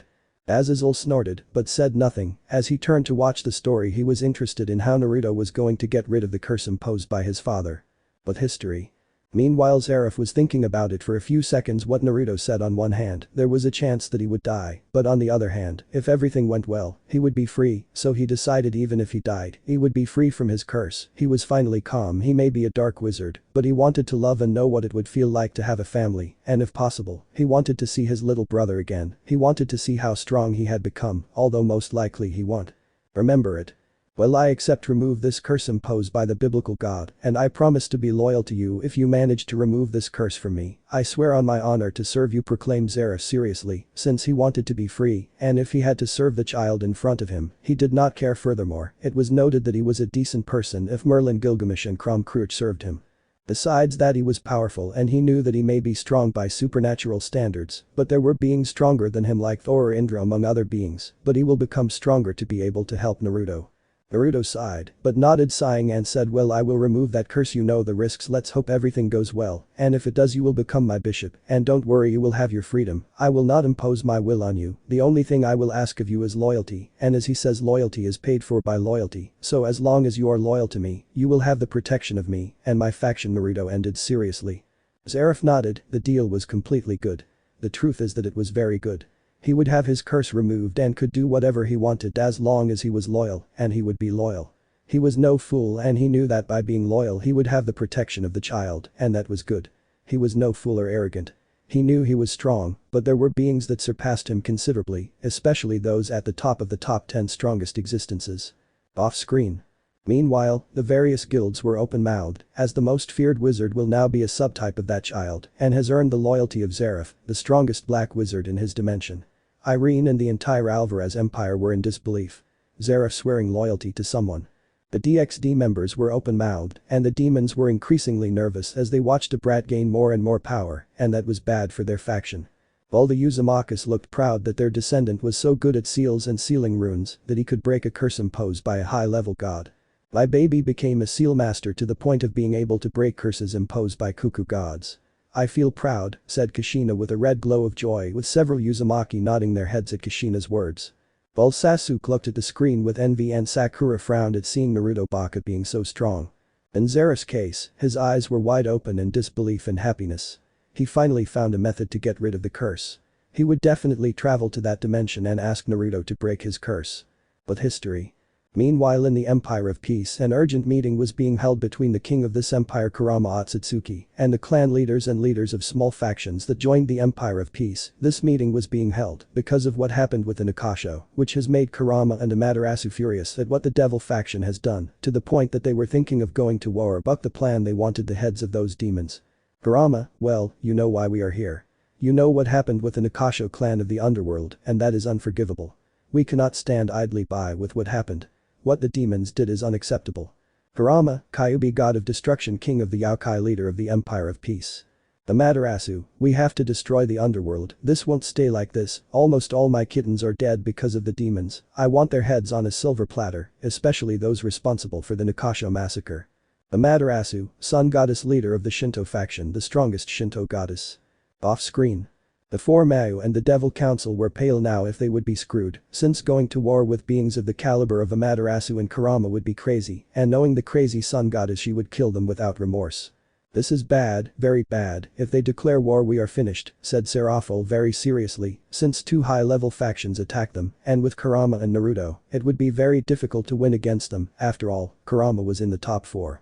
The young demons watched everything with surprise and nervousness to see the possible war that is coming to their walls due to the Nekashu massacre. The Yokai watched in surprise as their leader from that dimension planned to attack the devil faction for the massacre they caused to the Nakasho, and smiled, knowing that Kurama could attack the devil faction instead. This is bad. If the Empire declares war on the devil faction, other factions may get involved and start a faction war, commented Azazel, with many of the leaders of the various factions nodding in agreement with what the fallen leaders said. "Come on, counterpart, declare war on that demonic trash," shouted Amaterasu and Kurama with a cruel smile, thinking about finishing off those demons. Their acquaintances saw them with a drop of sweat at the way they behaved, but they said nothing because they didn't want to be burned. But history. Isaka.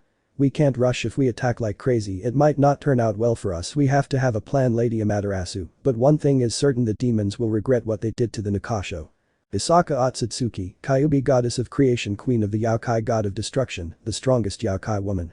Irene, Yasaka-sama is right, Lady Amaterasu, Kurama-sama, we have to be careful. The problem is with the demons, but if we are not careful, the angels and fallen angels may get involved, and that would be bad for us. Irene Bulsirian, the Scarlet Destroyer, the strongest dragon queen, bishop of Kurama Otsutsuki. Julios. I agree with Irene. If we do something reckless, the other factions may get involved, and no one knows exactly our military power at present. Everyone thinks that in terms of power, we have an army comparable to that of any mid-level faction, but that is far from the truth. That is why we have to be careful. We are not yet strong enough to face the world. Julius Navachrono, the strongest wizard king, the wizard of time. Iruchi. Lose Julius, but I want my revenge on those who harmed my family. I am stronger than Seraphil or Graphia. I even know that I could defeat both of them at the same time if I face them, but they are not my target. What I want are those who harmed my family. Iruchi Shihoin, goddess of speed, the strongest Nikasho pawn of Kurama. Off screen. Everyone was nervous about what would happen, realizing that a war was coming, and one where the Devil's faction would be very screwed for what they did to Amaterasu's kittens, since they realized that the Empire had high-level beings, and that was very bad for their enemies. Irene looked curiously at her counterpart, since it was noticeable that he was very strong. She wondered if her counterpart could defeat Acnologia from his dimension. Kushina and Minato watched the screen with a frown, since they knew well that if a war broke out, Naruto would be the first to jump in and destroy those demons, and with how strong he is currently, they knew well that he would finish off hundreds of demons. But history. Hisuke. Yuruchi, calm down, Yasaka-sama is right, we have to come up with a plan to attack the underworld. I also recommend that you call his son Kurama-sama. If what you tell me is correct, he is with the strongest evil dragon, and with the king of heroes, with them too, it will be easier to attack the demons. And Amaterasu-sama, I think we need you to contact Susanoo Dono and Tsukiyomi Dono. They should also know the plan that we will organize, since most likely we will prepare for war. Let's just hope that it doesn't escalate so much, and that the demons hand over those responsible for the Nikasho massacre. Hisuke Urahara, the man with 1,000 plans, the enlightened one pawn of Kurama Otsutsuki. The others nodded at what Hisuke said. They first asked for the heads of those involved, and if the demons did not give them, then they would crush the demons and leave the underworld in complete destruction. Kurama, well, I'll call Naruto and his group.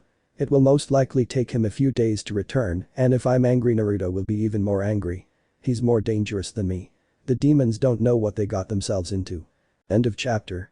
Irene finished reading, very impressed that the boy could recruit one of the strongest beings in his dimension, and realized the power of the boy Naruto, but she was also intrigued, wondering what the coming war will be like. Off screen, several of the supernatural beings were nervous to see that a war was coming between two factions, and they realized how different that dimension was from their world, and wondered what would happen with the war between the Devil's faction and the Empire. HG 15. Well, we'll take a short break. You know where the snacks are. Rest. I think many are processing the information about the upcoming war between both factions, and you'll see it in the next chapter. End of chapter. Chapter 6. HG 15. Well, I think everyone is calmer now. I think the time has come to see the next chapter of this story. Now you will see how Naruto will change the supernatural world in such a way that for some it could favor or harm them. It all depends on the person, and as you saw, a possible war is coming, and you already know why, I suppose, so it's time for you to pay attention. The four Mayu and the demons sweated and a chill ran through them, since they now know that the Empire would attack their faction because of the Nikasho incident. They just hoped that the battle would not lead to other factions joining. I know what can happen, and I am worried about how far this possible war will go, Ajuka said seriously and with a sigh, since he knew that the Empire had powerful people who even surpass him, and that was alarming, since he was a demon who is above the majority of beings in the supernatural world. The various leaders of the angels and fallen angels saw the four Mayu, and denied now they knew what could happen if Naruto was in their dimension, and were curious and somewhat alarmed to see a confrontation between the Empire and the Devil faction. The Yokai were smiling big because they wanted to see how the Empire destroyed the Devil faction, since they were still furious about what happened to the Nikasho, and were just waiting for Kurama to burn the entire underworld. Well, who wants to read this chapter? Asked HG15. I will read. Naya wants to see the beating the Empire will give the demons. It will be fun. Kuroka shouted happily. The demons frowned, and the author nodded and sent the book to the crazy cat. HG15. Well, Kuroka.san, please read because everyone wants to know what will happen between both sides and how the war will unfold. The crazy Nakasho nodded and began to read. She was curious to know what Naruto was going to do with the demons. Chapter 6. The War Begins Part 1. After Naruto recruited Zeref, the strongest black magician, being this one turned into his bishop, being able to increase the black magician's magical reserves and the power to use the chakra, along with various abilities that he acquired by being part of Naruto's nobility. On the other hand, Kurama, the strongest Biju and the leader of the Empire of Peace, sent a message to Naruto to return home and help them prepare for the next confrontation against the demons and the coming war, thanks to the fact that the demons massacred the Nakasho clan, something that would not go unpunished, and the demons would get a tragic surprise when the Empire counterattacks. Currently both Naruto and his group were in Korea walking and training their powers. Everyone was strengthening both in their physique and in their magic, chakra and other abilities. This is because, since Naruto imposed the rule to Merlin and Zeref, that at least they have to be able to fight hand to hand in a decent way, the wizards reluctantly listened to him because they knew that their king was right and they had to have more skills apart from their great magical power. Most of Naruto's group were in their morning training section as usual, until from one moment to the next Gilgamesh, the king of heroes and the strongest hero, appeared in golden particles with a serious face, which made everyone serious and somewhat nervous, since it was rare to see Gilgamesh that way, since he was usually an idiot who always stops with an arrogant smile, bragging that he is above everyone else, or with a disinterested face as if nothing mattered. Something that everyone in the nobility had already become accustomed to, and seeing him serious is strange. What happened? Naruto asked seriously to see his guard, his adoptive brother, behaving that way. It was unusual for him and it worried him. He just hoped that nothing bad had happened to his people. Naruto, we have to return to the Empire. The war is approaching against the faction of the demons, and our Empire needs all the support possible. In addition, I was in contact with Kurama.san and Yukasa.san. Both informed me of something horrible that will anger you, said Gilgamesh with a frown, since he did not like at all what the demons did, and he knew what will happen. He knew that Naruto wanted blood and would massacre the faction of those stray dogs. Everyone opened their eyes in shock and disbelief when the word war was spoken, since a war was a bad thing, and they knew that many innocent people would die in the approaching war against the demon faction. Most of the nobility knew that the demons were not weak, since they had the four Mayu, who are existences at the size of some gods. Even the current Lucifer is said to be so strong that he surpassed the first Lucifer, which most see as ridiculous. The current Lucifer may be the strongest demon currently, but he would never surpass the first Lucifer. Off screen. You could see the various faction leaders and even those from other dimensions with their eyes wide open. They knew there would be a confrontation, but a war would be chaos, and not only that, but Gilgamesh, the king of heroes, would also fight. Something that several faction leaders knew is that the king of heroes destroys the underworld. After all, the king is a rival even for Shiva himself, if he didn't already surpass him. The Fate members were speechless, as Gilgamesh seemed like a decent person in that dimension, yet he is still arrogant, but he seems like a person who cares about Naruto and the Empire, which made them wonder why their Gilgamesh can't be like his counterpart. Artorias thought. That Gilgamesh is better than the one from my dimension because our Gilgamesh can't behave that way and stop being an idiot with an ego so big that it even surpasses his wealth. The Queen of the Night snorted at the end, somewhat annoyed. Gilgamesh looked curious, since he normally didn't care about almost anyone and seeing him that way was strange, but he supposed that the influence of the boy Naruto had something to do with how his counterpart behaved. He didn't care much. After all, a king looks out for his people, and that's what he's doing. After all, the Empire is his people, and apparently his king wants to protect him, so his counterpart will do everything possible. Well, now the demons are screwed. The power of Gilgamesh, Kurama and young Naruto together could against almost any faction. After all, it seems those three are in the middle and upper part of the top 10 of the strongest existences, said Azazel, sweating, knowing well that the demon faction will not win the war. They may have numbers, but the Empire has better quality. It will be difficult for the demonic faction to win. After all, the Empire has Lord Gilgamesh, Lord Kurama and Prince Naruto, each having a level comparable or higher than that of the biblical god, said Odin seriously. The demons are screwed. The power of the Empire is going to destroy them, Hades said mockingly. He wanted to see the demons destroyed. I agree with you, Lord Hades, it's time to see the demons pay for killing my kittens, Amaterasu said coldly. Those from the elemental nations looked curious, as they wanted to know what Naruto would do if he tried to stop the war, or if he would just go and kill every devil. Those from Konoha thought that he would continue to be a pacifist who wanted to stop the war, while Kushina and Minato knew well what their son would do. The same with the Kyuubi knew that the Gaki would destroy the demons, the same as Naruto who was hiding watching all the events, since he knew that his counterpart would destroy those foolish demons. But history. Why will there be a war? That is what happened, Gil, tell me now, ordered Naruto in a serious manner, and releasing part of his power, cracking the walls around him, which made everyone sweat because of the power that Naruto gave off, and made Gilgamesh somewhat uncomfortable, because of the amount of power that Naruto gave off, but he responded anyway, he may be the king of heroes, but now Naruto was furious, and did not want to be the target of his wrath. Gilgamesh, well it seems the demons wiped out the Nakasho clan that lived in the underworld, and from what I understood there were no survivors.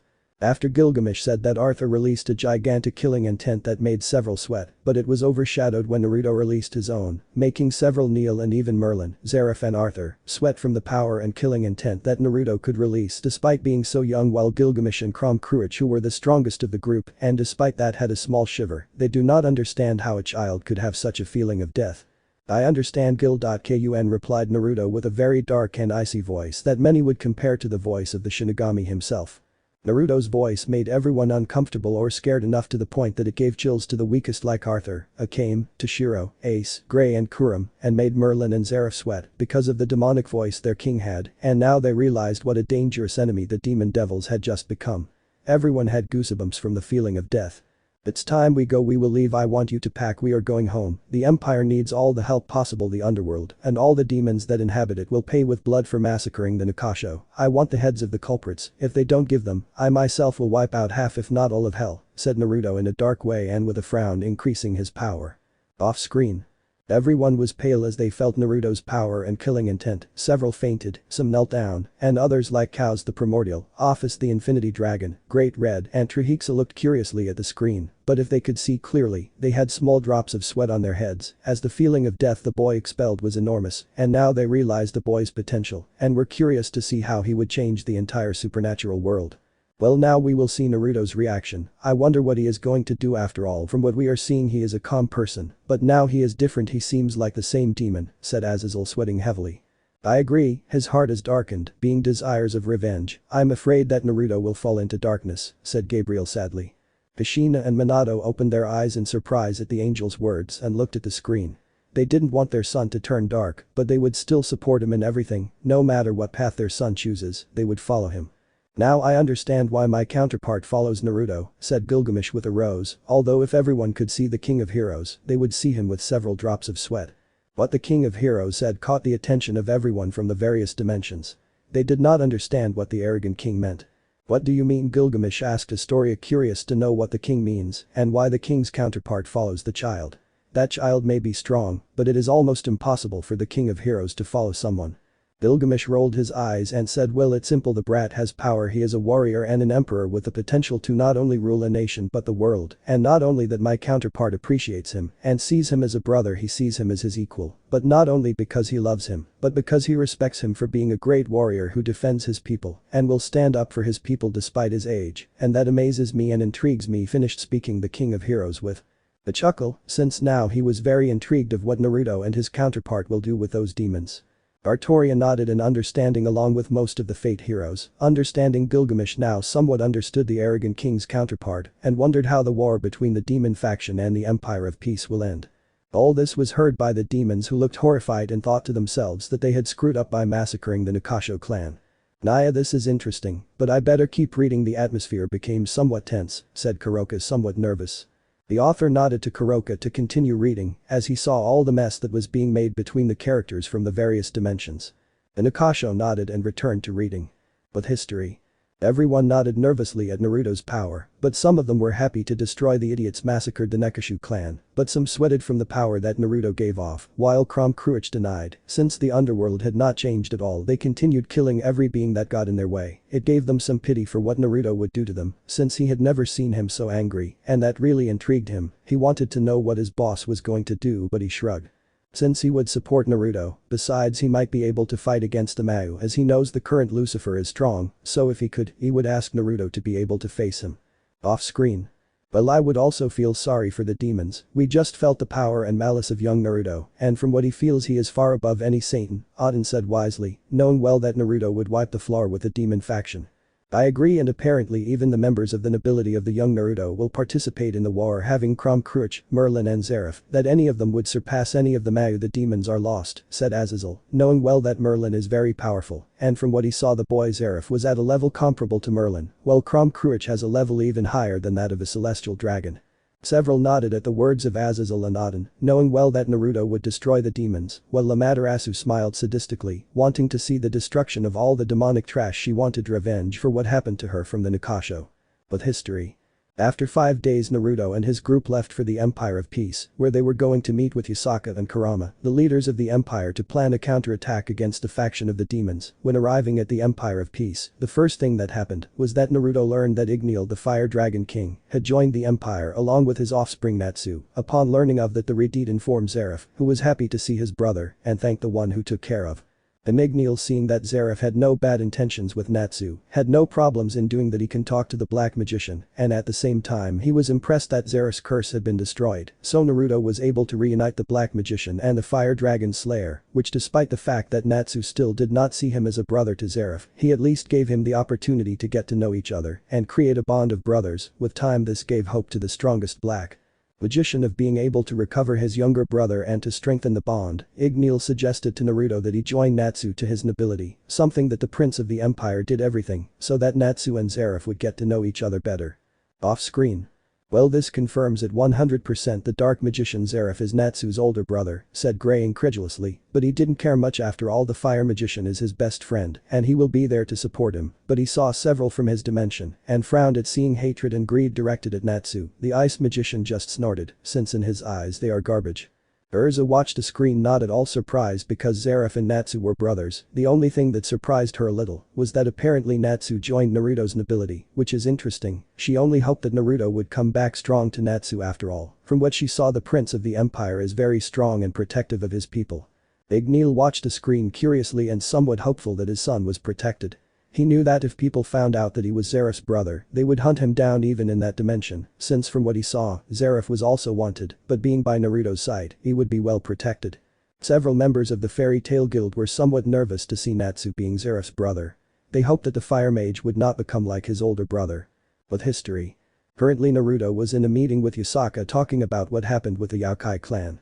"Mother, is it true what happened with the Nikasho clan?" asked Naruto seriously and with a frown upon learning of the massacre of innocent people, children who barely lived dead because of the demons. But he would be in charge of leaving the entire territory of the underworld in dust. He would destroy their will, and no more the pacifist. If they attack his people, he would strike back 1,000 times. He would destroy the spirits of his enemies. He would destroy all hope until they beg for their lives.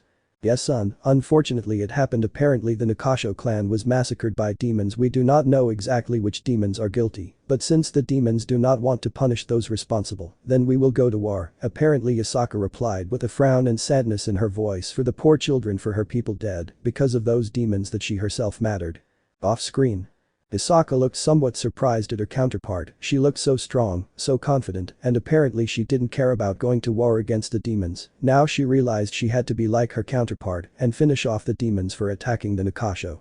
Well, it's surprising to see Yasaka-chan like that. Apparently she's more aggressive and powerful, Susanoo commented, somewhat surprised by the counterpart of Amaterasu's protege. That Yasaka looks a little intimidating. You can tell she's strong, but how strong is that Yasaka? Tsukiyomi said, curious to know Yasaka's level. My protege from that dimension is strong, and apparently she will finish off the Kukuku demons, said Amaterasu, laughing sadistically. Several people sweated at the sun goddess's laughter, while Orochimaru frowned at seeing another crazy woman imitating her laughter, which he didn't like at all. The demon leaders frowned at the possible war and wondered what Naruto and Yasaka were talking about at the meeting. With history. Well, it's time for them to pay. Then the demons attacked my people, then I will attack yours. I will wipe you off the face of the earth if you don't apologize and execute those involved, roared Kurama with a great thirst for blood. Yasaka, Amaterasu and Naruto agreed with that. They did not want a war, but the Shinto god supported Kurama in the decision to teach the demons a lesson for the massacre they did to their relatives Yaokai the Nekashu, and they also agree with that. The demons had to pay dearly for what they did. Even the dragons want to massacre the demons for attacking their people, since now the dragons saw everyone in the empire as their people, and they wanted the blood of those who massacred the Nikohu. Well, Kurama.kun, it's time for the demons to pay. I won't let the demons harm our empire again, much less harm my daughter and son. If we have to erase the demonic faction, so be it, said Yusaka with a dangerous glint in her beautiful eyes. Naruto, I will also go to teach those demons a lesson, and you do not have to worry, I will finish them off for you and my precious people, the demons will pay for damaging our empire.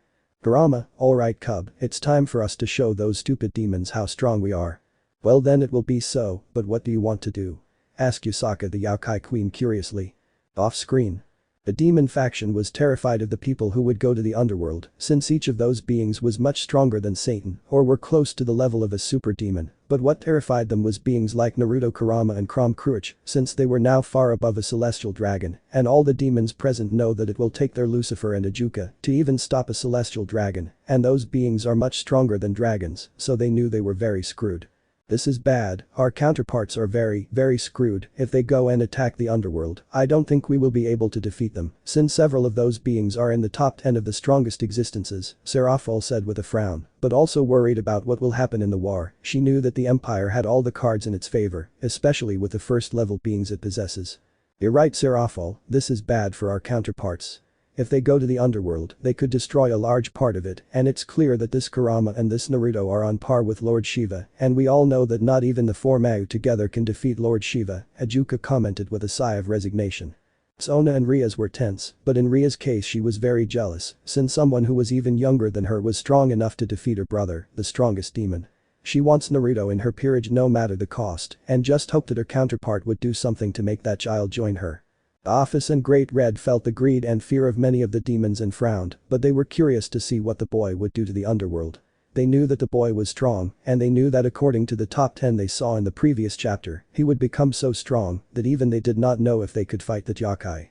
The Seraphim of Heaven and the cadres of Grigori were tense, since, if a war between both sides occurred, they knew well that they would also be involved in the conflict, and that would be bad for their faction. They only hoped that their leaders would not involve them either indirectly or directly. They did not want a war with the empire. Meanwhile, the 9 Bijuas were curious to see what Kurama from that dimension would do, and Naruto from that dimension realized that both were extremely powerful, perhaps at Kagaya's level, if not much more, and that scared them a little, but above all, they were curious to see what that child would do. Most of the various guilds in the fairy tale dimension were fearful of the war and curious to see the strongest black mage in their dimension in action. And finally, those from the elemental nations, especially those from Konoha, did not believe that Naruto spoke with so much venom in his voice and did not understand how he was so powerful, and that terrified them, and they wondered if their Naruto could be that strong. My baby will demonstrate his power, yes, I want to see how my baby makes those demons eat dirt.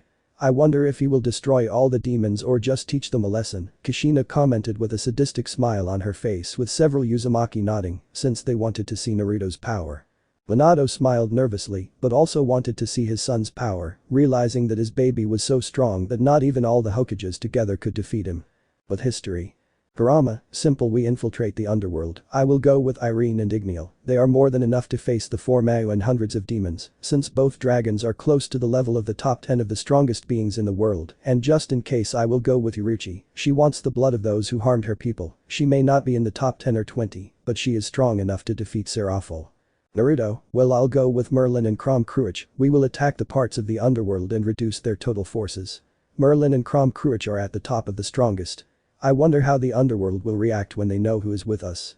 Everyone nodded with them, they could easily do considerable damage to the underworld. In addition, Naruto was thinking of using the 6 paths with his clones and summoning various animals and destroying the entire underworld, he wanted to teach Lucifer a lesson. After 3 days, Kurama's group and Naruto's group infiltrated the underworld with ease. Off screen. Shit, they'll infiltrate the underworld, this is bad, Ajuka said seriously, knowing well that the underworld would be devastated with the power of the empire.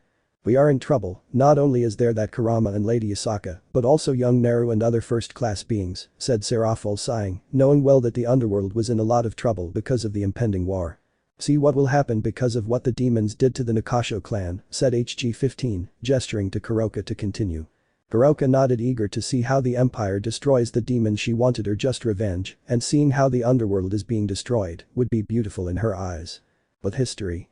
Meanwhile in the plaza of the underworld, hundreds of demons were gathered in state watching at last the execution of one of the last Nakasho. This was Soifin who was caught, although there was another survivor that Lucifer hid and gave her to his sister to be the tower piece of his nobility, without anyone noticing. Unfortunately, no one could find the criminal SS Kuroka Taojo.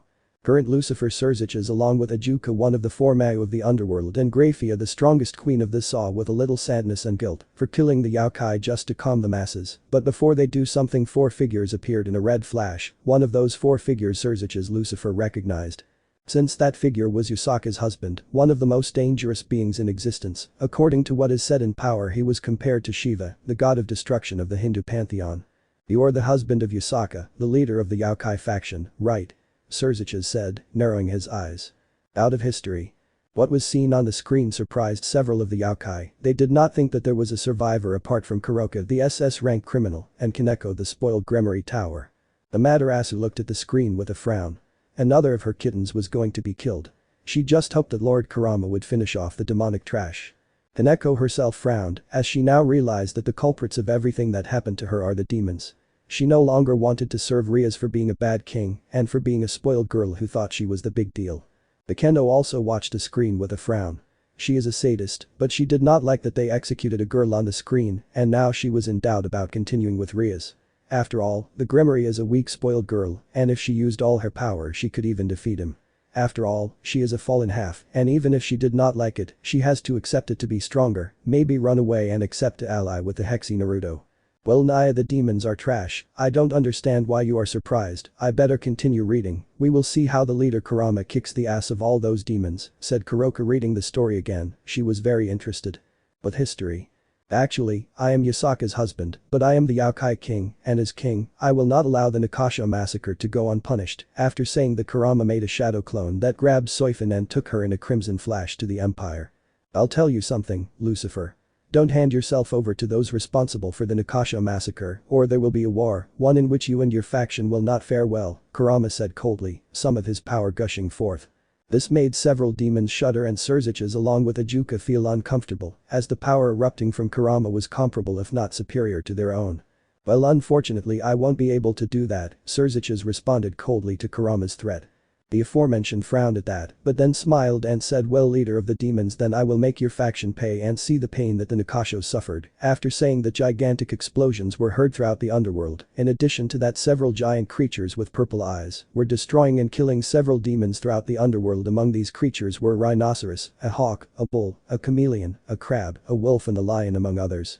These were indiscriminately killing the demons, as well as causing great damage to the underworld, which made the demons in the stadium angry along with their leaders, and at the same time alarmed them to see giant creatures destroy their homes so easily, so they classified those creatures at the level of a high-class demon to supreme class. Off-screen. The demons were afraid of the creatures that attacked the underworld. Each creature was easily at the level of a high-class or supreme-class demon, which was surprising since they were powerful in their own right. "It's horrible," said Seraphol, covering her mouth in disbelief at seeing the underworld being attacked. The other leaders of the underworld were in disbelief at seeing the power of all those creatures that were easily at the level of supreme-class demons. The current Lucifer was frowning, as he did not like seeing the underworld destroyed at all. Ball Nagato had his mouth open, as several summons very similar to the ones he had were attacking the underworld. "This is interesting. I wonder if that Naruto guy will join the brigade," Office commented with a tiny smile on her face. Big Red frowned, but said nothing. He was more interested in the story. "But history. Since you already rejected my calm way of asking for justice, then it will be in a chaotic way. I will destroy everyone who does not allow me to do justice. Yuruchi, go for the woman, she is strong, but I know that you are stronger than the strongest queen of the underworld. Destroy her. Ignil, go for Ajuka. I know he is close to the level of the current Lucifer, but I know that you are much more powerful. Libya, with him, crush him. Well, you Irene, finish off the demons of this damn stadium. They will learn the hard way not to mess with our family," roared Kurama mentally, but with a very dark voice. The three nodded, and in a burst of speed, Ignil, the fire dragon king in his human form, gave Ajuka a powerful punch, sending him flying, while Yuruchi in a shunpo of fire appeared behind Graphia, kicking her, which made her open her eyes in shock and grimaced at the pain of the kick. Surziches was going to attack Yuruchi, but Kurama got in the way and threw a strong chakra-reinforced punch that made Lucifer fly with great force while Irene was in charge of killing all the demons that stood in her way. The battle between three of the most powerful warriors on the side of the demons, along with the army of demons of the stadium, and four of the most powerful warriors on the side of the Yaokai/Empire of Peace, was in favor of the Yaokai. The battle was destroying the entire state. Ice, lightning, red and blue fire. Lava and the power of destruction came and went from all sides. Several of the demons were killed in the crossfire. In addition to Irene Bulsirian, the strongest dragon queen killed several high-ranking demons, as if they were flies. Off-screen. Irene looked somewhat surprised at how he ended those demonic plagues and wondered how strong his counterpart is. That war will be interesting, we'll see how the Empire ends the demons, Susanoo said with a small smile. The Mayu were very nervous about the power their enemies showed on the screen and how they finished off all the medium, high and supreme level demons. They were surprised that very few individuals can do such destruction. Kurama was intrigued by his counterpart and wondered how powerful he is and if his power surpassed that of the Jubi. But history. In Graphia's battle against Uruchi, the most powerful queen was being cornered, since despite her ice defense being powerful, the energy attacks completely nullified it. "It's time you paid for harming my clan, foolish demons," burst fire lightning, roared Uruchi after saying that a large amount of blue fire projectiles that were around them rays went towards Graphia. She opened her eyes surprised by the attack, so to defend herself, she summoned several ice walls to contain Uruchi's attack, to give her time to dodge, which she did, and sent several ice swords to Uruchi, is to protect you made hand positions, and said fire element scorching rat projectile, both the ice swords and Uruchi's rat missile collided, causing a gigantic explosion, but Uruchi did not stay there, she made hand positions and said fire element blue fire tsunami. Graphia opened her eyes in shock by the attack, so she sent a large tsunami of ice towards Matatabi's attack. Both attacks collided, neutralizing each other, causing a large amount of mist. The two-tailed cat took advantage of that and sent a large number of rats of fire towards Graphia. She was able to dodge some of them, but others hit her directly in the arm, burning it, making her moan in pain. After a few minutes, the mist dissipated and you could see a very injured Graphia and Uruchi, only somewhat disheveled. Off-screen. "My poor Graphia-chan," screamed the biggest Siskin in horror seeing his queen bar wife in such a state. He knew that Graphia was strong at the level of a Satan and that girl left Graphia in such a broken state indicated that Nakasha was very strong, and now he realized how dangerous the Empire was. The rest of the Gremory saw Graphia's state with horror, since they never thought they would see the strongest queen in that state, much less for a Yaokai. They were very surprised to see the power of that Nakasho, who was easily on par with Seraphil if not superior. Several of the entities that knew the Ice Queen had the same thoughts. While the Yaokai and other beings had a small smile waiting for their king to destroy all the demons and Uruchi to finish off the Ice Queen. After all, they wanted them to sweep the floor of the demons. "That kitten is strong, she is definitely at a higher level than an average Satan." Kukuku sadistically laughed to Matarasu to see how the strongest queen of the underworld gets beaten up. She was enjoying everything that was happening to the demons. But history. Meanwhile, in the battle of Igneel and Ajuka, the fight was in favor of the Fire Dragon King, since despite the fact that Ajuka had great demonic power and his Kantara formula, Igneel's raw power was even superior to his. In addition to the large amount of fire that the Fire Dragon King threw, did not let Ajuka respond, which made him worry, since he realized that Igneel was not going all out, which disconcerted and scared him, since from what he saw, he was not the strongest of his group. Off-screen. Ajuka was surprised that a Dragon King surpassed him. After all, he may not be as strong as his friend, but he knew that he surpasses any Dragon King, and now he sees on the screen how a Dragon King surpasses him in power. That Dragon King may easily be at the level of a celestial dragon or close to that level.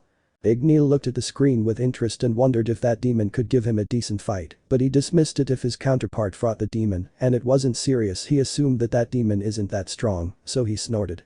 Ajuka-sama is losing, stutters Rias, surprised that the second strongest demon is losing against that Dragon King. Sona, Ravel, Razor were with their mouths open. They knew that Dragon King is strong, but they didn't think he was that strong. Sona's thoughts. "Now I realize the power of Lord Kurama and Lord Naruto. If one of their subordinates has enough power to fight on equal footing with the second strongest leader in the underworld, I didn't know what the rest of the subordinates of either leader would do." "Okay, continue reading, Kuroka, let's see how they beat the Siskin now," said HG-15. Kuroka nodded with a cruel smile. But history. But Kurama and Surziches both were battling. Even though Lucifer had the power of destruction, Kurama had his raw power, which was slowly overwhelming the current Lucifer element. "Burn heat bombardment," said Kurama, sending a large amount of fireballs towards Surziches. Surziches dodged with some difficulty, but the heat balls hit some high-level demons, incinerating them completely. This made Surziches open his eyes in shock and realized how dangerous that attack was, so Lucifer launched a great wave of destructive power at Kurama. He smiled and increased his aura, putting it as protection, which worked and made Surziches frown and realized that if he continued like that he would lose, but he came out of his thoughts when he saw Kurama concentrate a large amount of energy in his hand, which alarmed him and tried to stop him, but it was too late. Udama said Kurama, thus launching his attack towards Urzuchis. In order to defend himself, he sent a great amount of power of destruction, holding back and weakening Kurama's attack a little, but even so the Udama surpassed Urzuchis' power, hitting him squarely, causing a gigantic explosion and destroying a large part of the stadium. The explosion caused all battles to stop, and the demons watched in horror as the dust from the explosion cleared to see their leader Urzuchis Lucifer, with part of his arm burned away and bleeding from the head. Wow, so you survived my Biju. Lady, well, it was to be expected that you would. After all, you are the strongest demon currently alive. Well, I hope you survived this, Lucifer. San element, burn heat tide, said Kurama. After saying that a large amount of heat went towards the injured Urzuchis, but a gigantic amount of ice protected him for a few seconds, since Kurama's attack was completely destroying the ice wall. But those seconds were enough for Ijuka to be able to grab Urzuchis and escape from Kurama's attack. Out of history.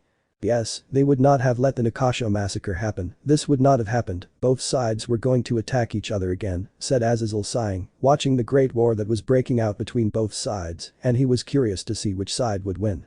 So much death is sad, Michael commented, and he sighed seeing that the war was taking so many lives, and he wondered who would win the battle. It's all the Mayu's fault, because if they had done their job well this would never happen, Amaterasu commented with an icy and dark voice. She wanted to kill all the demons who killed her kittens. Amaterasu's voice frightened most of the demons and made the four Mayu of the underworld frown. Several of the leaders of the various factions nodded as they agreed with what the goddess of the sun and the universe had said. But history. The Nine Tails frowned at this as he wanted to finish off Lucifer to further weaken the underworld. Kurama, well, from what I see, Uruchi and Igneal couldn't finish off Ijuka and Grafia.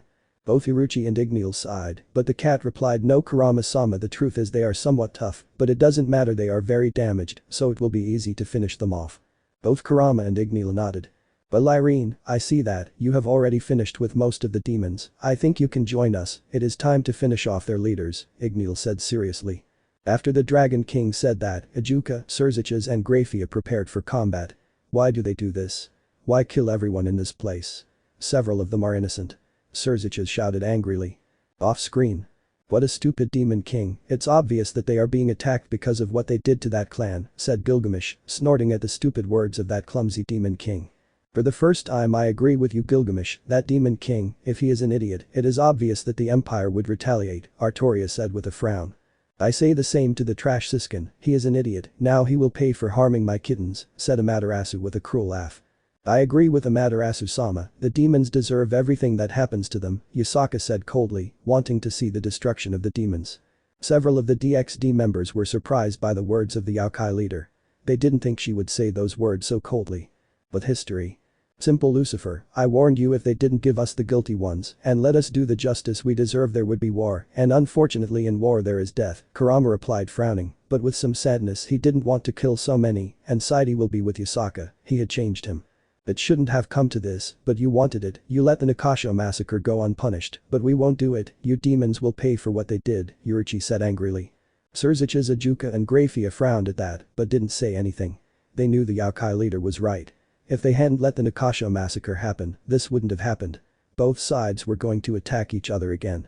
Until suddenly all the demons and Bijuas felt three very powerful presences and made the battle stop and saw the three presences and what they saw terrified them, while Grafia, Ijuka and Urzuchis Lucifer opened their eyes in shock for two reasons. One of them was to see their two companions Mau Falbium Asmodeus and Seraphol Leviathan unconscious and with several burns on their bodies being carried by two people, as if they were anything Seraphol by a woman who gave off a gigantic aura, while Falbium was without an arm carried by a young man who gave him great power, which made several of the survivors who remained in the state sweat. The second thing about the shock of the demons was that the woman in front of them was Merlin the Witch of Infinity, the supreme sorceress or also known as the strongest witch, a very powerful sorceress that even the same god and demon kings feared her, and the black-haired man with blonde, it was Krom Kruich, the strongest evil dragon, someone said to be on par with celestial dragons, but they came out of shock when they saw the figure in the middle speak with a very cold voice for a child. Naruto. Kurama Oda-san, Uruchi-chan, Igneal and Irene, we're leaving. We already have what we want, but first I'll make the demons beg never to attack a Yaokai clan, a clan that is under our protection, said the boy who was Naruto. The four nodded reluctantly after they stepped back. Naruto snapped his fingers and said meteor shower, then spoke again. Naruto. This is the first and last warning, Surzich's Lucifer. If you want a war you will have it, and I will show what will happen in a moment. As just a simple child's game, what you have to do to stop this future war is execute the culprits or hand them over to finish them off. You know what you have to do to stop this, said Naruto with a great aura of power for a child, which made everyone sweat and some to their knees. After saying that, Naruto disappeared in a red flash along with his friends. While with the demons, they watched in horror as dozens of small meteorites the size of a car, medium as a house and huge as the size of the entire state, were heading towards the entire underworld, killing hundreds of demons, destroying much of the infrastructure of the underworld. Ajuka, Surzich's Lucifer along with several high-ranking demons, split up and made dozens of barriers protecting several demons in the underworld, and Grafia left with Seraphol and Falbium to protect them in their weakened state. Off-screen. Those from the various dimensions were open-mouthed by Naruto's act. Those from the elemental nations watched everything with disbelief as the last dead man massacred hundreds of demons as if it were child's play, and they wondered if their Naruto could reach such a level of power. He threw a bucking meteor shower at those demons, Kiba shouted about Naruto with disbelief and fear in his eyes. He never thought he would see his academy partner be so strong and cruel in a war, and he was terrified to see him, since he didn't know if Naruto from his dimension was also like his counterpart. The dobe will remain the dobe, said Sasuke with fear in his eyes, since even though he considered Naruto his junior, he is now afraid of what his teammate can do, and made him swallow dryly. Sakura was shaking along with Ino, while Hinata had a small smile on her face seeing Naruto's power, and nodded to herself. The cages were with their mouths open and fear in their eyes, since now they realized that this child was a dangerous enemy for everyone. The Akatsuki were now afraid of the boy reaching his full potential. Even Pain, who considered himself a god, knew he couldn't do what Naruto did, and that made him frown since he was a god, according to the supposed god. Poor ugly little thing. Kushina, Minato and the Uzumaki clan were with small smiles for the power of their Sunbara clan relative. These were happy to see how Naruto massacred all the demons with ease. But those of DXD the demons were trembling at seeing hundreds if not thousands of demons being massacred by the meteor shower that was launched by Naruto, and if that were not enough, their leaders were brutally surpassed by the leaders of the empire. Now they realized that Naruto was a being that they would not want to have as an enemy. The kid threw a bucking meteor shower at us, Razor said with fear in his eyes. He never thought he would fear a yokai of all beings so much, but now his greatest fear is Naruto, the prince of the empire. He knew his leaders had no chance against Naruto. The young demons were trembling in fear at what Naruto could do so easily, and they realized that their leaders had no chance. Even working together, they could not defeat Naruto. The Mayu and the other high-level demons were afraid to see the child's power and realized why he was at the top of the top 10 and realized the stupidity of their counterparts to provoke a possible war that will take the lives of several demons. Everyone from Fairy Tail was in disbelief at what had happened, since a child of only 11 or 10 years old easily wiped out hundreds of demons who could easily fight the best magicians in their world.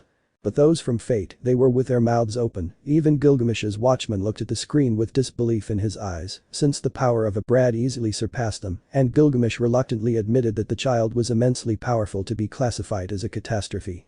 Well, I admit that kid is a lot stronger than I thought, and I'm surprised that brat threw a meteor shower at him, Gilgamesh said with amazement in his voice. HG 15.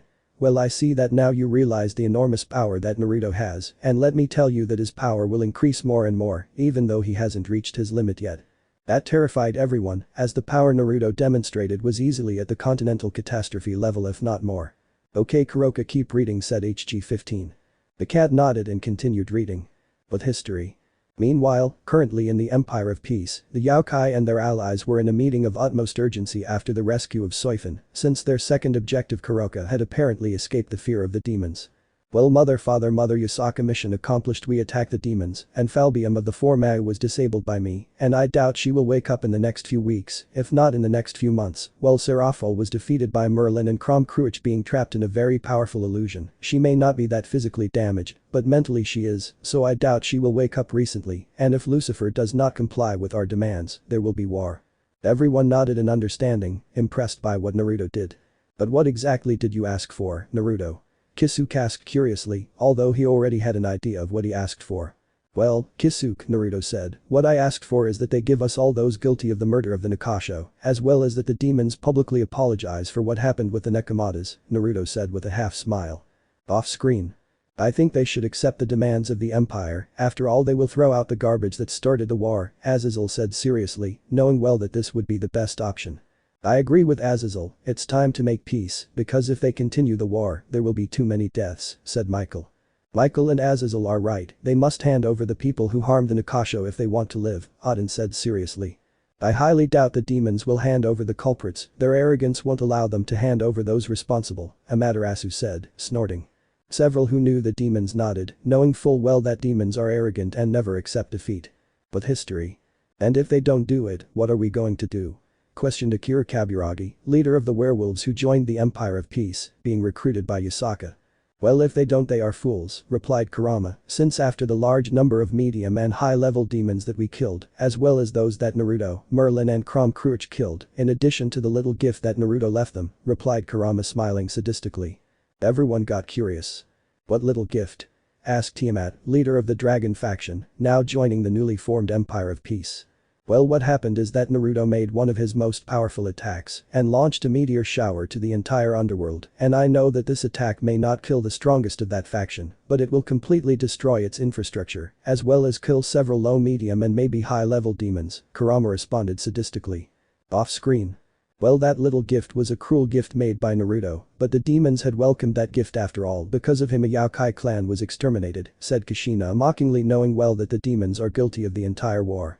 I agree with you, Kushina-chan. Now Naruto will teach the demons the power of an Uzumaki. Not even the demons can handle an Uzumaki Kukuku, said Mito laughing at the end, watching how Naruto demonstrates the Uzumaki power. Several Uzumakis nodded while the demons frowned at seeing those women mocking their faction. But history. Everyone opened their eyes in shock and looked at Naruto, who became uncomfortable by the look of his friends, allies and family. Naruto, what did you do exactly? Like you sent a meteor shower, said Lictalius, the light elf, for his great skill in light magic and leader of the elves now belonging to the recent Empire of Peace after being recruited by Kurama. Well, my good friend, I simply used a large amount of chakra and used my Sharigan, sending hundreds of meteorites to screw the devils for screwing us, Naruto replied. Everyone sweated at such a simple answer to the great attack their prince carried out, but they nodded wisely anyway. Well, we have to prepare for war if the demons do not accept our conditions, said Yasaka seriously. Everyone nodded and prepared their clans and people for war and left the meeting. Off-screen. The demons were apparently sweating whether to go to war with the Empire, and from what they saw, it would be very bad for them since their Mayu were unconscious or weakened, and they realized how dangerous the individuals of the Empire were, and especially Naruto. Now we'll see who will win the war, said Azrael, knowing well that the demons would not accept the proposal. It's sad to see how many more deaths this war between the Empire and the demon faction causes, Gabriel said sadly. The angels and several beings of light nodded sadly at the words of the strongest seraph in heaven. But history. As Naruto left the meeting, he went to meet with his nobility. Next to him was Crom Cruach and Merlin flanking him. Naruto, hello guys, I want to tell you something important. If it's about the war we've heard about, I'll participate. You don't have to worry, Naruto-sama, you saved me, and I'll fight for you in my new home. I won't let the demons harm the Empire of Peace. The red-eyed assassin Naruto Otsutsuki's pawn. Naruto shook his head at Akame's words.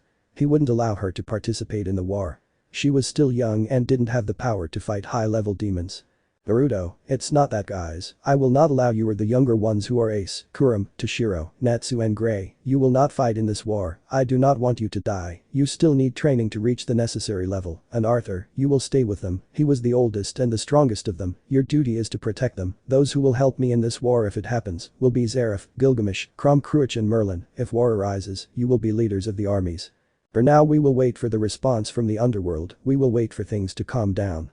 Gilgamesh, Zeref, Crom Cruach and Merlin nodded. Each of them was willing to fight the demons for various reasons. Gilgamesh because he was loyal to Naruto, Zeref was a little annoyed with the demon faction, Crom Cruach because he wanted good fights, and Merlin because he wanted the demons as his new laboratory subjects. End of chapter. Well, what did you think of this chapter? The author asked with curiosity because he saw those from the elemental nations and those from the DxD dimension, afraid of what Naruto is going to do in that dimension or parallel world. Zeref. I found it interesting and I'm intrigued to know what my leader will do in that dimension or parallel world, and I realize that my counterpart is loyal to him, and it doesn't surprise me since he removed my curse. Those of the Alvarez Empire looked at their leader with surprise but did not comment anything, but Irene had a small smile on her beautiful face since she saw something that no one saw, and that is that Zeref is going to look for Naruto so that he can break his curse. I wonder if my counterpart will have good fights with the demons, thought Crom Cruach, although in his thoughts was also to look for Naruto or his counterpart to be able to serve him, since he realized the enormous potential that he has. HG 15. Well, we'll take a short break. You know where the snacks are. Rest. I think many are processing the information about the upcoming war between both factions, and you'll see it in the next chapter. End of chapter. Chapter 7. HG 15. Well, I think everyone is calmer now. I think the time has come to see the next chapter. It's time to see how the war that will happen between the Empire and you, the demonic faction, progresses. You will now see that you demons are not invincible. After all, the Empire has beings that will make the leaders of the demons look like simple children. The four Mau broke into a cold sweat, now they knew they were going to have a bad time, and a chill ran through them, since now they know that the Empire would attack their faction because of the Nakasho incident. They only hoped that the battle would not lead to other factions joining while the other demons frowned, since they were not weak they would destroy the yokai. That empire will be destroyed by us demons, Razor said arrogantly, thinking that the demons have won the war thanks to the four Mau and the various high-level demons that the underworld possesses. Several of the clan heirs nodded, even Rias nodded, since she thought that her brother would defeat the Empire of Peace. After all, her brother is the strongest demon that has ever existed, even surpassing the first Lucifer. Volsona Citri, Ravel Phoenix and Sarah Bale frowned at such arrogance, since so far from what they saw there are several beings in the top 10 in that empire, and that was bad for the demons. They realized that the empire has all the chances to win the war, especially for having Lord Kurama, Lord Naruto and the strongest hero Gilgamesh. In the eyes of the trio of demons, their fellow demons are arrogant idiots. Sarah's thoughts. Rias and Razor are idiots, even I know that empire is almost invincible. Maybe the only faction that is on equal footing with them is the Hindu faction. I know that I am strong, but even I know that they will not be able to handle any of the leaders of that empire, and less so Lord Naruto. He is a being of the stature of Lord Shiva if not superior, and despite being a child, his power definitely surpassed the four Mau together. Ravel's thought. I have such an idiotic and arrogant brother, it's impossible for us to win this war. I know our faction is strong, maybe the strongest of the biblical factions, but even so, I highly doubt we can take on the empire. Sona's thought. Rias, you disappoint me, you are still the same conceited fool thinking that we are above everything when there are beings much stronger than the four Mau together, and Naruto-sama is one of them and even worse, he has other beings under his command that can defeat the four Mau. Meanwhile the Yokai faction and the Shinto frowned, but said nothing. They would see how in this story Naruto would crush all those demons. The Uzumaki and all those who were on Naruto's side who wanted to see the demons burn thought the same. Ajuka seeing the atmosphere I say well and what if we continue with the next chapter I'm interested to see what will happen. HG 15. Okay Ajuka sen then you can read the next chapter and we'll see how this conflict between the demon faction and the empire ends. Ajuka nodded and sighed, grabbing the book to see how it all ended, although he knew his faction would hardly have a chance against those beings. Chapter 7. The War Begins Part 2. It's been almost a week since the attack of Kurama the king of the Empire of Peace and Naruto the prince of the Empire of Peace, together with their friends towards the underworld these days. The news of the massacre of the Nakasho by the demons and the attack of the leader of the Yokai, consequently to the Mau, and the entire demonic population, reached the vast majority of the factions of the supernatural world, which surprises all the factions. Those of the faction of the sky were surprised and alarmed so quickly in heaven the seraphim reacted in a chaotic manner, since they were worried that this would lead to a war between the Yokai Bar Empire of Peace and the demons, and that gave them chills, since that war would drag many humans and even other factions, and from what they could notice and find out King Kurama already made his first move, momentarily paralyzing the faction of demons. Off-screen. The demons frowned at what they saw, realizing that the empire attacking them had weakened them considerably with that attack by the boy Naruto, leaving two of their demon kings in check. Now they realized that the war would not be so easy for their faction, devils. They managed to be a little afraid of the great power that the prince of the empire possesses. This is bad. If the war with the empire continues they could very possibly erase the underworld with all the power that the empire possesses. It will not be so complicated, commented Seraphil, somewhat nervous seeing how the war between her faction and the empire develops. Hell, she was already unconscious along with Flabium, and that weakens the underworld quite a bit. She may not be as strong as her Mau companions, but she knew that she is a force to be reckoned with, and now she is unconscious.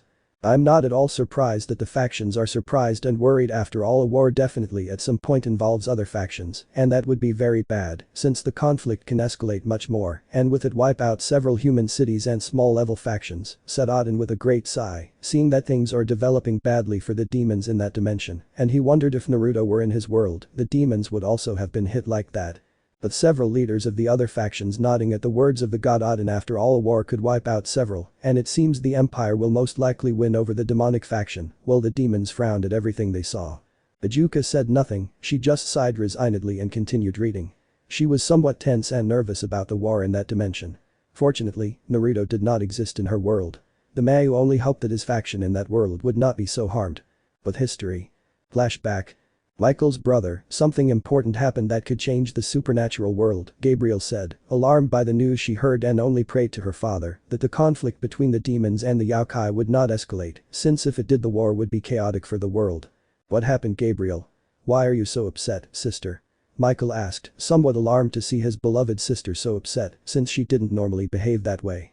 She's calm and innocent. What happened, brother Michael, is that the demons massacred the Nakasho clan that lived in the underworld, leaving almost no survivors of the Yakai clan. Gabriel replied sadly at such a massacre orchestrated by the demons, but alarmed by what the act of the demons entails. She was sure that most likely there could be a war. She only begged her father that both parties talk and solve this possible conflict as soon as possible, otherwise it would take several lives. Raphael, Uriel and Michael opened their eyes in shock and disbelief at the foolishness done by the demons, but then frowned at the stupidity and malice in massacring the Cat clan, and knowing what such a massacre entails.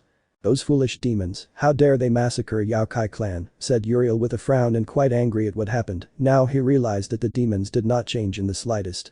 We thought the current leaders of the underworld were different, Raphael said angrily and sadly for the deaths of that Yakai clan. Michael didn't say anything, but you could see sadness for what happened to the Yakai clan, and he knew that what happened would cause a war to take place. The demons didn't change, the leader of heaven thought with resignation. Off screen. The angel leaders nodded, thinking that the demons could improve as people, but from what they saw they are still the same evil beings they were when their brother Lucifer ruled, only now they hide in a mask of good beings. It's sad what happened to the Nakasho clan in that dimension and in ours, Michael said, sighing at seeing so many deaths of a clan, all because of the demons. He didn't understand the demons well, and why wipe out a Yakai clan when he risked a war with the Shinto and the Yakai. If it had happened, he knew that the underworld would not have survived. Sometimes he wondered why they made Surziches the Mau. Lucifer may be strong, but he is not a good leader from what he saw, causing that dimension to be at war. I feel bad for the poor Nakasho of that dimension and ours, they didn't deserve to die that way, Gabriel said sadly, and asked herself if the demons should continue to exist. The purest seraphim in heaven was now in conflict. She didn't like to kill, but after seeing how the demons behaved in the eyes of the most beautiful angel in heaven, those barbarians deserved to die, or at least their leader deserved to be eliminated so that the demons could have a new beginning. My poor kittens died because of the tomato, not only in my dimension, but also in that dimension, but soon I will find Naruto to help me finish off that trashy demon. The sun goddess thought darkly. She wanted Lucifer's head, and she would have it on a platter. The Mayu watched with a frown as their reputation went down the drain and sighed resignedly for everything that would now come in the war that was coming in that world. They were nervous, since if Naruto had existed in their world, he would definitely have declared war on them for the Nakasho massacre. Those from the various dimensions frowned at what was to come, although the Uzumaki had cruel smiles, hoping that they would erase the demons, and hoping that after Naruto erased the demons, he would also erase Konoha. They knew that their relative wanted some blood from those from Konoha, and would have it. Ajuka saw the others' looks and sighed. This would be bad for his faction, so he continued reading something that told him that if he didn't continue they would kill him. With reading. That's not all, brother. According to what I was informed, apparently the leader of the Yakai, currently called the Empire of Peace, known as Akatsuki Kurama, along with 3 of his subordinates, infiltrated the underworld and rescued one of the last Nakasho, who was going to be executed in the battle between the Yakai and their companions, and the leaders of the demons caused several high-level demons to die in the crossfire, and from what I understand Akatsuki Kurama was gradually defeating Surzich's Lucifer, which implies that the leader of the Empire of Peace is an opponent to fear, in addition to that the opponent who faced Ajuka, another of the Mayu of the underworld, and as I learned apparently they fought on equal footing, and Graphia, the queen of the current Lucifer, faced a certain Uruchi, and she ended up defeating Graphia. But that's not the worst, reported Gabriel sad, but it would be, since he knew what would happen now, and he did not like it in the most minimum. Michael was surprised by what his little sister had said, but signaled for Gabriel to continue with his report. The aforementioned nodded with a sigh of tiredness for everything that had happened between both factions. The battle apparently stopped with the arrival of 3 people. One was a young man with black and blonde hair. This was apparently an evil dragon. I don't know his name, the truth, although I suppose he must be extremely strong, perhaps at the level of the Dragon Kings. The other individual was a child who apparently was the leader of those 3, and the last one was someone that all the factions know well. This was someone that even Lucifer and Leviathan feared. This was Merlin, the Witch of Infinity, or the Supreme Sorceress as they called her in ancient times, Gabriel answered seriously and somewhat nervous, since that mage is extremely strong, and she knew that several seraphim would be needed to defeat her. Off screen. The armies of that empire and the beings they have are a very large and impressive power. I never thought that a faction could grow so much so quickly. Apparently with the arrival of Naruto, Kurama and the King of Heroes Gilgamesh, history and the power of the factions completely changed. Shiva commented seriously and very impressed by that empire. Something told him that maybe that empire in terms of power could be compared to his faction, since with the strong beings that Kurama has under his command. You're right Lord Shiva, the power of those yokai is enormous, and who knows what else they have under their command, Aden commented seriously, but he had a small smile, since he was curious to see what would happen, and wanted to see the beating they would give the demons. The empire may have enough power to fight against the three biblical factions together, Indra said seriously and very impressed with the power of that empire, and thought to himself, if that empire could fight on par with the entire Hindu faction as a whole, and that thought terrified him a little. I think they might be able to put up a serious fight against all the biblicals, though I doubt they'll win, not for nothing are the biblical armies among the largest of all the factions, Hades said seriously. He may hate demons, but he knows well that the biblicals are not weak at all. Isaka stared at the screen realizing what she must have done to the demon faction, the same was with Amaterasu, she thought she should have burned down hell for killing all her kittens, but she would look for Naruto, so that with his support, she could obtain the tomato head. Ajuka, seeing that no one else was going to talk to him again, was very interested in what would happen in the war against the empire. With reading. Both Raphael, Uriel and Michael opened their eyes in shock, since they knew that name, she was supposed to have disappeared years ago, and even worse, apparently another young man was with her and a child was their leader, which suggests that he was more powerful than her, and she respected him, which is strange, since Merlin did not follow anyone's orders. Bad news is alarming, Merlin is a very powerful witch, if not the most powerful, but as long as we don't attack her, she won't attack us, said Michael seriously and somewhat nervous because Merlin was still alive. In ancient times, she was someone who was in the top 11 or 10, but now she may have become stronger, and that would be detrimental if the sorceress tries to attack them. Gabriel, yes brother, but that's not all, it seems the entire underworld was completely crushed by the boy who was the leader of that small group. Uriel, what do you mean Gabriel, the seraph asked, alarmed by the news of the destruction of the underworld. Gabriel, what I mean is that the boy appeared with Seraphol and Falbium and the men of the black-haired boy with Blonde and Merlin the supreme sorceress who accompanied the boy, and apparently these two were completely crushed by them then, from what the red-haired boy called the leader of the Yokai faction and his companions to retreat, but then before leaving the boy launched a meteor shower towards the entire underworld, destroying its infrastructure, killing hundreds of medium. Low and high-class demons finished speaking the purest seraph of heaven, sad by the number of dead she did not hate demons, since for her all life was precious, and what happened because of the Nikasha massacre was sad, but now she knew how serious the conflicts between both factions will be. Off-screen. Those from Konoha shuddered thinking about what Naruto would do to their counterparts, hell if the Uzumaki launched a meteor shower at their village they would be screwed, they just hoped that Naruto would not seek their blood. Several from Konoha were praying that Naruto would not be like his counterpart, while some like Danzo and Jiraiya were thinking about how to control the Kyuubi's Jinchuriki, and in the case of Akatsuki, the S-rank ninjas were thinking about capturing the Jinchuriki before he becomes as strong as his counterpart. Jiraiya's thoughts. I have to control the Gaki otherwise something bad could happen to the village, he is Konoha's weapon, I need to put some seals on him so that he never thinks of betraying Konoha or hating it, since it could be bad. Seeing that Naruto from that dimension I realized that brat could be a problem if he turns against Konoha. Kurama's thought. I think it's time to help the cub more and show the world our power, it's time for the world to fear us Kukuku, it's time for them to fear me and the cub. Uzumaki thought. I hope Naruto-sama burns that hell for everything they did to his allies, I hope the demons die painfully. The inhabitants of the elemental nations had various thoughts, although those of the Konoha council were around wanting to control Naruto to conquer the shinobi world and have the Uzumaki as a breeding machine. Meanwhile, with those from the wizard dimension, they shivered when they remembered the meteor shower, even Zeref and Aknologia admitted that if they fought with Naruto they would be destroyed, although Zeref did not care so much, he just wanted to meet Naruto and break his curse, and if he had to serve him so that he would be free then he will do it, he will serve the boy, after all, if he breaks his curse, the least he could do is serve him and help him in everything he asked for. I realize that Zeref is thinking about how to meet the boy to break his curse. Maybe he also wants to see him. After all, the boy is strong, handsome, and very protective of his family. He is a worthy king, Irene thought with a smile, wanting to meet the boy in person.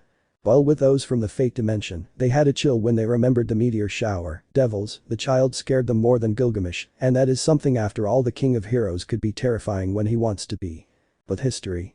Raphael, Uriel and Michael opened their eyes in shock as a simple child, rampaged through the entire underworld as if it were nothing, devastating everything and killing hundreds of demons as if they were nothing, but they came out of shock as Raphael realized what Gabriel said and thought to himself.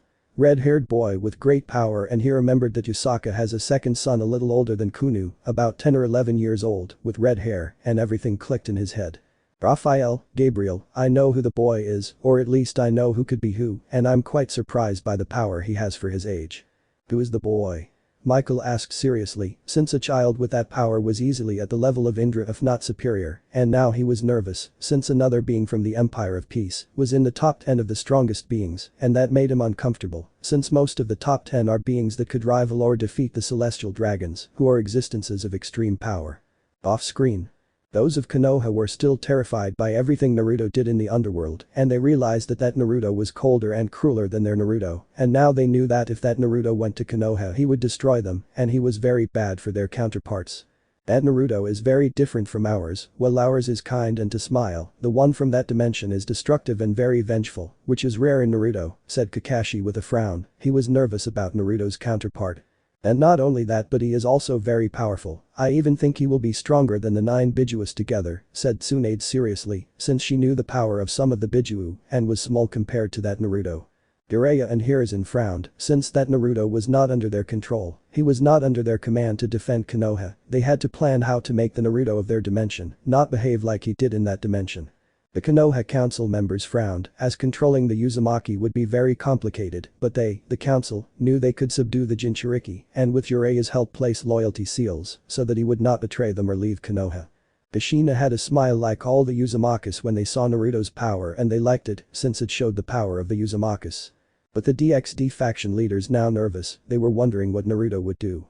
This is bad. If that war continues the balance of power would be broken, said Azazel seriously, seeing how a few simple people could put the supernatural world in chaos. And not only that, but we have already seen the military power that this faction has, having several of the top 10 that only one of them would be able to wipe out the 4 Mau, said Odin seriously. Because of the power that the Empire possesses, he knew that his faction had no chance against the Empire. Maybe there is Thor in him, but it would not be enough to defeat him, and the demons hoped to defeat the Empire. The Norse god mocked internally at the stupidity of the demons. Several of the faction leaders nodded and some sighed, realizing that with Naruto the balance of power in that world would shift in favor of the Yokai and the Shinto. The Juka, realizing that the leaders were already falling silent, continued reading as he was interested to see what would happen next. Returned with history. Well, the boy may be the first son of Yusaka Tsutsuki Naruto, who is a Kyuubi, I think, Raphael answered seriously, but surprised by the boy's power. You mean to tell me that Yusaka's son was the one who launched a meteor shower on the entire underworld and practically brought them to their knees, Michael said and shouted in alarm. That's right, brother, Raphael replied seriously. All the Seraphim frowned at that, as they never thought that a child could be so strong as to bring the underworld to its knees, and they realized that the child might be close to the power of his father, who in ancient times was in the top 4 of the strongest beings. We have to do something, this could lead to a war, we should talk to the Yokai, said Gabriel seriously. Yes, but I don't know if they will want peace after the death of the Nekomato clan, and in the case of the demons, I don't think they want peace after the Yokai leaders destroyed the entire underworld, said Uriel seriously, but with a frown. Everyone frowned at that, as they knew it would be difficult for both sides to cease hostilities. After all, both groups had already attacked each other, one with the Nakasho massacre and the other with the meteor shower. Off-screen. I doubt they can do anything. That Naruto kid wants your demon blood for what you did to the Nakasho, Shiva said with a small smile. He didn't like demons, or well, he didn't like their leaders, since most of them were idiots. I agree with Lord Shiva, they should not have massacred the Nakasho clan, and now the consequences are high, and the underworld may become a crater, said Athena, goddess of war, wisdom and strategy, and one of the strongest Olympians. What can you expect from the demonic trash? They only killed the Nekashu, and now they will have to pay the consequences, Amaterasu said, her bloodlust coming out. The Mayu were frowning at the words of the various gods from the different pantheons, but said nothing, as each of those gods was powerful in their own right, and they were not idiots, they were already on thin ice with Amaterasu, and did not want Shiva or Athena as enemies. The Juka did the wise thing and continued reading, he didn't want trouble with the Hindu or Shinto gods. But history. Meanwhile in Grigori Azazel, Shemhaz and Barakiel were talking about the letter and news that came to them. Do you believe the news is true? Barakiel said seriously. Well, I confirmed it with my informants. Apparently, the demons annihilated the Nakasho who lived in the underworld and were going to execute a girl who did nothing in front of a state full of demons, Shemhazai said seriously and with a frown. But it seems that the demons did not come out unharmed, as far as I understand, a large part of the underworld was destroyed by the Yokai leaders and their agents, and it seems that Falbium and Seraphil are unconscious, Azazel said seriously, although he was noticeably amused by what happened in the underworld. Sometimes demons were foolish to provoke beings of immense power. Off-screen. You really are amused by our misfortune, Seraphil said, frowning and somewhat angry at the mockery of the leader of the fallen. How she would like to freeze his balls so he stops mocking the misfortune of the underworld. Well, it's fun to see the misfortune of others. Besides, their counterparts were foolish to think that massacring the Nakasho clan would have no consequences in our dimension. Maybe the consequences would not be so serious, but in that dimension, their counterparts will suffer serious damage, if not become extinct after all. It seems the boy Naruto wants to destroy the underworld, Azazel replied. The demons frowned, but said nothing and continued with the story, not wanting to fight with a faction leader. With history. And who was the one who defeated them? Barakiel asked, equally serious and amazed, since he knew that both were extremely powerful, just a little weaker than Azazel. Even he knew that Falbium may be at his level, but Seraphil he knew that most likely she would defeat him, after all that demon is the strongest woman in the underworld. Well, as I understand it, Yusaka's husband and leader of the Empire of Light, Otsutsuki Kurama, along with 3 of his agents, infiltrated and fought with Ajuka, Graphia, and Surzich's Lucifer, along with several high-level demons, and it seems their battle was in favor of the king of the Empire of Peace, until 3 people appeared, and one of them we all know well, Azazel said seriously. And who was the person we know and is with the Yokai? Asked Barakiel, curious to know who that character was. Well, it seems that the Witch of Infinity, or also called the Supreme Sorceress Merlin, is alive and serving the Yokai, or rather a child with the power of a supreme class god, Azazel replied. Off-screen. I'm still surprised that Merlin served that child. She is a very dangerous woman who can defeat most beings, Azazel commented, very impressed that that child has the strongest sorceress in the supernatural world. After all, Merlin is even feared among several gods, even his brother Lucifer was careful with that sorceress. Well, for some reason she is the strongest magician, although I suppose she is with Naruto, because that Arthur guy joined the little prince's nobility, said Amaterasu, simply knowing well that that is the main reason why the Infinity Sorceress is with Naruto.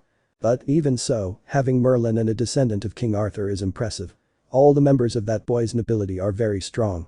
I highly doubt that there is any being that can defeat the boy and his entire nobility as a whole, Shiva said seriously, seeing that the members of the boy's nobility are first class, and some are even in the top 10 of the strongest. I am very impressed that my Jinchuriki can have such strong people under his command, and apparently that woman Merlin is a very powerful woman, said Kurama, somewhat impressed. He wondered if he could against that woman. Lord Kurama, the woman is one of the strongest beings and the most powerful witch in my world. Naruto.san is very strong to be able to recruit, said Yusaka. Kurama nodded and continued watching the screen, very interested in the story. With history. Barakiel opened his eyes in surprise. He knew that Merlin was powerful. Hell, she was even stronger than any demon. The only one who would defeat her would be Lucifer, and that would be if he went with everything he had, since Merlin is a magician with too many tricks. So he frowned, since Merlin only followed someone strong and worthy in her eyes, so it is rare if not impossible for her to follow someone. Only one person would be worthy in her eyes, and that was King Arthur. But that was not all. It seems that the leader of that trio, who was a child, along with Merlin and another boy, although I could not find out the boy's name, these 3 defeated Falbium and Seraphil, incapacitating them for a long time, and after that, the child, apparently before disappearing with Kurama, the leader of the Empire of Peace, and his companions, launched a meteor shower, destroying much of the underworld, as well as killing hundreds of high, low and medium class demons. Azazel said, impressed that a child could bring the underworld to its knees, and began to think about how strong he would be when he reached his maximum capacity, and a shiver ran through him, since now the boy would be on par with Indra or even superior. Out of history. It would be good to have him in the Cows Brigade. With him by my side, I could kill Rojo and have my silence, Afa said to herself with a small smile, since from what she saw, this Naruto has great potential and power that could be useful to her. This put everyone in the DXD dimension on alert, since if Office recruited the boy they would be screwed. After all, the boy was easily among the 5 strongest beings in his world. Meanwhile, the author looked at Office as if she were stupid, since Naruto would never follow Loli without true goals. Great Red frowned upon hearing Office say that, but he wouldn't be intimidated by the Loli, and besides, he highly doubted that the boy would serve Office, seeing his personality, he even doubted that he would serve any being. The Uzumaki saw the lowly as if she were stupid. Everyone knew that Naruto would never serve that office, and several members of the red-haired clan knew that Naruto would destroy office if she tried to attack him or his companions. Bajuka looked at office but said nothing, not wanting to be killed by the Infinity Dragon. But history. Several of the other factions learned of the Nakasho massacre, as well as practically the attack that was made to the underworld. Odin and the Nordic faction were impressed that Yasaka and his recent empire practically declared war on the demon faction, as well as learning that the underworld was largely destroyed by the attack of a child who is apparently Yasaka's son. Father, what do you think will happen between the new Empire of Peace and the faction of demons? Thor asked seriously but also intrigued to know what will happen, perhaps getting involved in this new war, since he wanted to fight with strong people. Thor, the god of thunder, the strongest Norseman, the Norse beast. Well, it seems we will have to improve our defenses, my son, because if the war between the Empire of Peace against the demons begins, it would be chaotic for the factions. From what I know, the Yokai King Kurama may be at the level of Indra or even higher, and as far as I know it seems Seraphol and Falbium are in a coma, according to my informants, as I understood they were knocked out by the son of Yasaka and two of his companions, said Odin with a half smile. Odin, All-Father, leader of the Norse supreme god. The son of Odin opened his eyes in shock and disbelief as he knew the age of Yasaka's son, and he was very young to do that, maybe 10 or 11 years old, but that did not matter to him, and he thought to himself, it will be interesting to meet Yasaka's son. If it is true that he did what he did, he wanted to have a battle with the boy. Off screen.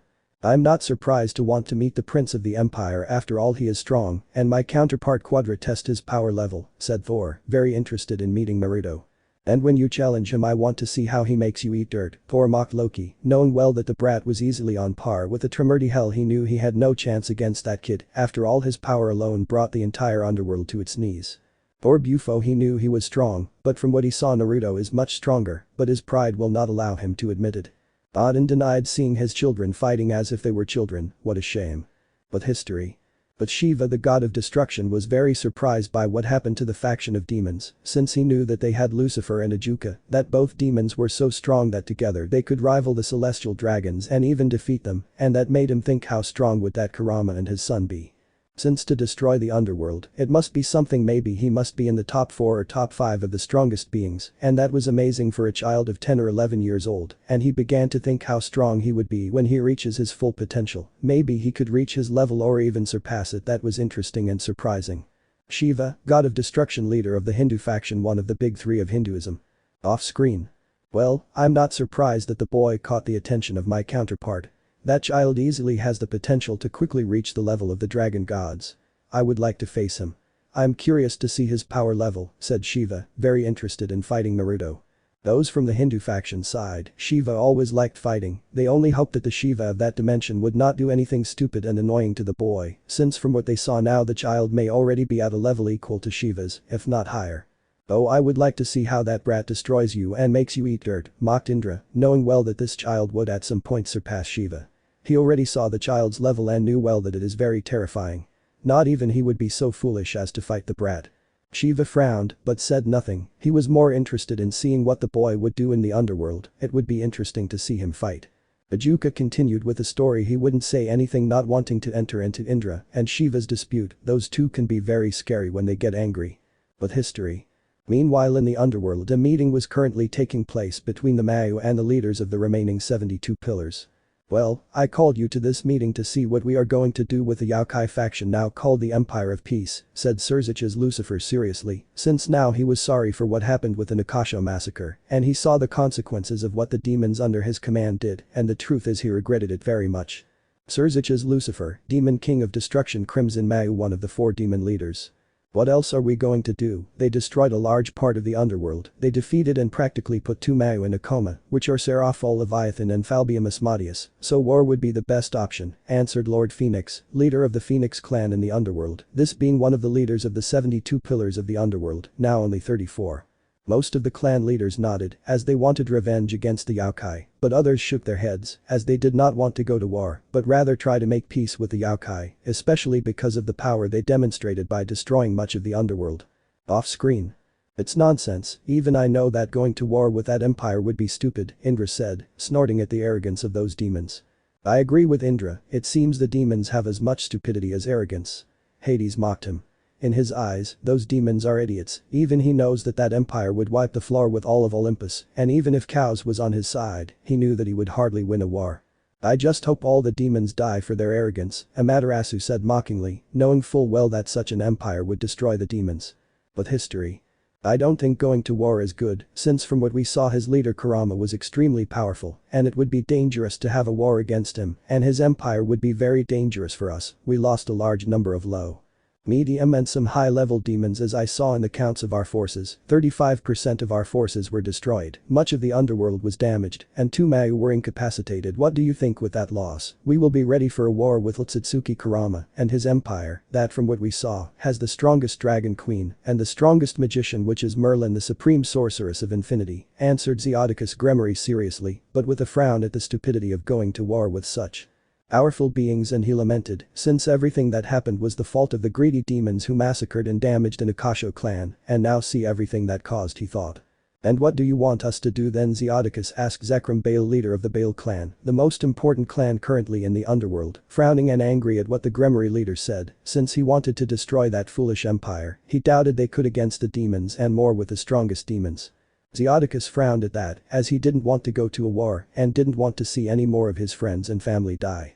Okay, calm down everyone, we came to talk not to fight, ordered Surzich's Lucifer, increasing his power, making everyone sweat from the power released by the current Lucifer. Everyone calmed down at that. Well, since they calmed down, I know that the Yokai destroyed a large part of the underworld and incapacitated 2 of the Mayu. But if we go to war, it would be very difficult to win. Besides that, the fault was mine for allowing the Nakasha massacre. But well, according to the leader of the Yokai faction, he wants the heads of those responsible for the massacres, if not they will go to war, and honestly, I don't know if we manage to win, said Surzich's Lucifer, in a serious and sad way when mentioning the massacre. Everyone's eyes widened in shock at their Lucifer's words, but some frowned at the reminder of the Nakasho massacre, and that it prompted the possible war with the Yokai and the recent Empire of Peace. Off screen.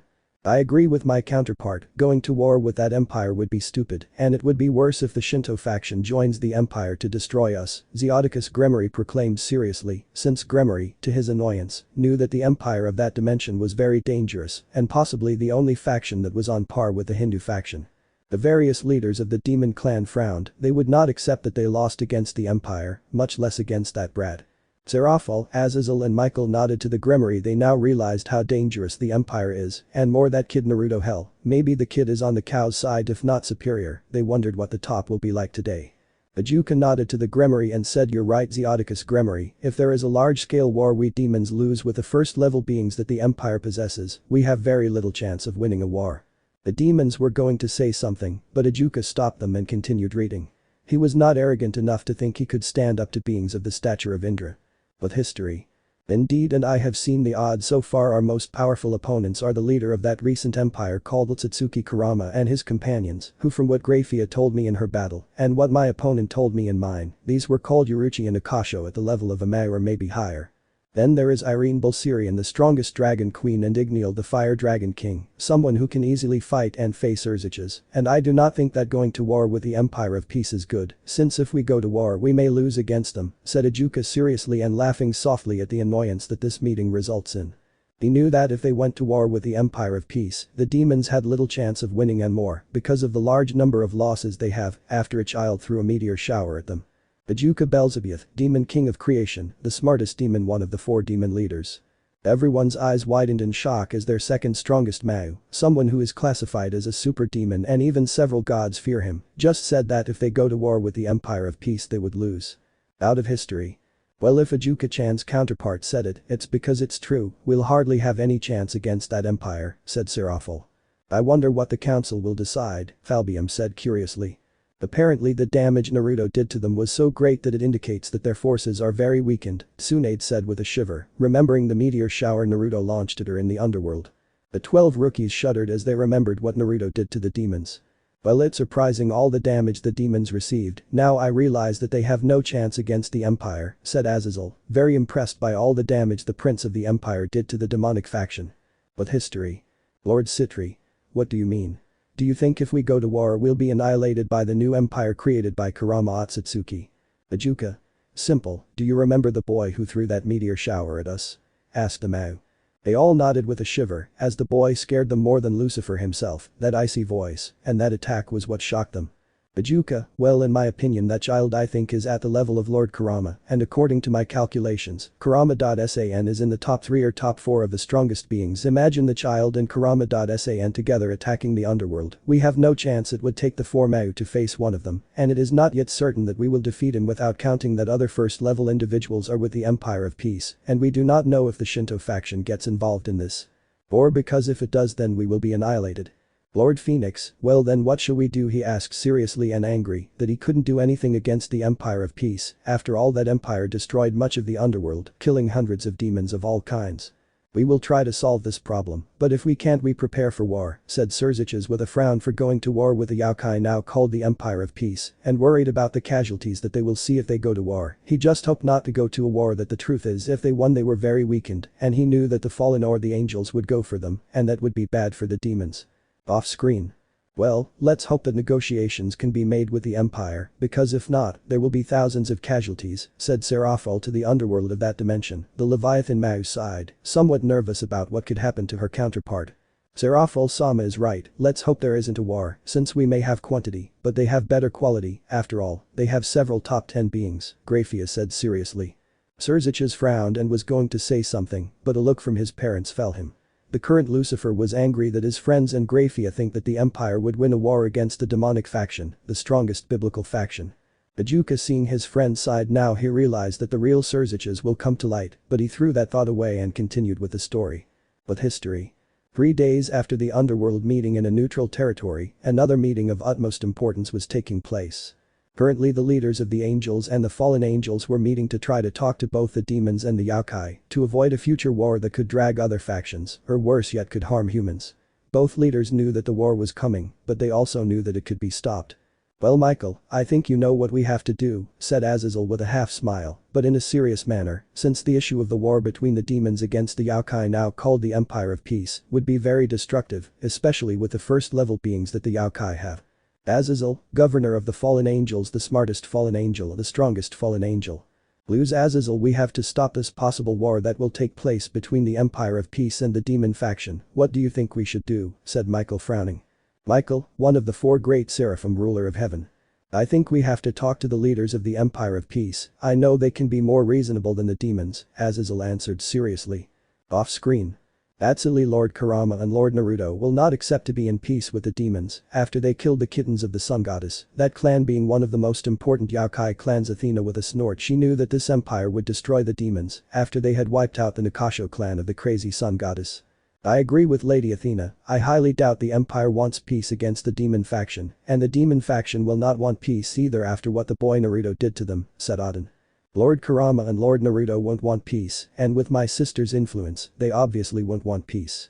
She hates demons and if it were up to her she would destroy and burn the entire underworld, said Susanoo snorting, since his sister adored those cats, and if something happened to them she would try to take revenge, and from what he saw, his sister from his dimension is planning how to screw the demons after everything she saw. Susa-chan is right, I would never want peace with that trash, and I would convince Kurama and Naruto to destroy the entire underworld, Amaterasu said with a snort, she would never make peace with those demons, since she wanted them dead. Susanoo snorted at the nickname, but said nothing, since his crazy sister is terrifying when she gets angry. The demons frowned as they saw the gods angry at everything the gods say, well the Mau were angry, but the angriest is Lucifer, who wanted to destroy the goddess of the sun, and all those who support her. With history. Michael just nodded in understanding, as he knew that the demons would not listen to him even though he was an angel, especially with the advice they had. How do you think we will contact the leader of the Empire of Peace, Barakiel said seriously, but also curious about what they would say. Barakiel, Master of Lightning, one of the leaders of the Fallen. So what do we do? How are we going to meet? Who will speak to their leader? Gabriel asked seriously, something that is rarely seen in that state, I think.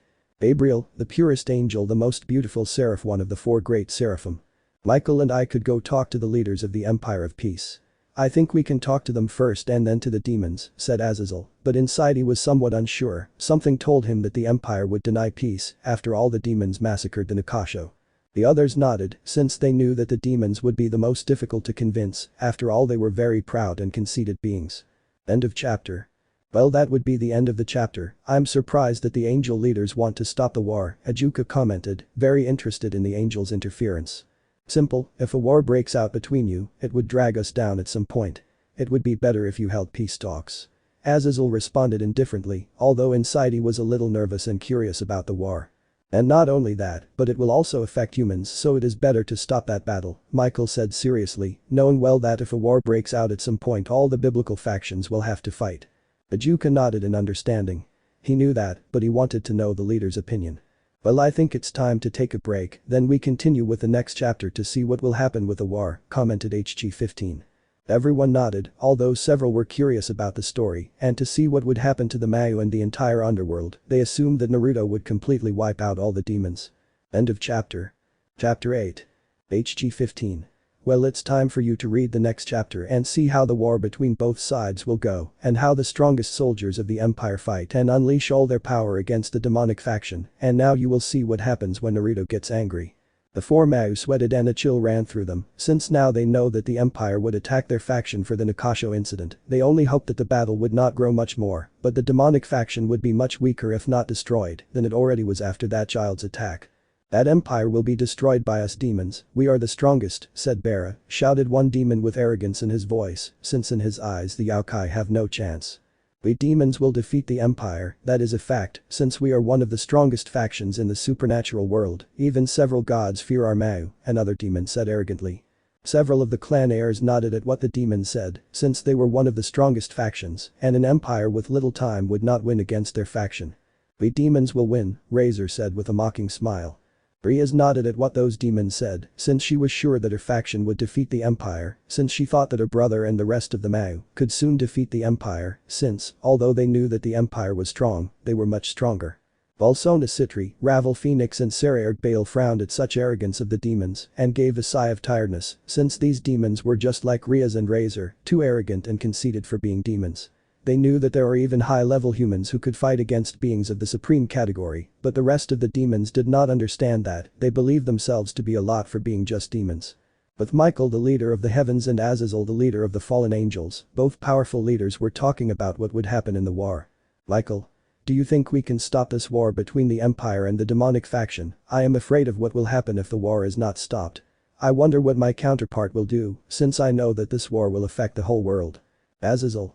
I really doubt it, I don't think they will make peace unless they are given the heads of everyone involved in the Nakasho massacre, and even if they are given those involved I doubt it, since now the conflict has increased. I just hope that other factions do not get involved in this war, otherwise it could cause the end of the world. Michael sighed with some sadness because now he would see so much death on the screen, but he couldn't do anything. HG-15. Okay, now stop talking and it's time for us to see the next chapter. Who wants to read to find out what happens? I will read, I want to know what will happen, said Sona seriously. HG-15 nodded, snapping his fingers and making the book appear in Sona's hands. Sona was surprised, but she started reading because she was very interested in the war that was happening between her faction and the Empire. Chapter 8. The War Begins Part 3. The week has passed since the meeting of all the demon pillars and the available Mayu to figure out what to do with the Empire of Peace. On the other hand, the leader of the angels, Michael, and the leader of the fallen angels, Azazel, along with Gabriel and Barakiel as bodyguards, were currently meeting. They were going to the Yokai territory to try to calm the possible war between the Celestial Empire and the demons. Off-screen. Well, at least we'll do something to stop the war, I just hope the Empire comes to its senses, Michael said with a small smile, since he didn't want a war to break out, much less one so big that it could wipe out hundreds, if not thousands, of lives. Azazel nodded unsurely, as his brother was too innocent and he knew that the Empire would most likely say no to stopping the war and would want revenge against the demons for what happened to the Nakasho clan. Isaka looked at the leaders of the fallen angels and the angels with a frown. Those idiots think that herself and her beloved Kurama from another dimension would stop the war with the demons, just as if nothing. Ha, poor fools, they would have the blood of those pathetic demons on their hands for massacring the Nakasho. She only hoped that her counterpart also had the pleasure of harming the underworld. The upcoming battle between the Empire and the demon faction would be interesting. The Madarasu watched curiously as what was happening was clear to her that the Empire would not stop until the demons paid for what she was very calm about. Now she will see how the Mayu are humiliated and how the tomato-haired Siskin is the bitch of the Empire. The Sun Goddess laughed evilly at such a thought. But history. Currently the leaders of the Empire of Peace and the leaders of the Angels and Fallen Angels met at the request of Michael, the governor of the Seraphim of Heaven. Kurama was proud of his strength, but he was not an idiot to deny an audience with Michael being the strongest archangel of heaven, according to what he knew. Off-screen. Michael opened his eyes in surprise and somewhat happy that the other angels who are stronger than him were not mentioned, since they are like a secret weapon of heaven and he did not want his enemies to know about them. He knew who were stronger than him in heaven, being Metatron and Azrael. They too were almost at the level of celestial dragons, although they were not very attached to heaven for various reasons. That's surprising. I know well that Metatron is the strongest in heaven. I guess people think that Michael is stronger in that dimension, said Athena with a hint of curiosity, since she knew that Metatron is stronger than Michael, and wondered why Kurama is not informed. Maybe he keeps it hidden as a weapon of heaven, she supposed. I suppose they are hiding Metatron as the secret weapon of heaven, but we'll see later. I wonder what they're going to do, Amaterasu said with some curiosity. HG 15. Well, stop talking and Sona continues reading. You will find this meeting interesting. The Citriaris nodded. But history. Well, Michael.san, Azazel.san, it's a pleasure to see you, but what is it that you want in my humble home, Yasaka said seriously, although inside she suspected that both leaders of the biblical factions wanted it. She was not stupid, most likely they want them to stop the dispute with the demon faction. Both Azazel and Michael sighed knowing that Yasaka already suspected what they wanted, but Azazel responded in the same way. Azazel. What we want is for you to stop this war with the demon faction. This war will cause too much death. We want you to reach a peaceful solution with them. We do not want you to drag humans or other factions into this war. One know well the blow you dealt to the demons, but it does not seem enough what you did to the underworld. You have already weakened it enough. Do not you believe that peace is the best option? Both Naruto, Kurama and Yasaka frowned at what the leaders of heaven and the fallen angels said. They wanted peace, but they would not back down unless the demonic faction met their demands. If the demons did not comply with their request, they would destroy the underworld.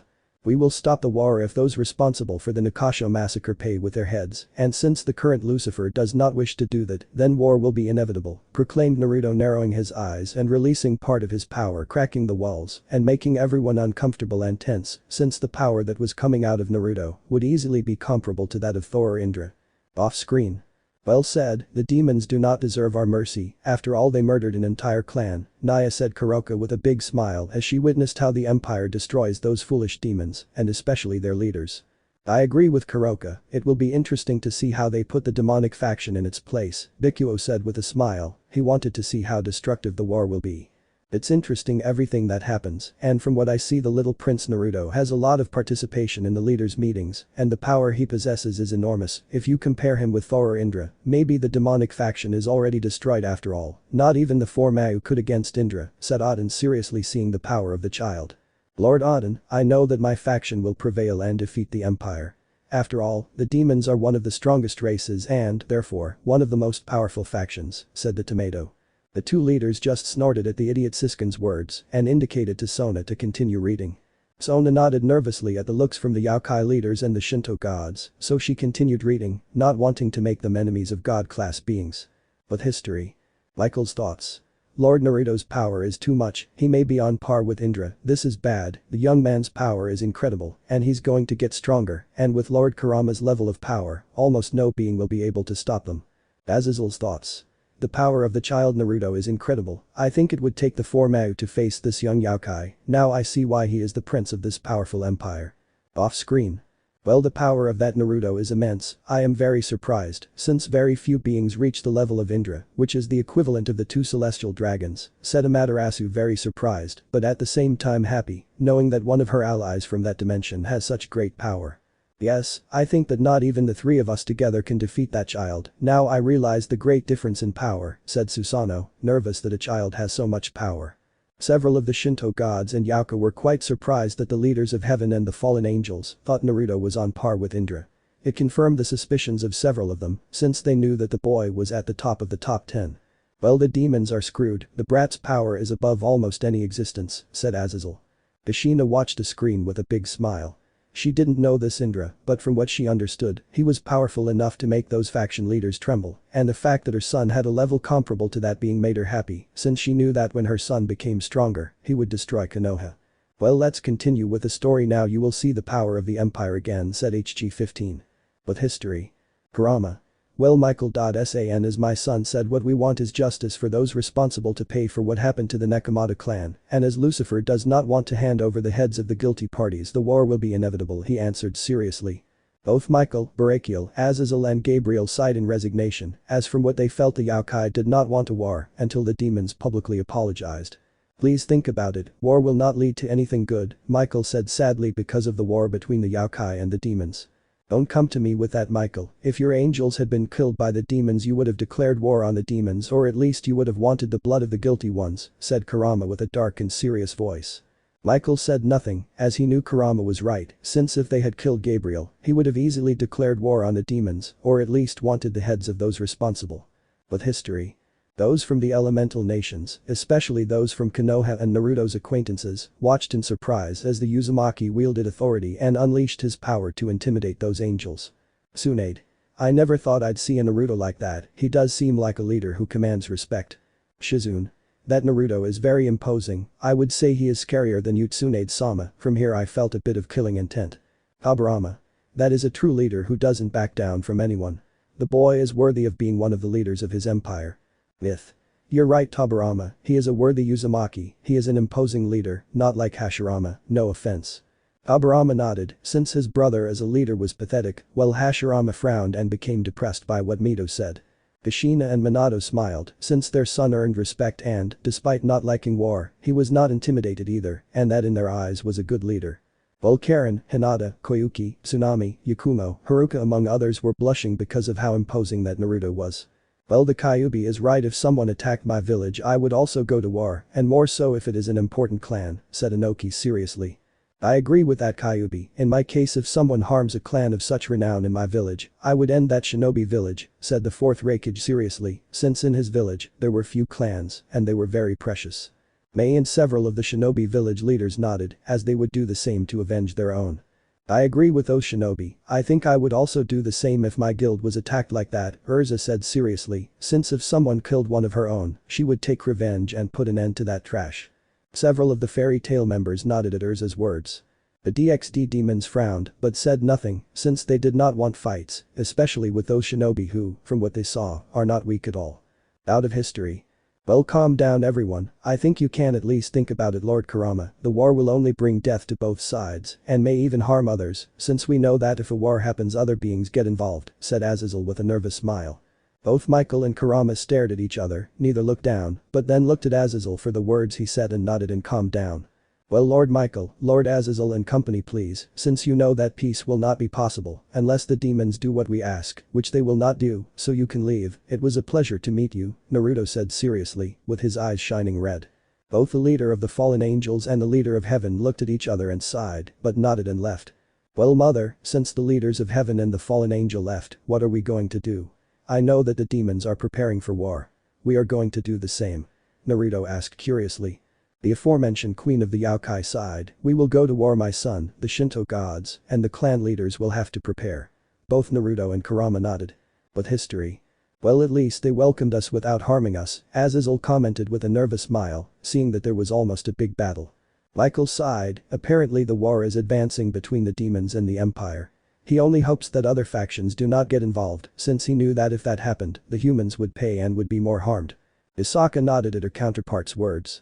But my other self and the rest of the leaders of the empire are right, they should not stop the war, since the demons do not want to give the culprits of what happened with the Nakasho, said Yusaka.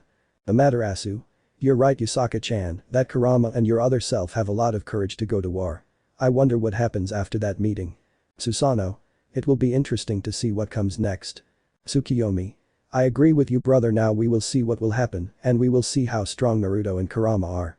Well, it seems there won't be a conflict with the Empire, said Gabriel sighing, since in that dimension, Michael almost caused a conflict that could have destroyed them. She may be innocent, but she knew well that heaven could not stand against the Empire. Bukuku will see what my Sachi does with that trash. Kushina mocked the demons, the Uzumaki saw the demons as trash in her eyes, those demons are the same as Konoha, and she only hoped that her Sachi would end the trash. We'll see how my Jinchuriki sweeps the floor with that garbage, said Kurama with a cruel smile with 9 ambiguous eyes nodding and looking at the screen, curious about what will happen to those demons. The demons were angered by the mockery of Amaterasu and that red-haired woman, but they did nothing because one is the goddess of the sun, a high-level goddess, and the other is a woman who apparently seemed to be stronger than even Seraphil. Off-screen. Currently several airships along with a large army of hundreds of yokai of all kinds, plus a large number of elves, mages and some dragons, were going along with several of their leaders, among which was Zeref, Gilgamesh, Lemuel Silvermillion, Julius, Merlin, Lik, Uruchi, Igniel, the Fire Dragon King, Irene Bulsirian, the Dragon Queen, the Scarlet Destruction, and the Tower of Kurama, all these easily at the level of Seraphil or even higher. This whole group continued marching along with their leader Kurama the Nine-Tailed Fox until they ran into a gigantic army of demons, led by Ajuka Beelzebub, Dihauser Belial, Graphia the strongest queen already recovered along with the current Lucifer. Surziches and the Mau Seraphil Leviathan that although it was still somewhat weakened after the defeat it suffered, still had the power to face others Mau. Since you did not want to hand over those responsible for the Nikasha massacre, there will be no mercy for you, Kurama said seriously. Off-screen. Azazel whistled seeing that large army from the Empire, mainly because there were several first-class beings, highlighting Merlin and Gilgamesh, both easily occupying the top 10 of the strongest beings. Now he saw how screwed the demons were. Well, those demons are screwed, since the Empire has Gilgamesh and Merlin each one being among the most powerful heroic spirits, said Medusa knowing well that the King of Heroes is not a game demons in her eyes. The King of Heroes is the strongest heroic spirit and one capable even of fighting with several heroic spirits, and Merlin is one of the strongest being the most powerful magician. Neither of those two are a game, and the other beings from which she saw were at Merlin's level or close those. Demons were more than dead.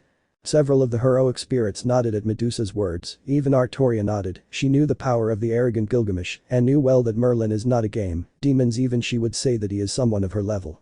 Well, those demons are screwed like that purple-haired woman says Naruto boy's army has Irene the Dragon Queen and my father Igniel, who is a Dragon King, each of them from what I've seen are among the strongest, and there's even Zeref who is even stronger than both of them, said Natsu knowing well the power of his father. Since he knew the level of power of this one and according to that story most likely he is stronger there and he knew well that Zeref was even above his father and Irene after all is the most powerful dark wizard. I agree with the boy, Zeref is one of the strongest beings in our dimension and Igniel is not a game and with me and them, we would be able to destroy any kingdom in my world, said Irene, knowing well that Zeref is someone of the stature of Acnologia and Igniel maybe even stronger than her, so she knew well that those demons will perish by her power. Zeref and several from the fairy tale dimension nodded after all the power of the empire commanded by Kurama and Naruto was far above any power they have known. That's not counting several of those beings whose power we still don't know, but if they're there I suppose they must be strong, said Kushina. Prom Cruich. I would like to be in that war, it seems that it would be a magnificent battle, my dragon blood wants to go to battle. Tiamat. Kukuku I see the demons are in trouble. Minato.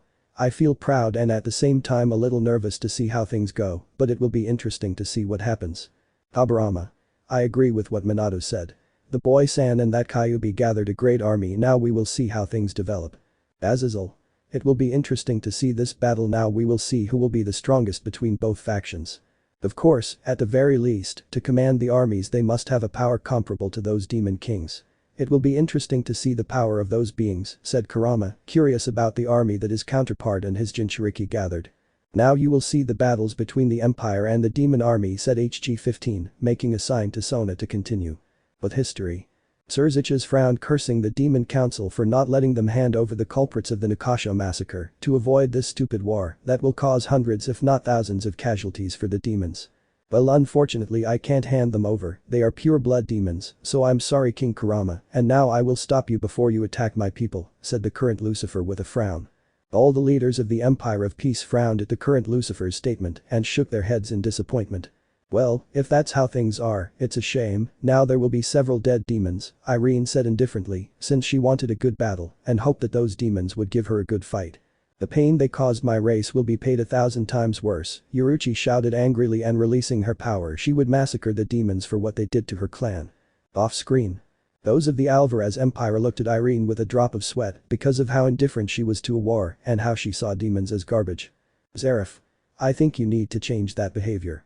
You can't be so indifferent to a large-scale war. Irene just snorted in annoyance but didn't say anything.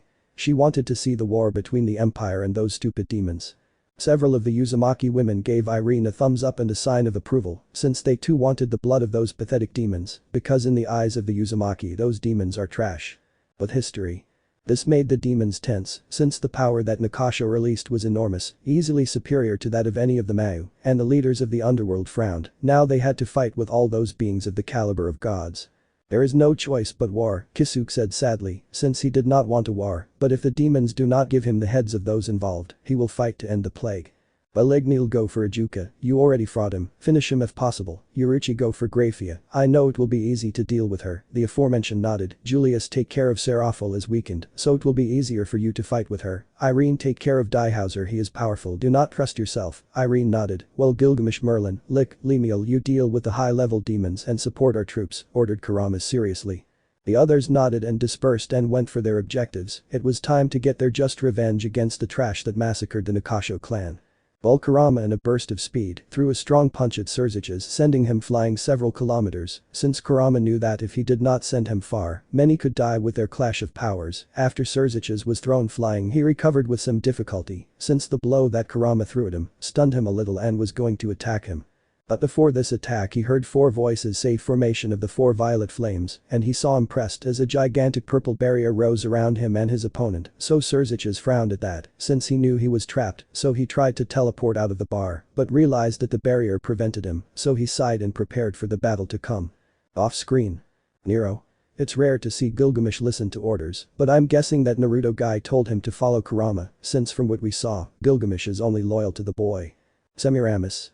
This is interesting, little by little I realize what Gilgamesh saw in that child and why he is loyal to that empire. Arthoria. I think that Gilgamesh is better than ours, he's not so conceited and I like that. Several of the servants nodded, since it seems that Gilgamesh is more bearable than theirs, and apparently he also cares about his allies, something that theirs does not. Gilgamesh just snorted, but he was curious about what his counterpart had said, so he paid more attention to the screen. Kushina. Now I will see the army that my baby has, it will be interesting to see this war. Myth. The young man got a large army and top-notch soldiers. Minato. Although I am surprised by the barrier that those 4 have put up, and I realize that it is not a cage-level barrier, but a divine-level barrier, it may not even be possible for the power of the 9 Bijuas to destroy it. Uzumaki Ashina. You're right, that barrier would be almost impossible to destroy. Whoever came up with that plan was surprising. Now we'll see the battle between leaders. While Ajuka, Azazel and other scientists were interested in the barrier and made a mental note to try to replicate it. Hashirama.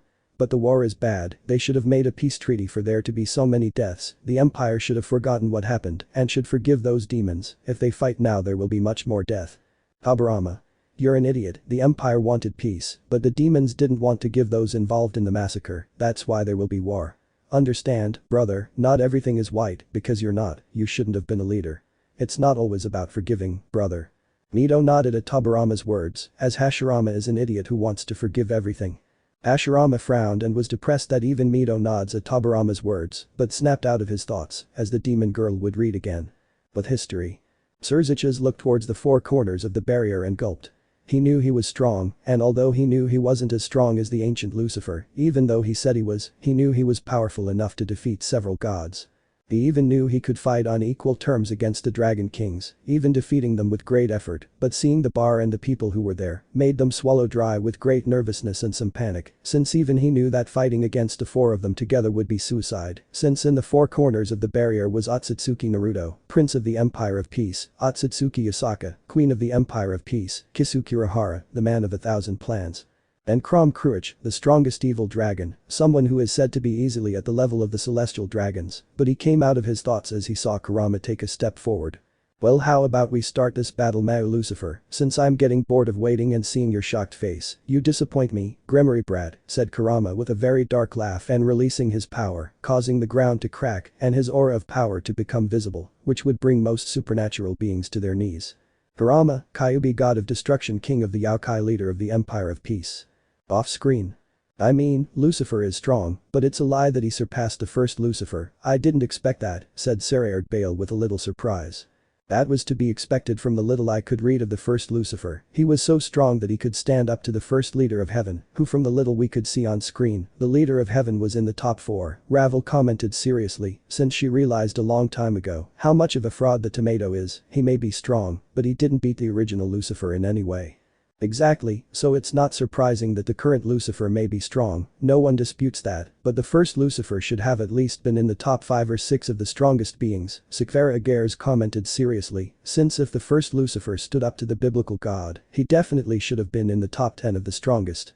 Some young devils nodded while Riaz frowned as she believes her brother is the strongest devil. Poor ugly little thing. The tomato may be strong, but he doesn't even have half the power of the first Lucifer, who was a monster of power that even the biblical god and other first-tier gods were careful.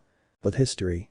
Surziches frowned and released his aura so he could try to face the strongest Kyuubi and one of the strongest beings he will ever face in his entire life. Surziches. Well, Kurama.sa, it's time to see who is the strongest. If the demon of destruction or the Kyuubi of destruction, we will see who survived this battle and who stands above the other Kyuubi. Surziches Lucifer, demon king of destruction. Crimson Mau, one of the 4 demon leaders. Kurama laughed darkly and sadistically and released more of his aura, overwhelming Lucifer, causing the demon to shudder, as the power Kurama was releasing easily equals that of the Norse god Thor, if not much stronger. Kurama, fine, I'll destroy you, demon lord. It's time for you to test my true power. It's time for you to pay for not keeping the agreement we had. It's time for all the demons to pay for massacring the Nakasho clan. After Kurama said that, he raised his aura even more and went against Surziches at immense speed, trying to hit him. Lucifer tried to dodge, but he wasn't fast enough, so he was sent flying by the large fist that was reinforced by fire element chakra. Kurama, you may be a super demon, but to me you are a mere fly in my eyes, demon child, and it is time for you to learn your place and for the demons to pay for what they did to the Nakasho clan. Your power is nothing compared to mine, foolish demon. Off screen. Kurama.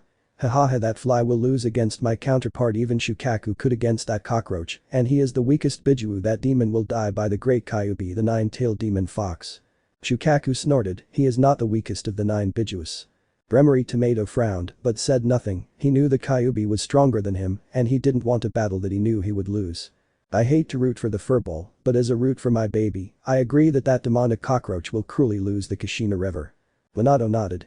He may be annoyed that Naruto sees the Kyuubi as his father, but he agrees that the Kyuubi would wipe the floor with that demon. Now we'll see how the furball destroys that demon. Amaterasu. Now I will see the tomato being destroyed by the strongest Kyuubi Cuckoo. That tomato will be humiliated for what it did to the Nakasho. All the Uzumaki nodded, and even some clan ninjas along with the Jinchuricus, since they wanted to see the Kyuubi sweep away the demon. The demons frowned but said nothing, since there were beings of very high level, including the goddess Amaterasu, supporting them, so they better kept quiet, not wanting to die at the hands of the goddess of the sun or the Kyuubi who was on par with the celestial dragons. HG 15. I sense a lot of animosity, you'd better continue with the demon reader Citri. The aforementioned nodded and continued reading. But history. After saying that, Kurama attacked the strongest demon currently alive again. The Kyuubi attacked him in a destructive way with his fire and with wind and lightning jutsus, causing the Mau Lucifer to easily lose ground. Outside the barrier, the 4 beings holding it had a smile on their faces, seeing Lucifer being beaten by their leader in a sadistic way, where little by little, they saw Lucifer being completely destroyed by their leader. Bukuku, that idiot Surzich's Gremory thinks he can stand up to my Kurama.kun. Hell no, that idiot supposedly Lucifer doesn't even come close to my Kurama.kun's level, and even less so the original Lucifer, who according to Amaterasu-sama was in the top 6 of the strongest beings. Yusaka amused to see how her husband beat up the false Lucifer. Maybe that demon is above the average level of a Mau. But even so, you won't be able to defeat her husband. After all, her Kurama was on par with Shiva, the god of destruction. Isaka Otsutsuki, Kyuubi goddess of creation, queen of the Yokai god of destruction, the strongest Yokai woman. Off screen. Amaterasu. Hahaha, I told you that tomato could never surpass the sadistic Lucifer. That demon may be crazy, but he could easily fight against the biblical god or even Shiva, but this tomato is not even at the level of the celestial dragons, and that's how he thinks he is the strongest demon. Isaka. I see that my counterpart is too strong to look down on Lucifer. The Kyuubi laughed, amused, seeing how her counterpart underestimates the Siskin who finished off the Nakasho. Kurama. My other self will finish off that pathetic demon, Kurama mocked the Gremory tomato. Isaka. I agree with you, Kurama Dono, it seems that he is very strong, it will be interesting how he sweeps the floor with that garbage. Thanks Isaka, now we'll see how our empire crushes that tomato, Kurama replied with a somewhat sadistic smile. Isaka blushed and wondered if this Kyuubi also had a human form like its counterpart. She hoped so, since that way she could give her daughter Kunu a new father. But history. Foolish demon, you will never be able to face Kurama.san. He is much stronger than any demon that exists or has ever existed in your entire underworld, thought Krom Kruich, amused to see Lucifer being beaten by his boss's father. Hell, he knew that not even with all his power could he defeat Kurama, and that foolish false Lucifer, I think he can face the Kyuubi who runs the empire. Krom Kruich, the strongest evil dragon crescent circle dragon Naruto Otsutsuki Tower. Sometimes I wonder how the demons could be so foolish to face Lord Kurama for the love of Kami, only a few beings could face Lord Kurama, it's a shame the beating they give the current Lucifer, but he has to pay for what they did to Yoruichi-chan's clan, she deserves her just justice, thought Kisuke seriously and somewhat sadly, remembering the Nakasha massacre. Kisuke Urahara, the man with 1,000 plans, the enlightened one pawn of Kurama Otsutsuki. Fake fool Lucifer, you are weak-minded, letting yourself be manipulated by your demonic council, and now these are the consequences. Hundreds if not thousands of demons will be killed by your arrogance in believing yourself to be the strongest being existing, beings that can erase you and your entire faction, Naruto thought with a frown, and somewhat amused by Lucifer's stupidity for not wanting to hand over those responsible for the Nakasha massacre. Useless fool Lucifer, he could have stopped this war. And now because of his stupidity the demonic faction will be hit. Naruto Otsutsuki, Kyuubi god of balance, the Kyuubi of chaos and order, prince of the Yokai. Out of history. The angels and fallen angels now looked cautiously at the current Lucifer, realizing that the boy Naruto was right, that Sasuke believed himself to be the strongest demon being, and yet he did not have half the strength of his brother Lucifer, who was a monster in his own right. Even the strongest gods respected and feared his strength. Azazel. Well, it seems that the boy Naruto has quite annoyed the current Lucifer, it will be interesting to see a battle between them. Auden. And not only that, but he doesn't see the current Lucifer as a suitable leader, and I think I agree with Naruto. Dono, a leader has to lead, not be manipulated with his advice. A leader must be strong when necessary and kind when necessary. Habarama. I agree with your opinion, since a leader must be strong he must listen to the opinions of his people, but at the same time he must have the power and authority that when he gives an order his people must follow him without opposition. That is a true leader, not that idiot who is leading the demons. Zeref. Interesting opinion of young Naruto, and I agree with what they say, since having a council of fossils without power is annoying, and believing that it has power is the most idiotic. The leader has to lead, and when he must he has to be tough, that is a leader, but from what I see that demon despite being the strongest cannot impose his leadership. How stupid, said the Reikage, snorting at such an inept myth. That's why in Yuzu there was only one king, nothing more and nothing less. The council only gives its opinion and indicates when something harms Yuzu, but it cannot impose its order or manipulate the king or leader, and that's why that being is a pathetic demon. The Mayu watched with pity and annoyance as the demon's reputation went down the drain because of what their friend did and what they were seeing on the screen. With history. Meanwhile, the various leaders of the Peace Empire and the demon faction scattered across the battlefield to fight more easily. After all, each leader, in terms of power, could easily destroy cities, and they did not want to affect their armies. In the battle of Seraphil against Julius, the aforementioned was nervous. She had already heard rumors about Julius and knew that he was someone of the stature of a Mayu, and she was weakened. She did not know if she could fight him on par. She calculated, since she was at 55% of her total power, she had not yet recovered from the previous battle, but she would do everything possible to defeat her opponent. She doubted that she could win against him, but she would not give up, and if she has to die, she would take him with her no matter what the cost. Well, I think it will be time to defeat you, Mayu Leviathan, said Julius with a friendly, but at the same time mocking smile. Seraphil frowned at Julius's statement, and in response, she sent hundreds of ice spikes towards Julius. Julius dodged with ease and sent a torrent of magical energy towards Seraphil. The Mayu Leviathan Seraphil sent a large amount of ice. Both attacks collided, but Julius's surpassed Seraphil's, so she made a large wall of ice to defend herself and then sent several ice spears towards the time mage. Julius smiled and teleported behind Seraphil and said restriction, thus imprisoning Seraphil in a time loop, but the mage knew he couldn't trap Seraphil for long, so in his other hand, he charged a gigantic amount of magical energy that he sent towards Seraphil, who couldn't even move. The torrent of magic on impact sent the third strongest Mayu flying, causing her to moan in pain from Julius's attack. I told you, demon girl, you will lose this battle. You may be strong, but I am much stronger. You are no match for me, said Julius, expelling his aura, making the atmosphere tense. Out of history. Oh, that magician has an enormous level of power, being able to surpass even Seraphil. His power may even be superior to mine, and Michael's, as Azazel commented, very impressed by the level of power of that magician. Hell, even that magician may be able to fight against him and Michael and defeat them. And not only that, apparently in the fight he was only playing with Seraphil, especially since she was weakened. Auden commented seriously, since the magician, if he was strong, could be at Loki's level, if not superior, and it is surprising, since that says a lot about the magician's level of power. Time magic is interesting, I see why they call him the Magic King. It's clear that he's above most sorcerers, and apparently only Merlin, and that guy Zeref can surpass him in the magical field, Athena said seriously, since from what she feels, that magician may even be able to defeat one of the Olympian gods. I agree with Athena, that magician is strong, I think that even first-level gods would find it difficult to defeat him, Hestia commented seriously, since that magician boy was strong, and she knew that only she, Zeus, Poseidon and Hades, could against that magician, maybe Athena or Apollo, although she doubted it very much, since from what she could see, time magic would be difficult to defeat, an opponent that was terrifying in her eyes, and very difficult to deal with. Amaterasu. Julius the First wonder if he exists in our world, since he is strong and intelligent, worthy of being a good general for the Shinto faction, it will be interesting to be able to recruit. HG 15. Well, that magician doesn't really exist, but now let's continue with the story. You'll see the other battles between the demons and the generals of the empire. Now Sona continues reading. The demon nodded and continued with the story, although some were angry, as they wanted to recruit that wizard. But history.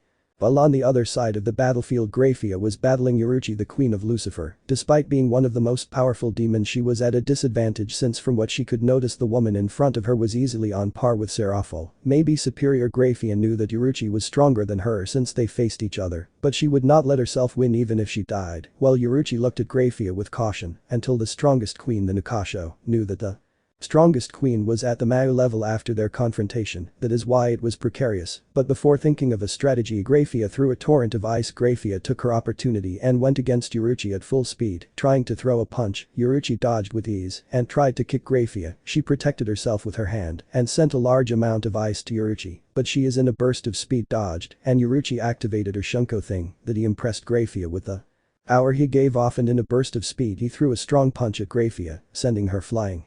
Worthless demon, if I can't have the heads of those who killed my relatives, I'll have yours, Ice Queen of the Underworld, Uruchi shouted, releasing her aura. Off-screen. Graphia-chan, be careful, shouted the Siskin, horrified to see his queen fight and be slowly overwhelmed by the Nikasho demons, realized that maybe that Nikasho is on par with Seraphil or even superior. Graphia said to herself, Ria is somewhat scared to see the one she considered her older sister so overwhelmed by that Nikasho, who from what she saw was easily damaging Graphia, as if she were nothing, being Graphia a demon of Satan's stature. The Grimoires were nervous to see Graphia on screen so overwhelmed by a Yaokai. The demons watched the screen closely, since seeing Graphia, the second strongest woman in the underworld, losing to the Nikasho was both impressive and terrifying, as the strongest queen was the size of a mid-level Satan. Kill her so the Siskin suffers, thought Amaterasu, amused to see Tomato suffering and to see her queen being slowly overcome by that kitten. But history. On the other side of the battlefield, Irene Bulsirian and Ignil are fighting against Ihauser and Ayuka. The battle was at a disadvantage for both demons, since Ignil's fire abilities made it difficult for the demons to defend themselves, and Irene's lightning and energy attacks made it difficult for them, already 2 Mao level demons. They won't be able to defeat us. You may be strong, Ajuka, but in terms of power, either of us could fight on equal terms with the celestial dragons, and being that you are much weaker than a celestial dragon, you don't stand a chance, mocked Ignil, amused by the demon who wanted to face him, and Irene Bulsirian being that woman just as strong as him and one of the few beings that he respected for her power and intelligence. Ignil, the fire dragon king, the strongest fire dragon, Kurama Akatsuki Tower. And not only that, but I'm here to support Ignil. If it were just him, maybe you two would have a chance, but if it's just the two of us, you have no chance of defeating us demon children, so why don't you give up? You may be at Satan's level, but you're not at our level, Irene mocked with a sadistic giggle and expelling part of her power that broke the floor beneath her and tensed the atmosphere. Irene Bulsirian, the Scarlet Destroyer, the strongest dragon queen, bishop of Kurama Akatsuki. Off-screen. Ignil will never lose against those demons, he will crush them, or rather burn them, Natsu mocked, since he knew that his father would never lose against those demons. After all, he is the Fire Dragon King and the strongest Fire Dragon King, one of the strongest beings in his dimension. I agree, Ignil is very strong, and Irene is not weak at all, after all she is the strongest woman in Alvarez, so those demons are lost, commented Zeref, seriously knowing well the power of both Dragon Kings, he would even have to get serious with them, and he is a being on the same level as Aknologia. Exactly, brother, I agree with that woman and my father share the top 10, so they will easily destroy that demon, Natsu said excitedly, but then he realized what he said and fell silent. When Zeref heard Natsu call him brother he was surprised, but he had a small smile. Maybe if he destroys his curse with Naruto's help, he can finally get to know his younger brother better. Those from the fairy tale dimension frowned but said nothing for fear of the black magician. Sorry for calling you brother, I just thought that since in that dimension we could have a decent brother relationship, I think without wanting to call you brother, Natsu said, somewhat embarrassed because the truth is he wanted to meet his blood brother and free him from his curse. Maybe if he did that he could be good again like the one from that dimension. Zeref nodded and said, you don't have to worry, maybe we can talk later. He said this hesitantly, since he didn't know if he could break his curse so he could have a normal life. Natsu smiled and nodded. Maybe the black magician wasn't so bad, maybe he could be redeemed.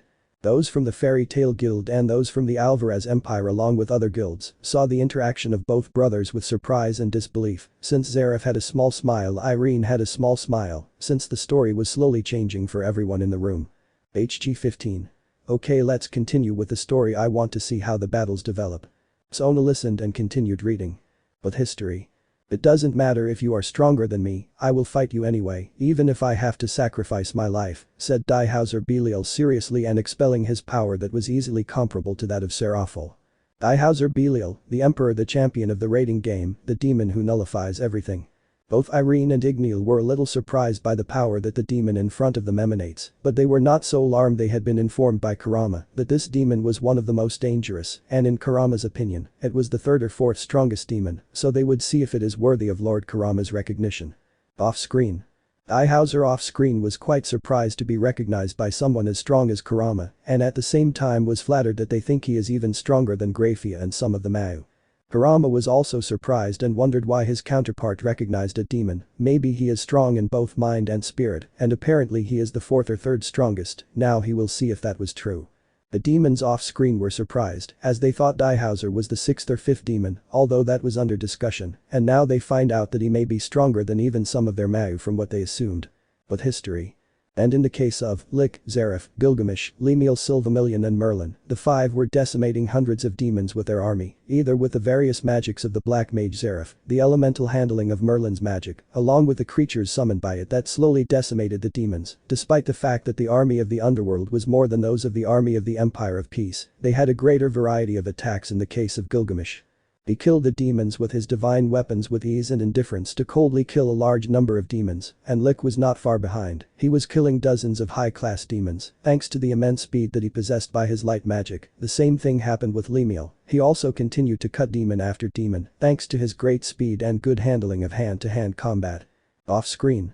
It's impressive how those beings easily decimate that amount of demons, commented Azazel, since not even in the war were so many demons killed so easily, and now he realized the great difference in power between him and those beings. It's a sad thing to see so much death from a war, commented the leader of the heavens, sighing at seeing so much death. The tomato deserves it, Amaterasu commented mockingly, as she loved seeing that demon humiliated. Ahaha, that tomato will now learn his lesson, Kurama commented mockingly, as he would now see the demons being swept clean. With history. After about 15 minutes the 5 god-class individuals decimated a large number of demons, with great ease, whether with fire, lightning, earth or other magic or sacred or magical weapons, that made the demons gradually lose hope. But all the battles stopped when a gigantic pressure was felt, so everyone stopped fighting to locate where the power came from, and when what they found the demons and their leaders saw with horror and disbelief, as their leader Surzich's Lucifer was unconscious being carried like a sack of potatoes by the leader of the Empire of Peace, who barely looked somewhat mistreated. But then 4 figures appeared that made the demons and their leaders became more nervous. These 4 were people with power comparable to that of a demon king or superior in their own right. The first figure looked like a young man of 16 or 18 years old with black hair, with blonde, one that many of the demons knew was not a child at all. This was Krom Kruich, the strongest evil dragon.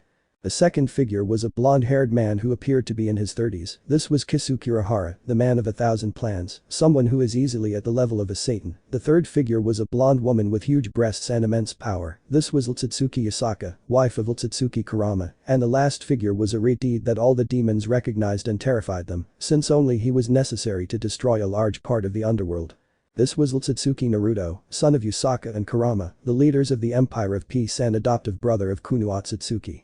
Seeing those 4 figures in front of them and seeing their demon king defeated by the leader of the Empire of Peace lowered the morale of all the demons, since those 4 individuals were recognized throughout the supernatural world, either for their intelligence, power, beauty, and devils. They were all beings of enormous power in their own right.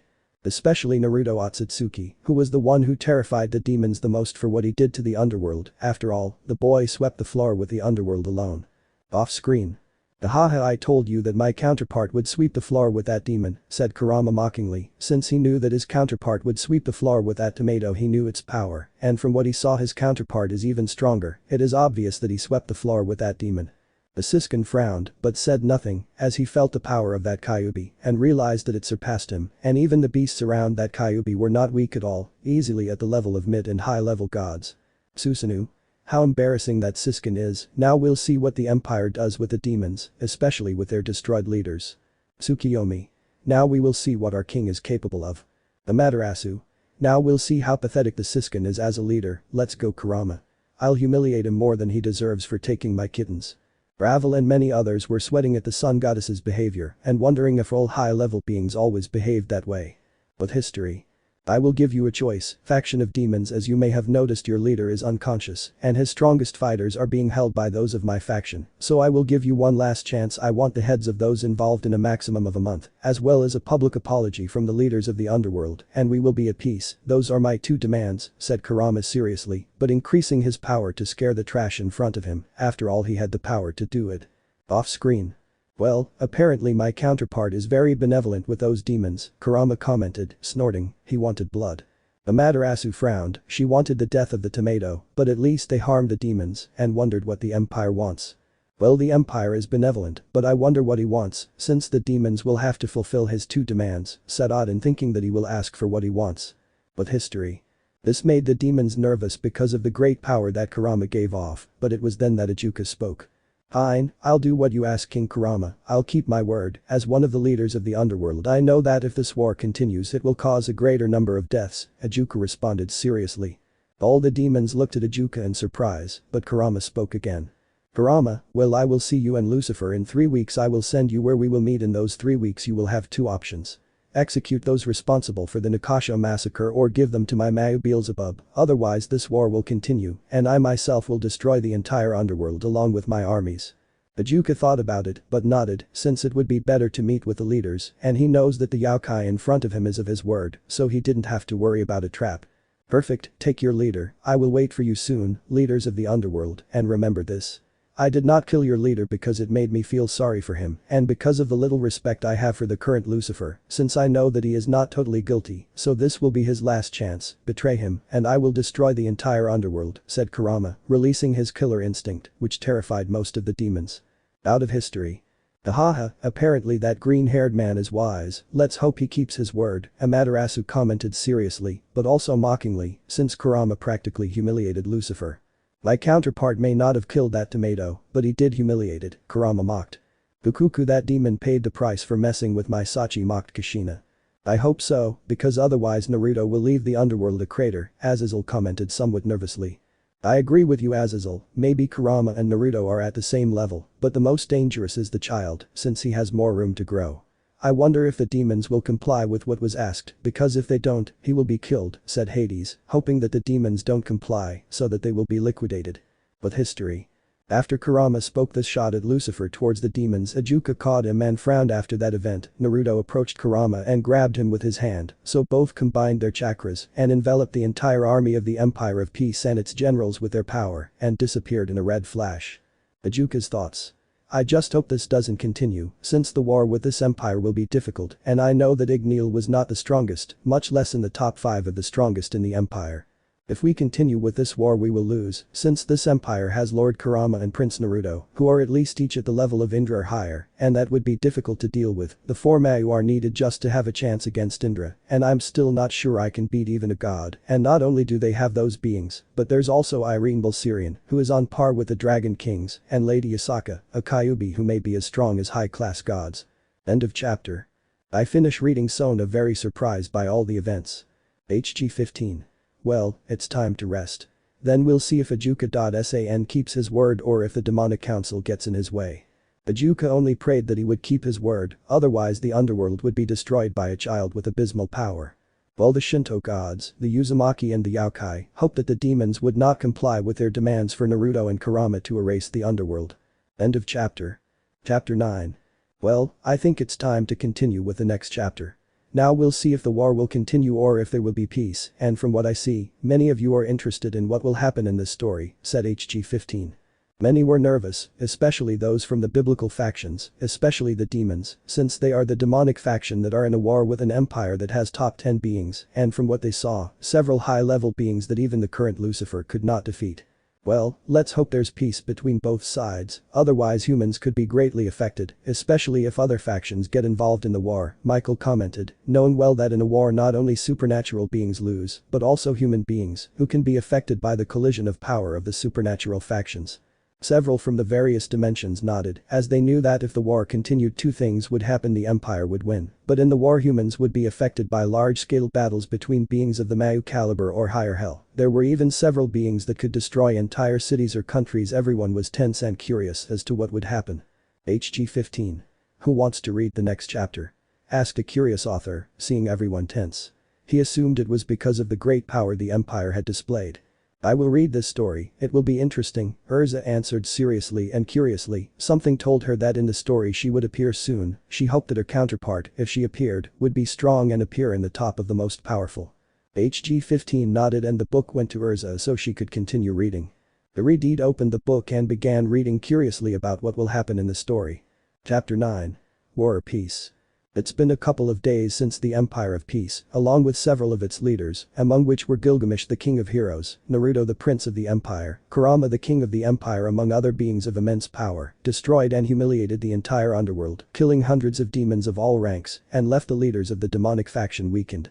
In addition to what was mentioned, several of the factions of the entire supernatural world learned that the first emperor of the Empire of Peace completely destroyed Surzich's Lucifer, the current demon king, and the strongest demon in the underworld, being this one of the 20 most powerful beings among all the factions of the supernatural world, which gave to understand to several of the factions of the supernatural world that Akatsuki Kurama, the king of the Empire of Peace, is also classified as one of the 20 most powerful beings of all factions, and even several thought that Kurama was in the top 10 of the strongest existences, since everyone knew that the Mau Lucifer was not weak at all. His power was easily close to that of the celestial dragons, and that the king of the Empire of Peace defeated him, as if he were garbage, put them on alert, since the strongest demon was practically made nothing by the Yokai king, and now they know the power of the Empire of Peace. The power that is now above many factions around the world. Off-screen. Well, it was logical that Kurama Dono's power would make the various factions nervous, since defeating Surzich's would not be such an easy thing, and as indicated in the story, his power is comparable to that of the celestial dragons, as Izel commented. You're right, Bird, I wonder what the other factions are going to do. Since the underworld is weakened, they could take advantage of it and destroy it, Hades commented with a small smile, since he wanted to see the demons dead. Azazel frowned at the insult, but said nothing, as he didn't want trouble with the Greek god of the underworld. I wonder what the demons are going to do now that they are against the ropes, Michael commented somewhat nervously. He only hoped that a large-scale war could occur, since it would affect humans. He only hoped that the war would stop as quickly as possible.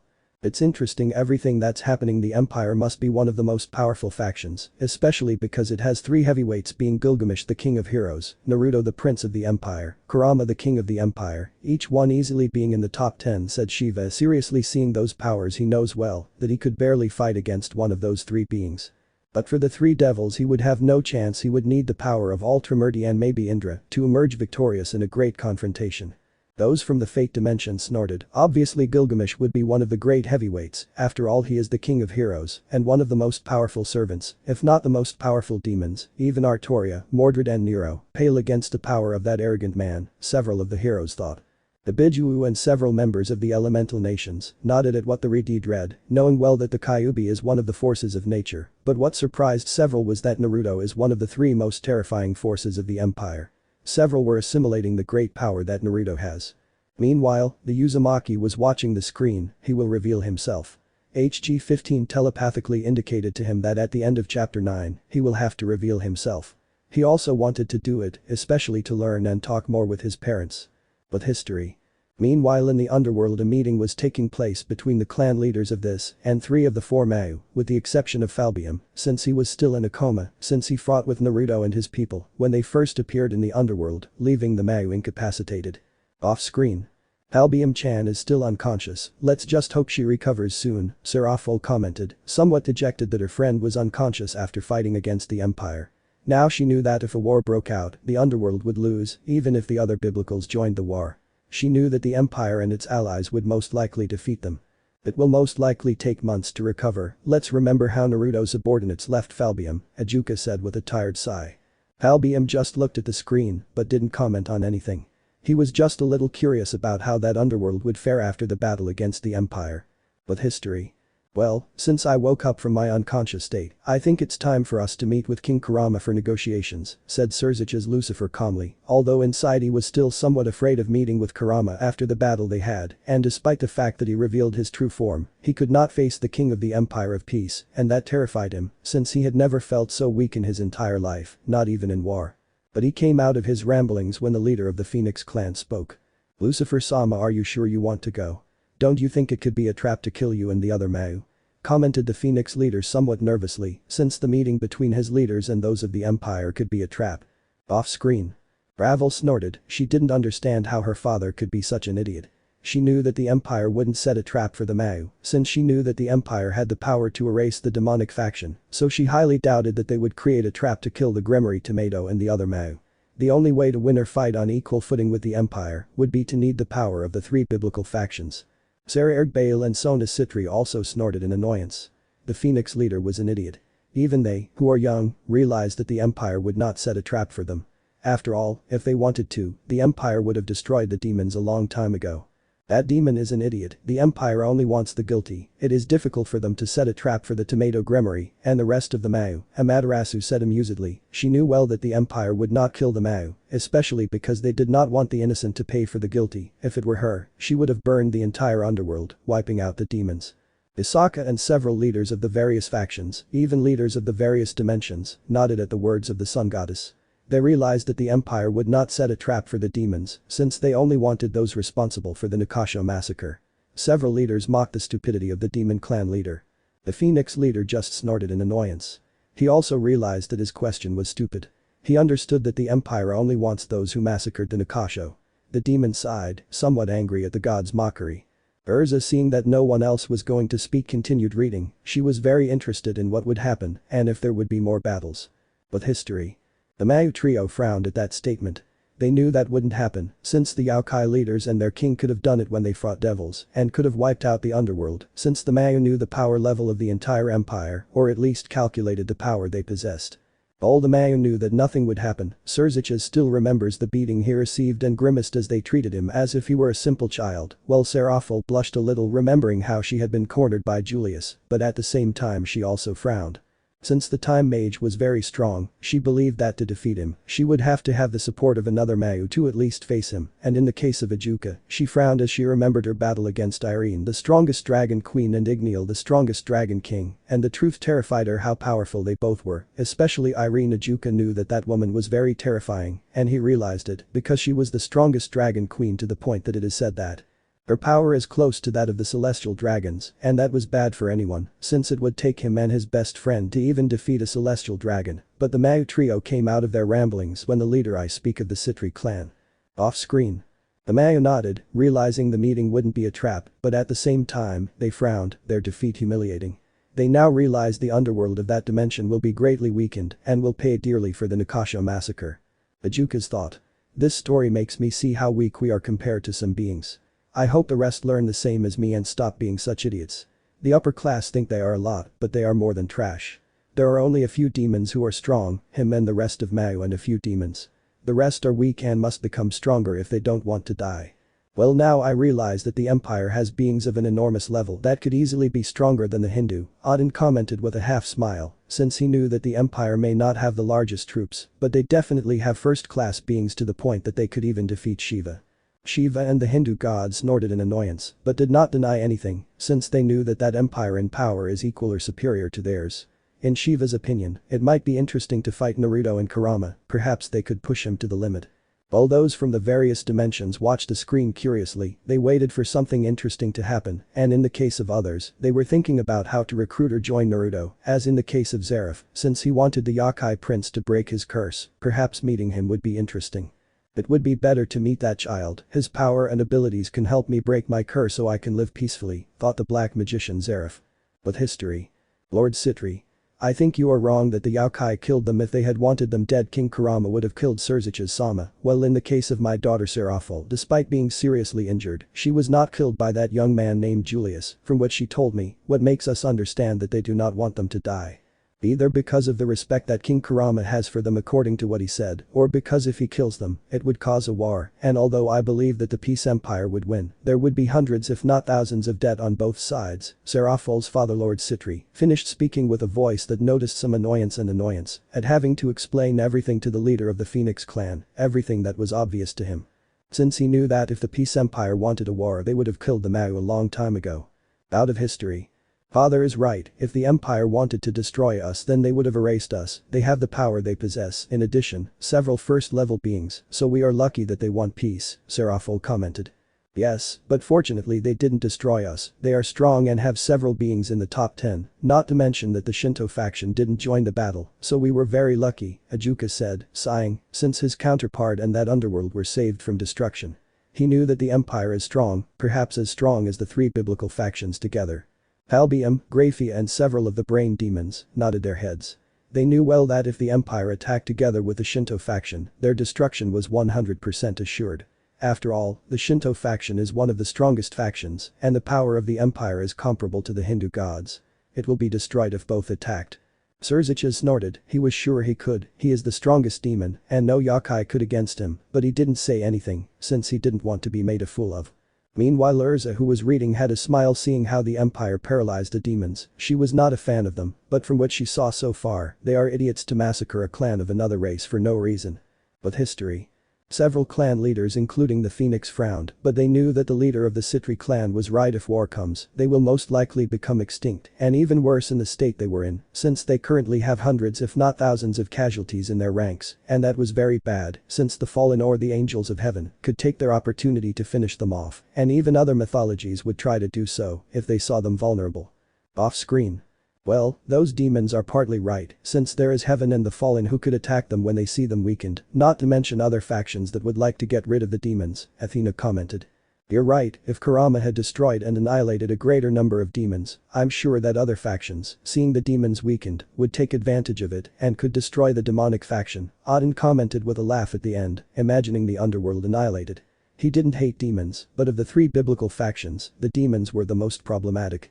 You have to be thankful that my counterpart had mercy, Kurama mocked, knowing full well that his counterpart was able to finish off those pathetic demons.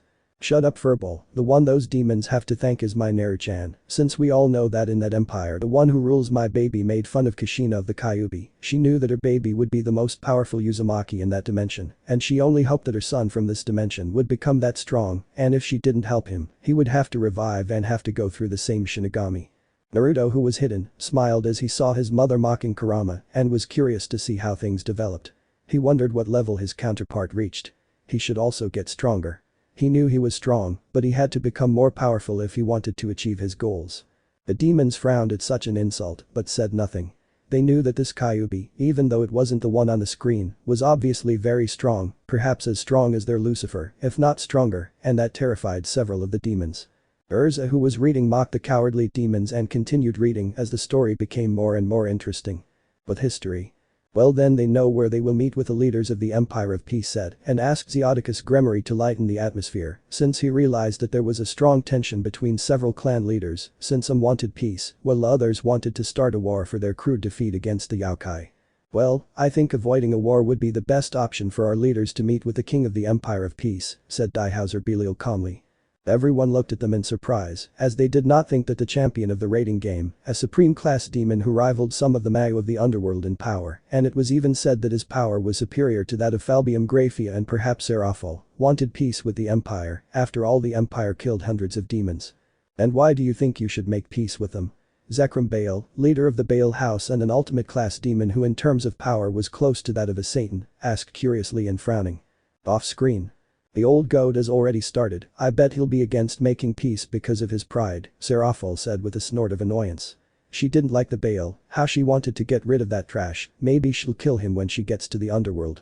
Sererg Baal frowned, but he had to agree with Serafal. His grandfather is an arrogant idiot, so he didn't comment on anything. He knew how much of an idiot his relative was. What do you think will happen, Serafal-sama? Ravel asked curiously.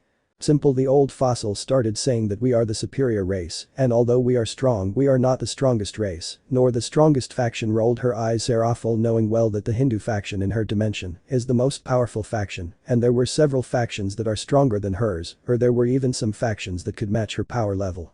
Several gods agreed with the Mayu, the Hindus, and the Shinto knew that the strongest race is that of the dragons, being Office, Great Red, and the celestial dragons being at the top of that race, and although the demonic faction is strong, they all know that there are superior factions such as the Greek, the Hindu, and the Shinto. The demons are quite arrogant, especially that old man. He reminds me of the arrogant and conceited Uchihas, said Mito with venom in her voice. She hated most of the Uchihas. There were only a few who earned her respect, but the majority of that clan is trash. Hashirama sighed and Tobirama nodded to Mito. The Uchihas are arrogant because of their eyes. He had killed dozens if not hundreds of Uchihas in his wars, and the only ones who were a threat to him were Izuna and Madara, the Senju thought. But history. Simple. Even though we are a powerful faction, we are seriously weakened with a Mayu still unconscious, several high, medium and low-level demons unconscious or dead. Our forces have weakened considerably. We may have approximately 50% of our total army active, but if we go to war with the Peace Empire we will be completely wiped out, Daihauser Belial responded calmly. Off-screen.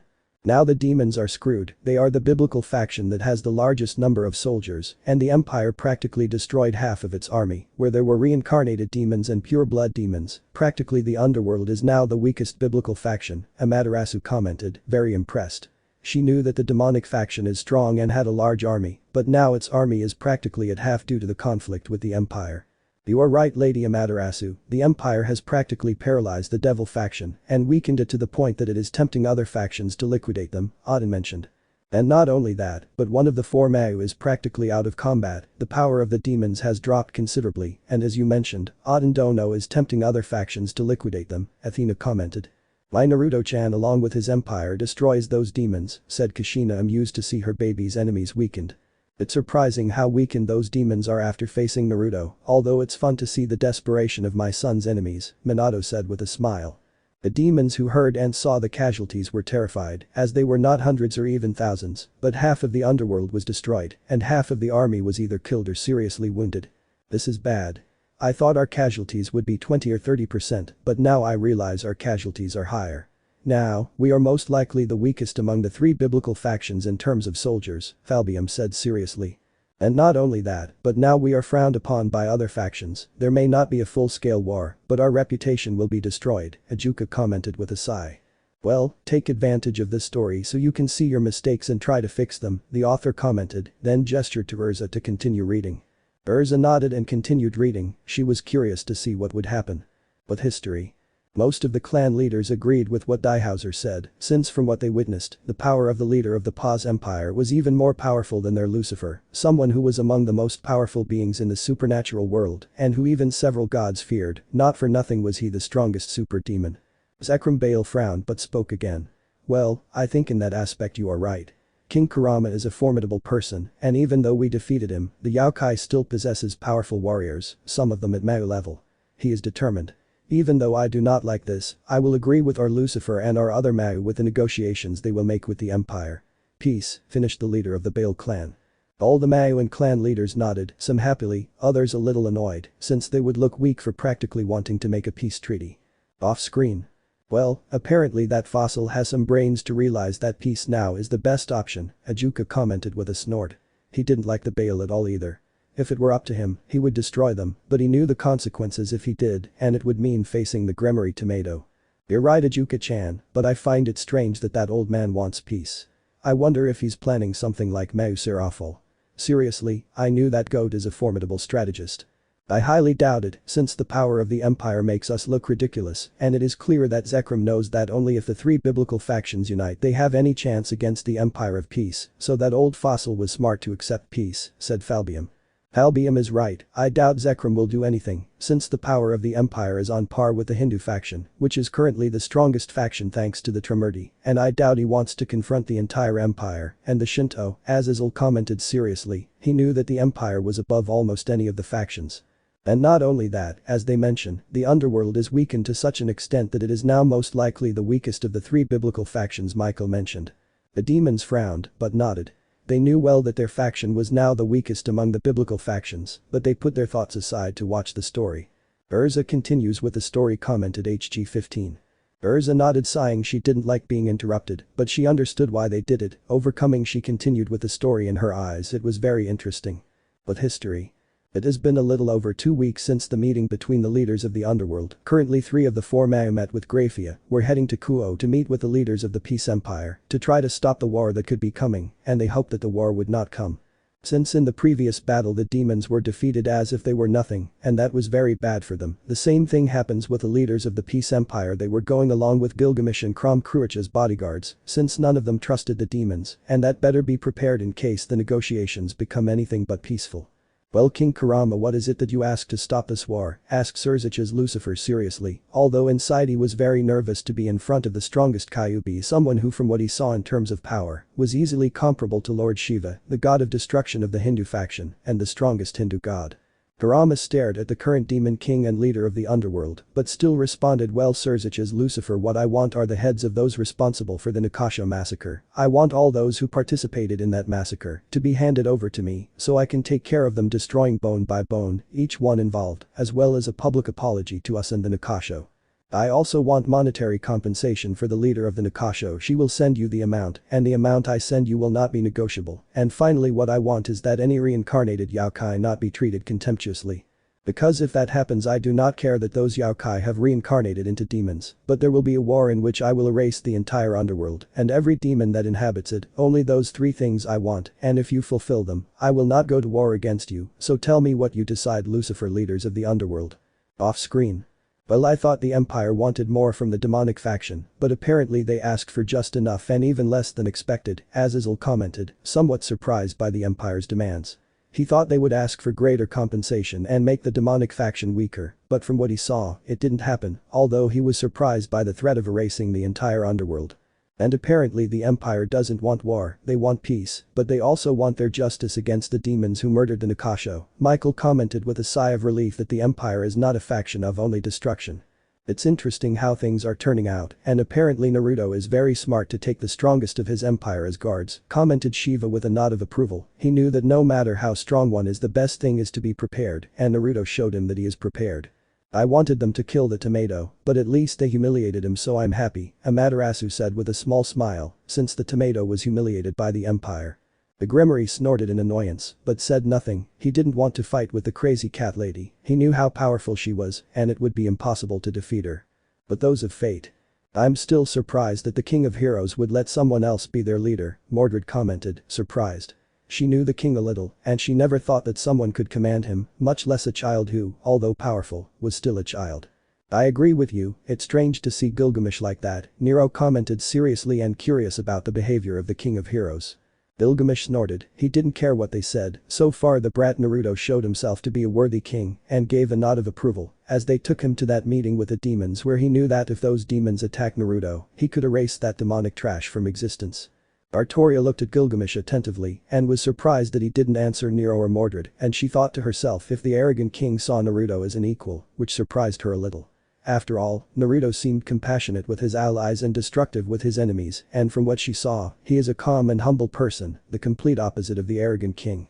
But those of the elemental nations. Jiraiya frowned at the screen, but at the same time somewhat fearful. He knew that his godson from that dimension had powerful beings under his command, and now he feared for the other Konoha, since his godson wanted revenge on his beloved village. Kushina and Minato nodded in approval. Their son was smart to bring that dragon and the King of Heroes, since from what they saw, each one is strong in their own right, so if something happens, those two would protect their baby. Naruto was wise to bring that king and the dragon, since with his power, he could neutralize any of those demons, said Mito, looking seriously at the screen. Several of Naruto's Uzumaki and friends nodded, looking interested at the screen and what will happen at the meeting. But history. I think that is reasonable. There are 4 requests that are acceptable to us and requests that can be fulfilled, although there will be some difficulty with the last one, but I know that it can be done, Ajuka replied seriously and sighing in a tired manner, but we also want you to fulfill 2 small things for us, just like you. Both Isaka, Naruto and Kurama looked at each other and nodded, which made the Mao understand that they could continue to ask for what they wanted, since the 3 Aokai of the top 10 were somewhat curious to know what the demons wanted. Off screen. I wonder what that demon wants, Kurama said to himself, somewhat curious. He knew that those demons had no chance and nothing to ask for, so he was curious about what those beings wanted. Most likely they want Kuo's territory, Yasaka replied, shrugging her shoulders. She didn't quite understand why they necessarily wanted Kuo. It seemed stupid to her, but she didn't say anything. She didn't want a battle, she just wanted to see the story. Kurama looked at Yasaka curiously, but continued looking at the screen, curious to see what exactly those demons wanted. The Uzumaki and Naruto's parents also looked at the queen of the Yokai with curiosity. They assumed that Kuo's territory was special, so they were very curious as to why those demons wanted that territory. But history. Well, what we ask is that the Kuo Academy and part of the territory that is near the place can remain under our command. Of course we will rent this territory, and the second thing we ask is that what they did to Falbium be discarded. Since despite the fact that he is already physically healed, he still does not wake up, and that worries me. I do not know what is happening to him, but I know that something happened to him in the battle, and I know that you can fix it, Surzich's Lucifer said seriously, but inside he implored Lucifer to accept his demands, especially to solve what left his friend Falbium and one of the four Mau practically incapacitated, since without him his faction would be weakened, and that was bad for the demons. Since other factions could take advantage of it. Asaka and Kurama looked at Naruto, and our younger Rikid sighed tiredly, but he still responded to the demons that he disliked for the stupidity they did to the Nakasho. Naruto. Well, I'm going to solve the problem with the Mau Falbium leaders of the underworld. It will be easy, while in the case of the Kuo territory and its surroundings, I have no problem renting the territory to you, as long as our faction enters without yours offending or attacking them in any way. Because if they did that, I will take care of liquidating every demon that stays in Kuo to quench my thirst for blood, finished the Redeed with his power rising, forming a 10-tailed beast behind this one that had purple eyes with blades and a smile of total evil. Off screen. Those from the various dimensions stirred uncomfortably because of Naruto's power, most of them were terrified, and the strongest like Gilgamesh, Zeref, Aknologia, Shiva, Office, Great Red among others were somewhat curious and uncomfortable because of the killing intent and power that the boy was emanating. They felt that the boy was a great threat if they fought. Some like Vali were eager to fight Naruto. Lucifer's grandson wanted to prove that he is so strong to fight that Albion boy inside Vali Bufo knew that his wielder could not defeat the boy Naruto, his power was above the celestial dragons together. The power that Naruto exudes is very terrifying, said the only Senjutsunate, and the god Aim Hokage with some nerves, since the boy's power and killing intent made her shudder. She had never felt like this before. She wondered if the Naruto of her dimension would be like that. She only hoped not, since they would not be able to control him. Jiraiya's thoughts. Naruto can't be that strong, he's just a weapon to use and kill. If he's too strong, it will be impossible to control him. The Kage of the various villages watched the power of the former Uzumaki curiously and nervously, since the power that came out of Naruto easily surpasses any of the 9 Biju. The 9 Biju watched the screen in amusement and were somewhat impressed to see how the Uzumaki could deal with and threaten those demons. The Uzumaki looked at the screen with a glimmer of pride in their eyes as they watched Naruto impose his will with his power and killing intent. Urza shuddered at Naruto's power but continued reading, becoming more and more interested in what was going to happen. But history. The 3 Mau looked at each other and then looked at Naruto in terror, since the power that the son of the leaders of the Empire of Peace emanated was terrifying. His power was definitely on par with Shiva, the god of destruction, if not superior to that god, and he was the top 3, which made them understand the potential of the boy, and the Mau and Graphia did not know how such a terrifying beast was formed behind the boy, but just as the feeling of death and the beast appeared, they also left. Which made all the Mau sigh in relief, since the power that the boy emanated was very terrifying. Surziches. Fine Lady Yasaka, Lord Kurama, Lord Naruto, we accept your demands. I promise that nothing will happen in Kuo, I give you my word, and you have no reason to worry. I know the consequences if what you said is not fulfilled. Yasaka. Sounds perfect to me. Then I think this will be a deal, Surziches. I hope everything is fulfilled according to the contract that will be sent to you in a few days, so we can reach a peace and a neutrality treaty. Kurama. And I hope for everyone's sake that the agreement is fulfilled, since we do not want another confrontation between the demons and the Empire of Peace to arise again. Naruto, because if that happens there will be no mercy for anyone, there will be no mercy for any demon, whether they are guilty or not of causing another war. I do not like to kill, but I will erase your entire faction if something like that happens again. Prom Cruach. If that happens, the dragons will attack the entire underworld and no demon will be able to stop us. Gilgamesh. Although if they do, I hope they entertain me, half-breeds, since it would be interesting to fight against the 4 leaders of the underworld at the same time, Kukuku. After saying that, the 5 individuals in the top 10 raised their power by forming their auras behind them, but, just as they formed, their auras disappeared, causing the demons who were tense to sigh and nod, not wanting a war to break out, since if that happened, they knew they had no chance against 5 beings who were in the top 10 of the strongest beings. Off-screen. But the elemental nations, they watched with their mouths open and with terror the power that Naruto and his fellow devils expelled. The power of each of those beings far exceeds that of the Kyuubi. Devils, all of Naruto's enemies thought, since the power they felt is enormous. Demons, if those five fought against a village, they could destroy it. Naruto's power is enormous, Kukuku, laughed Mito with joy at being able to see Uzumaki impose his presence against the pathetic demons, and she saw out of the corner of her eye that those from Konoha, that trash would pay for harming Uzumaki Naruto.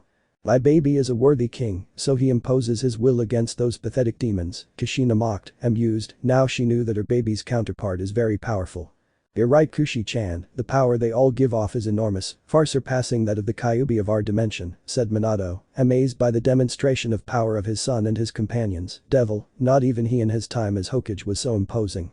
The boy is strong and is a good leader, since he put a stop to the demons, and despite wanting peace, he is not a fool who thinks that peace comes only by talking, but young Naruto knows that if he does not impose his power, the demons would attack them again, commented Tobirama.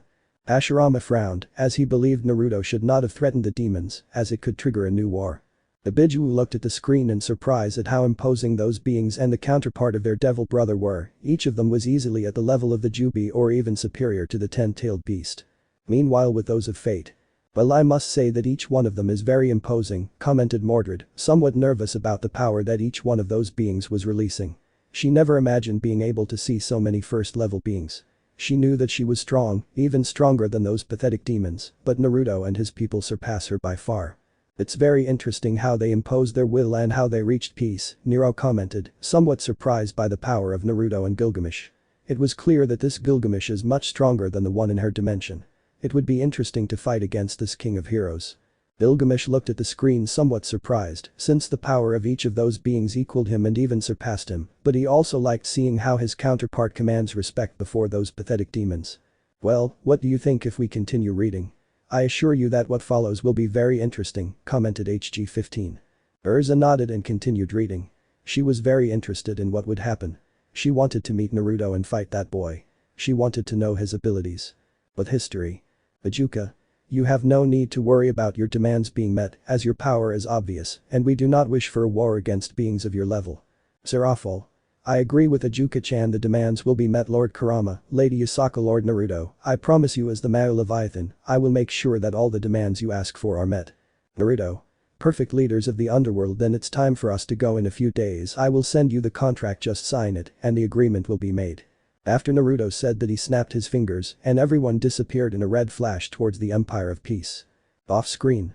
Well at least they were on acceptable terms, Azazel said, sighing, as he didn't want a war to happen, knowing full well that both the angels and the fallen would have to get involved if a war occurred. I wonder what will happen next, Seraph Gabriel wondered curiously. She wondered what the Empire wants for peace.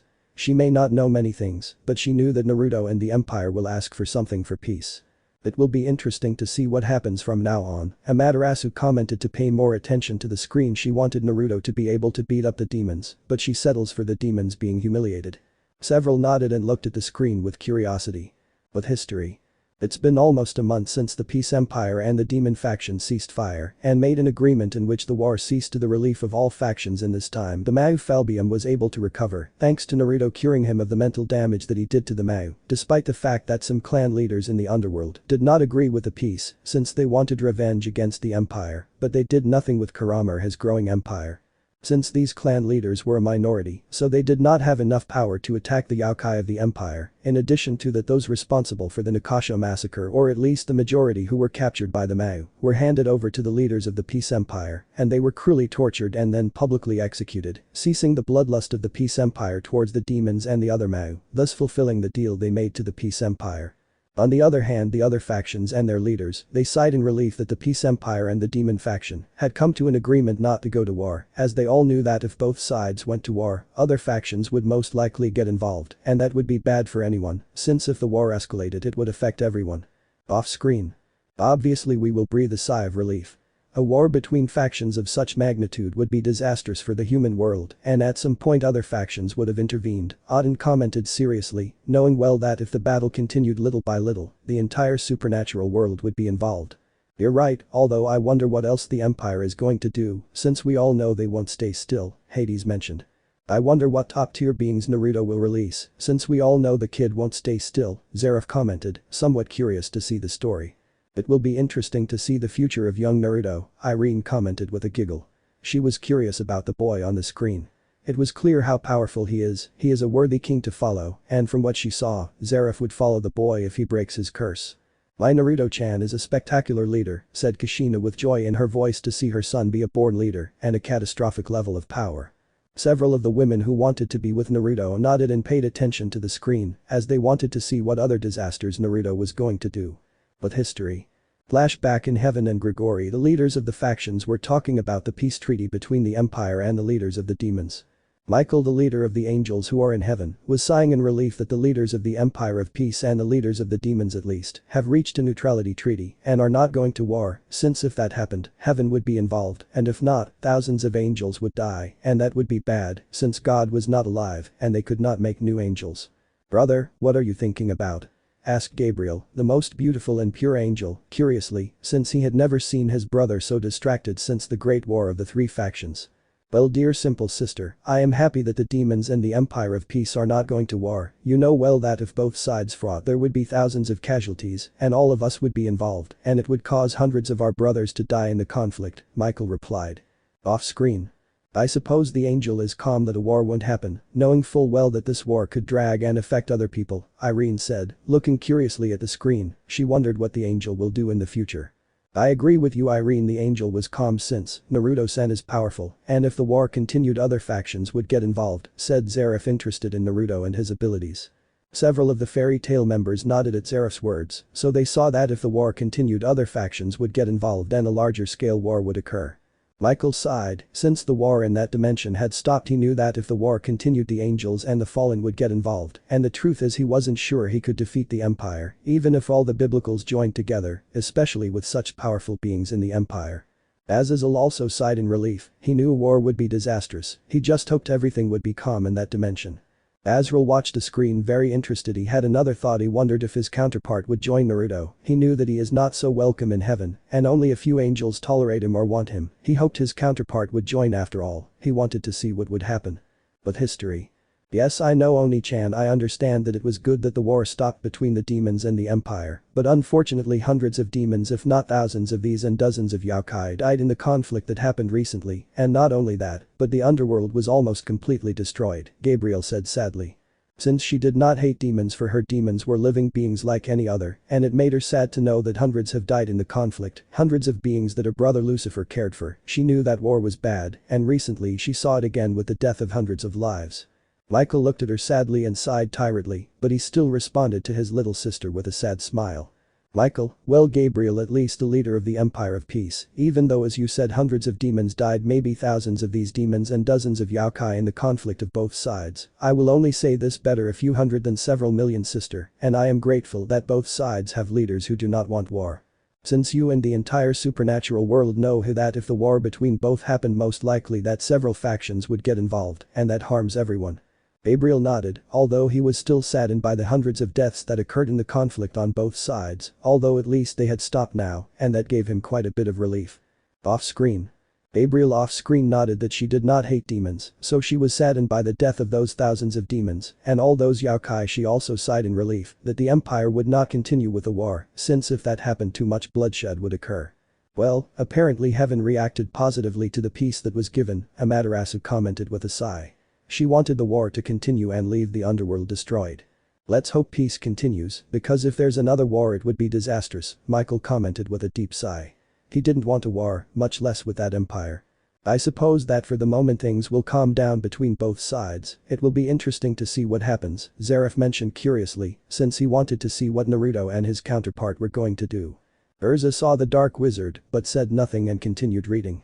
But history. Metatron and Azrael, when will they return? They are our brothers and I miss them, Michael asked Gabriel, sadly remembering his brothers who left heaven not because they had been exiled, but because Azrael, the angel of death, her brother, was excluded for being the angel of death, and that made her sad. She knew that her brother is very strong, but thanks to being excluded, she did not trust anyone in heaven. While Metatron did not agree with what the church did to some humans, she did not agree either. But she could not do much. She was not God, she was not his father, but even so she would do everything possible so that what happened with the Excalibur project never happens again. Michael frowned and sighed tiredly as he remembered his two brothers who, despite not being fallen angels, knew well that they were not august in heaven due to the way each of them thought. He only hoped that none of them would make any mistake that would harm the angels. Michael. I know where Azrael is, but Metatron, I have no idea of his location, but I know that he is loyal to heaven, we do not have to pressure him, you know well that in power we cannot force him, since he surpasses us, it is not for nothing that he is the strongest angel, the same with Azrael, she is powerful and feared by several gods. Off screen. Well that's interesting, so Azrael and Metatron are so strong that even the gods fear them. This is very interesting. I suppose that in terms of power, at the very least, those angels must be at the level of the tomato or at the level of the celestial dragons, Amaterasu commented, curious to see the power level of those two angels. I wonder how strong they will be to say that those two angels are feared even by the gods, at least, they must be in the top 20 to be feared in the supernatural world. Hades mentioned something curious about those two angels and to see if they will be a nuisance in the future. But now the question is why those two angels who are even stronger than the leader of heaven are not in his faction, but outside his territory is strange, although they say they are loyal to heaven, I'm not sure about that, said Auden. From what I understood, that Azrael is discriminated against for being the angel of death, Zareth commented with a frown. He didn't like that at all. He may be bad, but he knew that it is stupid to discriminate against someone just for being something or having a certain power.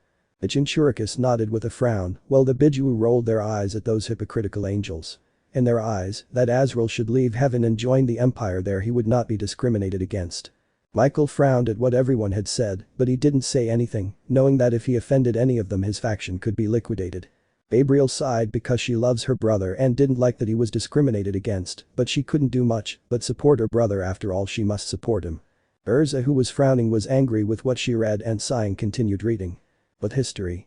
While in Grigori, Azazel was smiling, since despite the fact that there were hundreds of deaths in the conflict between the faction of the demons and the Empire of Peace, I see that you are happy, Azazel. What is due? Asked a boy of approximately 13 years, this was Vali Lucifer, descendant of the true Lucifer, and the current White Emperor. The leader of Grigori looked at Vali with a smile, but in the same way he answered the boy that he was considering a son. Well, Vali.kun simple, I am happy.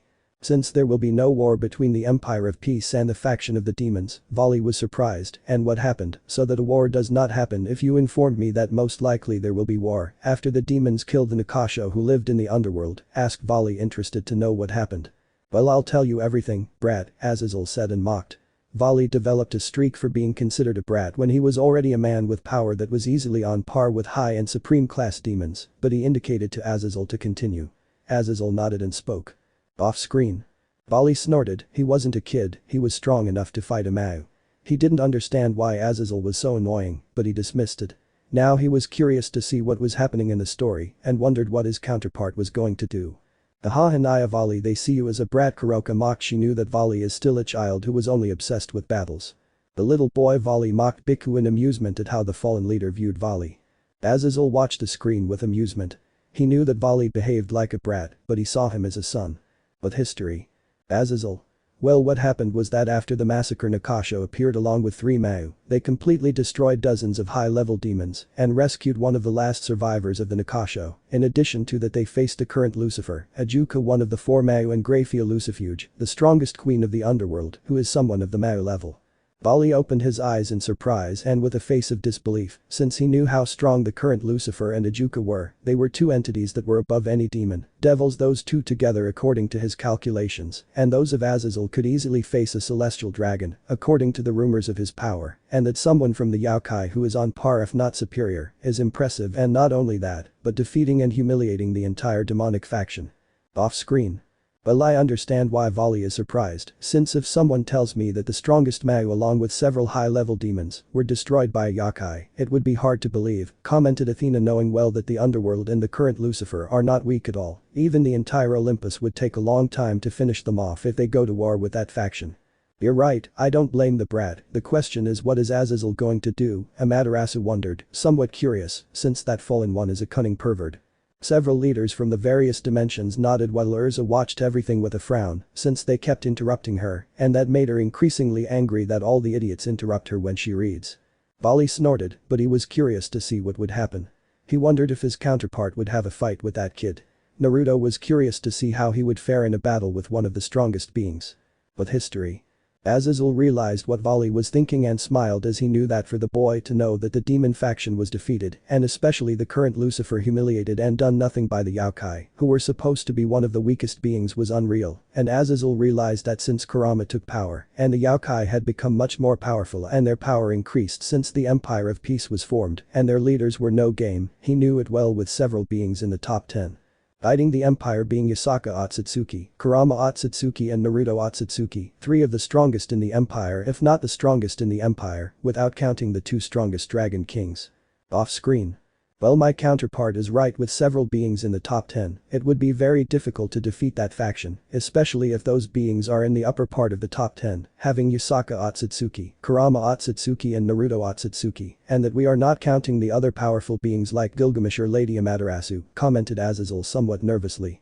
You're right, Raven, the empire is very powerful, I would say that in terms of power, it may even be stronger than the Hindu faction, it will be interesting to see what those yokai are going to do, Hades commented with a smile seeing how that empire recently destroyed the demons. Azazel snorted at Hades' insult but said nothing. He knew that god was strong. Hell, he's the strongest god on Olympus and one of the 10 most powerful beings. He's not the tomato idiot who challenges Hades knowing that he's nothing compared to the god of the underworld. I wonder what Vali Naya is going to do, knowing him, he'll look for a fight with the Empire, just to prove that he's the strongest, Kuroka commented with a sigh of tiredness, knowing well that her leader is a reckless idiot and from what she thinks she knows that Naruto will finish him off if he bothers him. In my opinion, Vali will get Azazel's crow into a lot of trouble, knowing that the battle madman is capable of going to the Empire and challenging the strongest just to prove that he is the strongest, Baiko commented, amused, now he will see how the Empire beats up his boss. Several of Vali's acquaintances nodded, even Albion nodded, since he knew how idiotic his bearer can be sometimes. He is a battle maniac, but Vali was already going too far. He wouldn't be so idiotic as to challenge King Kurama or Prince Naruto, knowing that their power is even superior to Indra's. The celestial dragon thought, idiot, regarding Vali's behavior. I validated Bufo, but he didn't say anything and continued watching the screen. I wanted to see how the story developed. I hoped that his counterpart could fight with that Naruto. It would be interesting to test himself against such a strong being.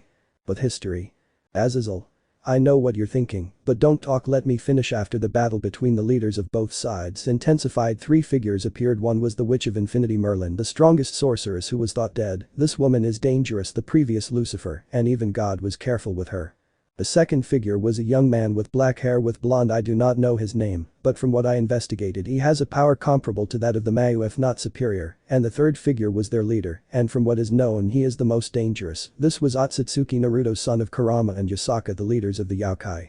Bali was surprised that the Infinity Witch was alive, he heard stories of how powerful she was, and that now apparently she serves the Yokai. It's really impressive, he supposed, but he came out of his ramblings when Azazel continued recounting what happened. As soon as the Vali trio appeared, the battle stopped for 2 reasons, one is to see the Infinity Witch from the Yokai, and 2, these 3 brought the 2 remaining Mayu unconscious and in bad condition. Vali opened his eyes in surprise but said nothing. He gestured for Azazel to continue, which he told again after that the boy made King Kurama and the others back down and threatened the underworld to hand over those responsible for the massacre, and before leaving, he launched a meteor shower at them, killing hundreds of demons and destroying much of the underworld. The worst thing is that the boy is even younger than you.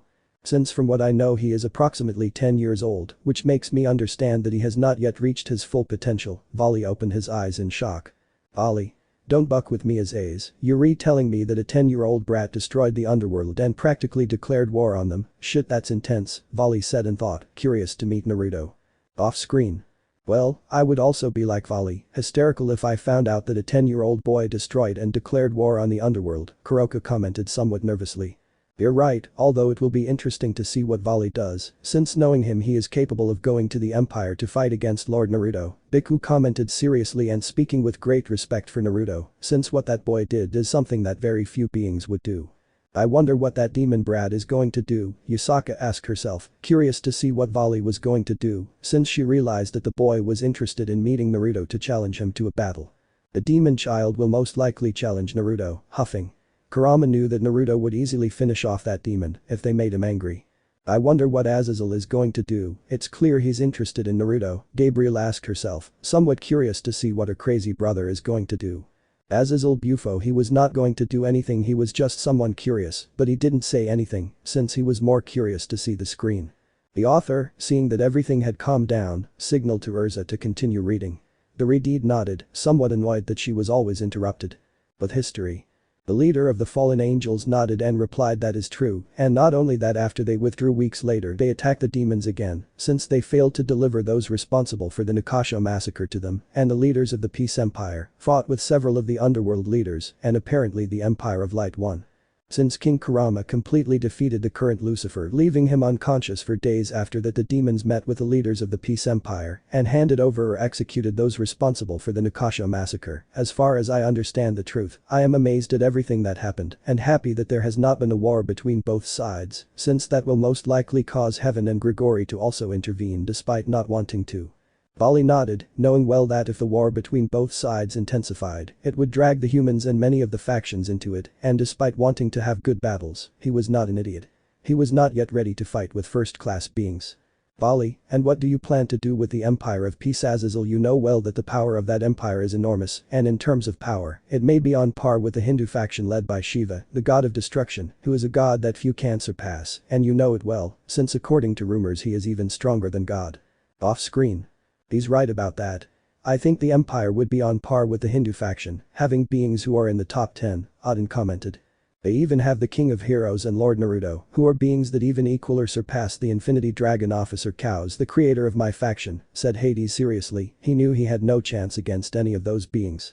Shiva frowned, but sighed. He knew well that the Empire was the only faction that equaled his, although he thought better of it. Perhaps in the story he could see a battle between him and Naruto. He was interested in seeing the full power of that yokai or yokai god, since it undoubtedly surpassed the power of an ordinary yokai, but he dismissed the idea for the moment and continued watching the screen. That dimension was interesting. Well, it seems that your counterpart respects Prince Naruto, Azazel said, amused. He had seen the eyes of Vali's counterpart and it was clear that he respected the brat Naruto. Vali snorted but said nothing. He knew that his counterpart respected and perhaps admired Naruto a little for his power and for bringing the demonic faction to its knees. Vali would like to meet the boy and be able to have a battle. But history. The leader of the Grigori smiled and answered simply Vali.kun I want an alliance or at least to be on good terms with them, since you know well that my faction has several deserters and the truth is I am worried that they will do something to the Empire of Peace and I pay and my faction pay for a few terms the leader of the fallen. Vali nodded knowing well that Azazel did not want a war with King Kurama and his growing empire, and deep down Vali knew that this king was easily in the top 10 of the strongest beings, and despite being crazy about battle, he knew that he was still weak compared to any of the Mao. Well, as I was saying, we will go Ubarakiel. We will meet with the leaders of the Empire of Peace in a week. Also I know that you are curious about how strong Yasaka's son is, so when we go, you will be able to meet him. Who knows, maybe you will become friends with the boy. I will only tell you this warning, do not offend him. Since the child is easily in the top 10 of the strongest beings, said Azazel with a mocking smile, but seriousness could be heard in the words of the fallen leader and some fear, since according to his report, the prince of the empire was very cruel with his enemies and hell, he does not want to be an enemy of that child. Bali. Lose Azazel, that Naruto guy may be at the top of the strongest beings, I know that I am still no match for a Mao, even less would I be for him, so you have nothing to worry about, I will not do anything to harm you Azazel, after all, if I make the prince of the empire angry, he will most likely erase us from existence. Off screen. Haha little Vali, your counterpart admitted that he is weak compared to Naruto. That is unexpected. I thought that your pride would never allow you to accept that young Naruto is so powerful, commented Azazel amused. He did not think that his protege would admit that there is another stronger brat. Maybe Vali's counterpart will grow more than the one he is taking care of. That's right, I thought you would continue to be just as arrogant Naya. I wonder what your counterpart would think, Naya commented Kuroka mockingly. She realized that the boy would change Vali's behavior either by good or by bad means. Bakuo opened his mouth in surprise. He didn't think Vali would admit defeat so easily without knowing Naruto. For him that was very unexpected. Arturo and Lefei watched the screen, interested, curious about what Naruto was going to do and if Vali's behavior would change. Issei looked at the screen in surprise. He knows Vali a little and didn't think he would admit defeat just by knowing everything Naruto did. Vali snorted at the teasing but didn't say anything. He was more curious to see the story and see what his counterpart thinks and what he's going to do. But history. Azazel, I hope so Vali, I will go with you so that you can meet high-powered beings and see that there will be beings stronger than even the celestial dragons, and I will tell you this, Lucifer and God were entities that were superior to the celestial dragons. I am not saying that the dragons are weak, what I am saying is that there are beings that surpass them, so I hope you put aside that arrogance for carrying the white dragon, otherwise you will die by a superior predator. Bali frowned at what Azazel said while Albion the White Emperor Dragon, nodded. The White Dragon, knew that Lucifer and the biblical god were very strong, and he knew that there was one or another god stronger than them, that not even he could defeat. He knew that they were one of the strongest beings, but as Crow said, there are stronger beings that even surpass the first leaders of heaven and hell. End of chapter. Urza finished reading, tired of everyone interrupting her and tired of reading the story, although she found it cute and interesting. Naruto wondered if she could meet him and fight against that fox boy. Well, since the chapter is over, it's time for the main character to appear, said HG-15, snapping his fingers and Naruto appearing next to HG-15. When Naruto appeared, everyone from the elemental nations froze, and the rest of those from the various dimensions felt nervous, since Naruto's aura was enormous, maybe not as big as the Naruto on the screen, but definitely enormous. Kurama was impressed by the power of his Jinchuriki. He knew that the Uzumaki was hiding something, but he didn't know that the boy's power was so great. In his eyes, the boy could handle any of the Biju, and only he could defeat him. Naruto, go with your father and mother, talk to them and tell them everything that has happened to you. It would be interesting for them to find out about your life in Konoha, said HG-15. Naruto snorted, but nodded. He wanted to talk to his parents, his clan, and the Kyuubi. He would need, above all, the support of the Biju to protect himself from Konoha and all of his enemies. Kushina and Minato saw their baby in the flesh with tears in their eyes. They were happy that HG-15 had brought their son, and happy that they gave him time to meet him. Several of the elemental nations looked at Naruto with surprise and disbelief. They were afraid of what Naruto was going to do now, since from what they saw he was a dangerous existence. Well, since the chapter is over, take a break. As you noticed, this chapter mostly talks about what happened with the Empire and the demons, and you could see the consequences of what happened. Now everyone go rest and then the next chapter will continue, said HG-15. End of chapter. Let me know in the comments below if you guys want the next part. Also check out my other video that has been shown and left. Thank you for watching. If you enjoyed this video, please like and share this video. And have a fantastic day. Bye.